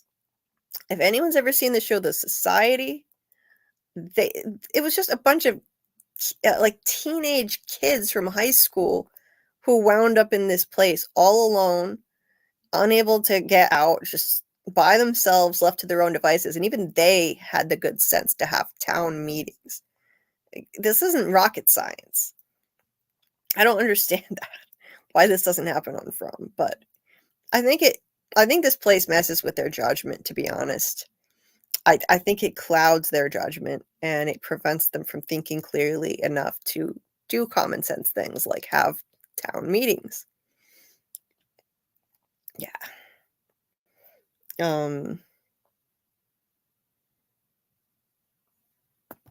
So now I'm thinking, isn't it usually some sort of deal, like not deal, but like with Sarah and Christy, she had to answer yes for her fiance. Kenny has to go with Jim because of the losing parents. Yeah, maybe it's some kind of maybe this was manifested by Kenny somehow. I don't know. Kenny was talking about how Ethan and Julie, he's not going to stand by while they lose another parent in the same week. And now he just went and lost his mom because he wasn't there to protect her. So I don't know.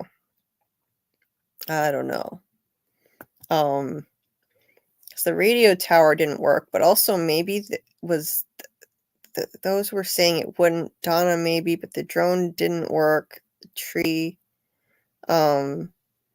yeah, maybe it didn't work because Donna was saying it's not going to work. Yeah, maybe. Maybe there's someone who has been there longer than Victor, but he's been hiding out in the woods. I mean, it's probably safer to go to alone than stay in a group. Yeah. I think I think we might just see a loner living out there. I think that could happen. Yeah, that village failed for a reason. Yeah, something didn't work out there. I want to know why the roofs are so low. Like, I don't I don't understand that. The only thing I can think of is these structures were basically just there to give them shelter, a place to sleep, and not actually to live in and spend time in during the day, because I mean, why would you spend time in there? You can't even stand up in there. I think that had to be just just shelter for people to sleep. Yeah, true. If you're surviving by yourself, you only have to worry about yourself and feed yourself. If you're with a group, too many idiots to get you killed. Absolutely. It's the same reason why I would never pick Colony House. Period. Absolutely not. Way too much probability that some idiot's going to get everybody killed. No, thank you. And all they do is party and get drunk and do drugs all night. Like, it's just a recipe for disaster. Absolute disaster. I mean, if you're going to get drunk and wasted, like high out of your mind, at least do it during the day when the monsters are not out. That's what I would think. It's just stupid. I would never, ever pick that place. Yeah, that's a good point, Quan Solar. Those totems failed for a reason. I don't know. So maybe the totems are warning of danger instead of warding off danger. Um, I tend to think they're warning of danger. And maybe they were intended to try to keep evil away, but they didn't work. Yeah, that's a good point. Michael Dice says, how did they first test the talismans that they would keep monsters out of a house? I wouldn't volunteer. Me neither. Yeah, no thanks. I wouldn't be surprised if Boyd, knowing Boyd, I'm sure he volunteered to do it. It's just, it would be so like Boyd to do that. I think it was Boyd. I sure wouldn't want to be the one. How would they know for sure what they're supposed to do with it? That it has to be hanging up. It can't be like oh, it can't just be resting on a table, or it's got to be hanging on the wall.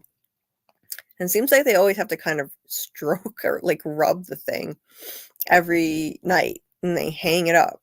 They all seem to touch it. Yeah, how do they know? That had to be a nail biter of a first night. Oh, me too, Quan Solar. I grew up on Twilight Zone reruns too. I mean, when I discovered the show, oh, I can't stop yawning now. Oh, when I discovered the show was like 40 years old. I started watching it when I was like in junior high, and that was like early 2000s. So yeah, I just fell in love with the Twilight Zone. I think it's the greatest series ever made. Amazing show.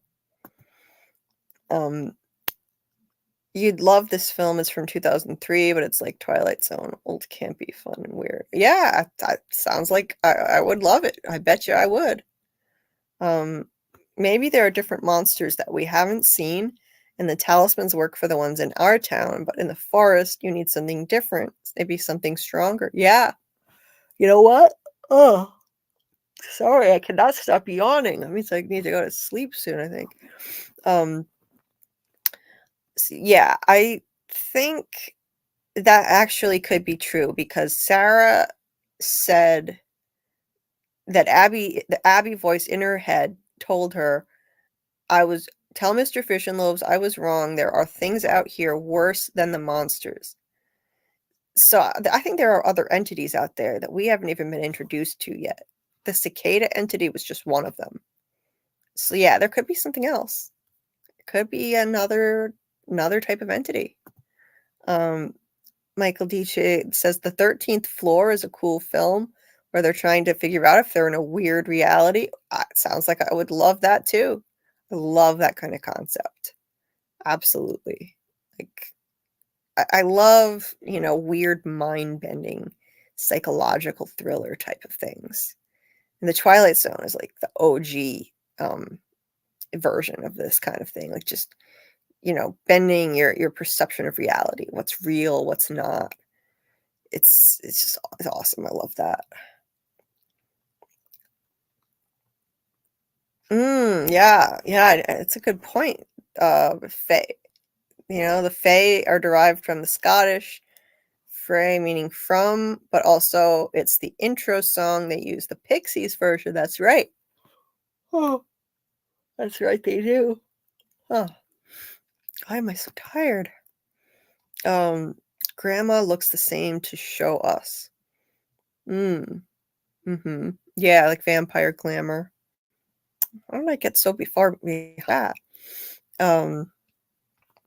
What if it's all mind control? Maybe they all smoke weed and get the monsters messed up. LOL. Yeah, maybe. Yeah, I don't know. Let's see. Oh yeah. Before From was popular, it was the hardest thing to Google. Yep. I had trouble finding content on it even earlier this year. When I first discovered, believe it or not, I just discovered the show in March, I want to say. I watched for the first time in March, and I just dove right down the rabbit hole immediately, like just obsessed with this show. And yeah, I tried to find content, and it was very difficult. Very difficult. It's not easy. They shouldn't have named it this. I'm telling you, like, it's named Origins in other countries. It's just, you know, Origins, maybe that would give too much away, but it's a much better title. But maybe it kind of gives away like too much of what the show is about. From makes it more mysterious because we're even trying to figure out what the hell the title means.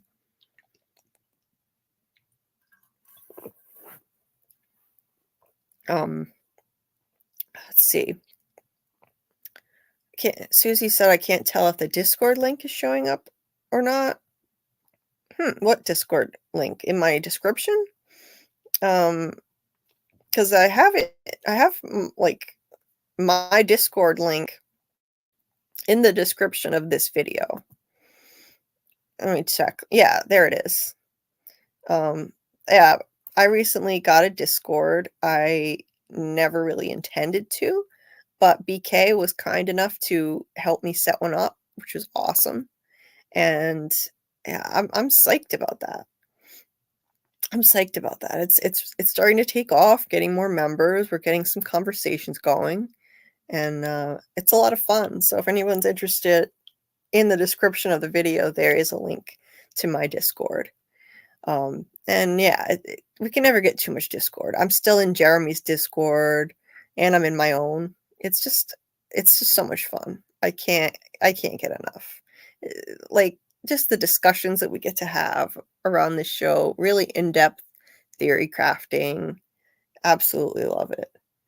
Oh yeah, pancakes and peaches. I just saw this now. Nathan's fear was the cicadas and they manifested. Maybe this season it's Ellis's fear of a baby monster. Could be. Could be that Ellis and Fatima both feel so much dread about this pregnancy that it could become a self-fulfilling prophecy. Something like that kind of happens. Like, I don't know. I don't know. Yeah. Let's see. Oh, sorry to hear that, Susie. Yeah, I have a lot of pain myself. It's not fun. You said you have arthritis and spine. Yeah. Yeah, it's not fun to have to deal with this stuff. Yeah, we're still here, Nesha. We're still here. Yeah, it's been quite a while. Let's see, almost 5 hours. Jesus.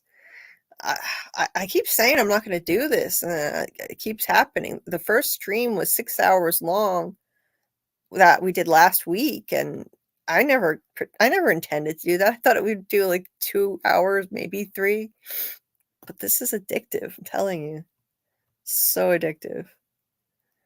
Yeah, it's like South Park in reverse. Kenny killed them. Yeah. You've got fuel. Let's see. Trying to catch up here. Oh, yeah, that's no fun, Susie. Yeah, degenerative disc disease and scoliosis. Yeah, I have scoliosis. That's where my problems started with pain, actually. I had back surgery 22 years ago when I was 14. So yeah. Not fun. Yeah, sorry to hear that, Susie. I hope you get some good medical care to help. And yeah, let's see. Everybody sees the tree. Yeah, everybody sees the tree. Donna told the Tabitha, everyone sees the tree and those, effing crows. Yeah, so yeah, the cabin is a backache. Yes, it is. Damn. It looks like it's made for children. Like a kiddie like play cabin. Yeah, I feel that Fatima was chosen to be pregnant. Think about it. They have been doing it for years with no protection and no one got knocked up. Exactly. That is sus beyond belief.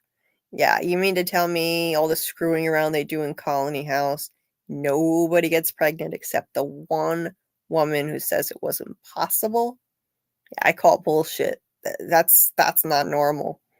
It's not a normal pregnancy. It's not a miracle like Donna thinks it is. I'm sorry. I don't buy that at all. I don't buy that. Yeah, pancakes and peaches. I think there were entrances by boat in the past. We saw in the cave mural that they looked like little boat symbols. I think so. Yeah, BK, I think you're right. I need somebody to like tell me when to cut this off because I just can't seem to I don't seem to have the self-control to do it. I don't seem to be able to do it. Um, I'll read a few more comments and then I'll start to wrap it up. I'll wrap it up because I'm beat. Um, oh wow, Nesha, sorry to hear that. You've got that stuff going on too. It is no fun. I have hardware in my back from my surgery. Yeah, it's a bitch. Um, yeah, it's not fun at all. Yeah, I'm watching PM. I'm watching Lost for the first time now. And it's awesome. I'm loving it. Loving it. Thank you so much. Thank you so much, Nesha Rochelle. I really appreciate the kind words. Yeah, it's so funny. When I named my channel this, I didn't realize that it was going to fit so well, and it fits really well with calling it a live too, Julie B deep dives live. It kind of flows. That was just sort of an accident. I didn't even intend for that to actually work that way, but it kind of does. So yeah, I won't always be live for this many hours. I gotta get some self-control and stop it. It's not good for me. I end up in more pain when I do this. It's just so much fun. I can't help myself. It's it's so hard to tear myself away. Yeah, get some rest, silly goose. I will. I will. BK, BK, thank you so much for being here and sticking with me and everything that you've done. Uh, Everything that you've done to help me, my channel, the Discord. You're just a rock star. You're amazing. You're a great friend to have in my corner, and I appreciate you. I really do. I really do. Um, I need to try to get to the bottom of the comments here, and then I'll get ready to wrap up because it has been just about 5 hours. Damn. Almost as long as last time. I could just talk about this show all night long. Clearly, it never gets old. Oh, I haven't seen you in the chat. Anatoly, I'm not going to even try to pronounce your whole name because I will butcher it. Any chance Grandma Monster is related to Tilly? Hey, maybe. It's an interesting one. I haven't heard that before. Could be. Something's up with Tilly. I swear, Fanny Pack Granny is super sus. Telling you. I've got my eye on her. I don't think she's just a nosy old lady. I don't think she's a nosy old lady. There's something off about this lady, I'm telling you. Okay. Yeah. I think because they always ask where each other is from, so I think origins just translates better overseas. Yeah, I think when they try to translate it, the word that they would use to literally translate from wouldn't make sense in other languages. So I think that's why they have to use origins in certain countries. But it would just be so much easier to find. BK, you're awesome, man. Thank you so much. I just added Twilight Zone to the Discord. You're amazing. I don't know what I'd do without you at this point. You're fantastic, and I appreciate you. I really do, man. You're awesome. You are awesome. And yeah, we've got to convert some more people to watch the Twilight Zone. We've got to have more Twilight Zone watch parties and rope some more people into actually watching with us, because that's a masterpiece of a show, and it deserves to be, to be seen by all the new generations of people. I mean, the show is like 60 years old now, and it is just a work of genius, and it still holds up today. It's still relevant today. It's still influencing movies and film. I mean, TV and film today. So yeah, we gotta get more people watching that show, talking about it. So I'm psyched you added it to the Discord. Thank you for doing that. And I think I'm finally at the bottom of the chat. All right. And I just hit the 5-hour mark. I better shut it down. Let me see. Oh, pancakes and peaches. Yeah, I've been hearing people keep mentioning The Prisoner. I that's a more obscure show, because I had never even heard of it till recently. Twilight Zone is something everybody's heard of. But yeah, it's because it's just it's part of the popular vernacular, the Twilight Zone. But I'll check out The Prisoner. That's actually on my list, which is a very long list of recommendations by now. And after I finish Lost, that's going to be one of many other shows I want to check out for sure. So yeah, definitely will check that out. And I just want to thank every last one of you who showed up. I was nervous about this. I didn't know what to expect. I only did one live stream. I only hosted one live stream. Were you able to hear that? Wit H? Were you able to hear? That was my cat. Yeah. Wow, it was loud enough for you to hear. That's really funny. I think she's meowing to come back in, actually, outside my room. Anyway, she's very loud. It sounds kind of like she's singing, actually. Yeah, I just want to thank every single person who showed up. Thank you so much. Thank you so much for all the support and enthusiasm and the comments that really kept me going. If I didn't have, I mean, I'm up here by myself, so if I didn't have comments and people to actually talk to here, I mean, what would be the point? I'd be sitting here talking to myself. So I'm so grateful to everybody who showed up, and some of you stayed for a really long time too. It's just amazing. Blew me away. I didn't know what to expect. I thought I was going to have a co-host every single week, and things just didn't work that way, and so that's okay. And maybe at some point I'll have a co-host again. I don't know who, but if Sophielle ever wants to co-host, she is always welcome. And if anyone else, maybe, who knows, maybe I'll meet somebody who could be a co-host in the future. I'm definitely going to do more call-ins and see if we can get more people to, I know it can be intimidating to get on the panel, but you don't ever have to worry about that. There's no theory shaming here. I'm just like Jeremy, no theory shaming. All theories are welcome. So yeah, I'll do more call-ins, and yeah, I was nervous about coming up here doing this by myself. Yeah, I enjoy having somebody to talk to and banter with, and it was hard and scary for me to do this. So I just appreciate everybody who came out and came on here and kept me company and just generated such an awesome conversation. It's just so much fun. I love talking to you guys about this awesome show, and yeah, and I'm going to keep this time spot every week. I think every Thursday at 10 p.m. Eastern is what I'm going to go with. It's not always going to be this long, I swear. I'll get some self-control, but thank you so much again. Thank you, Susie. Thank you very much. Uh, thank you for the kind words. I appreciate it, Susie. You are so sweet. You really are. Thank you, Age. Thank you for the great stream.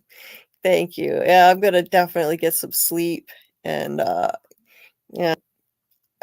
So yeah, I don't know where all of you guys are in the world, whether it's night or morning or whatever, but I hope you all have a good night or good morning or whatever the case may be. Yes, it was a cat. Yes. My cat can be very loud, and yeah, you heard that right. Yeah, she does this weird howling thing. It sounds like she's singing, so it's funny. But yeah, good night, Kelly. Good night, Kelly. And yeah, you have a boy cat, and he is a god. I tell him every day. Cats think they are gods. I'm telling you. They think we're gods, and they're gods, and we're just their servants. That's what they believe for 100%. 100%. So yeah, guys, we are just a couple days away from season 3, episode 2 of From. I don't know about you guys, but I am super excited. I cannot wait. I cannot wait to see what's coming next. I'm not looking forward to the depressing stuff, the funeral, the aftermath of the ambush and Tianchen's passing, but I'm still psyched. I'm psyched for what's to come. I'm psyched for Tabitha's journey. I'm psyched for Jim and Kenny to maybe discover some more stuff on the way back. I want to see more of those cabins before they leave. And yeah, a couple more days and we're there. We're at season 3, episode 2 coming up, and I can't wait to enjoy it with all of you awesome people in the fandom and have another great conversation next week too. So I see it. Wait, I have a private chat. All right, awesome. Yeah, I don't have a mic. I don't have a professional mic. Pancakes and Peaches was saying she needs a mic. I mean, you can do this without a mic. I don't know what the deal was with your audio, Pancakes and Peaches. That's odd. Maybe trying a different device next time might work better. I don't know. I don't know what the deal was, but well, thank you so much. Thank you so much for the kind words. I appreciate it. And that's what keeps me going as a new YouTuber. Just hearing positive feedback like that, it means the world to me. It makes me feel less insecure. Like I don't have to worry about being compared with people who have so much more experience and make fancier content that I just don't know how to do yet. The fact that you guys still actually like what I bring to the table means so much. So I can't thank all of you enough. This community is just, it came into my life when I really needed it the most this year. The kindness that I've been shown from this community has been unbelievable. Just being accepted and embraced from day one. And it just feels like a family. It really does. It's been life-changing for me. And then having this channel now, it's like a creative outlet that I needed so badly. So I'm just so grateful. I'm grateful for this community. I'm grateful for all of you. Thank you very much for coming out, and I hope you all have a good day or good night. And until next time, keep on deep diving, and let's see what we can uncover together. Good night, everybody.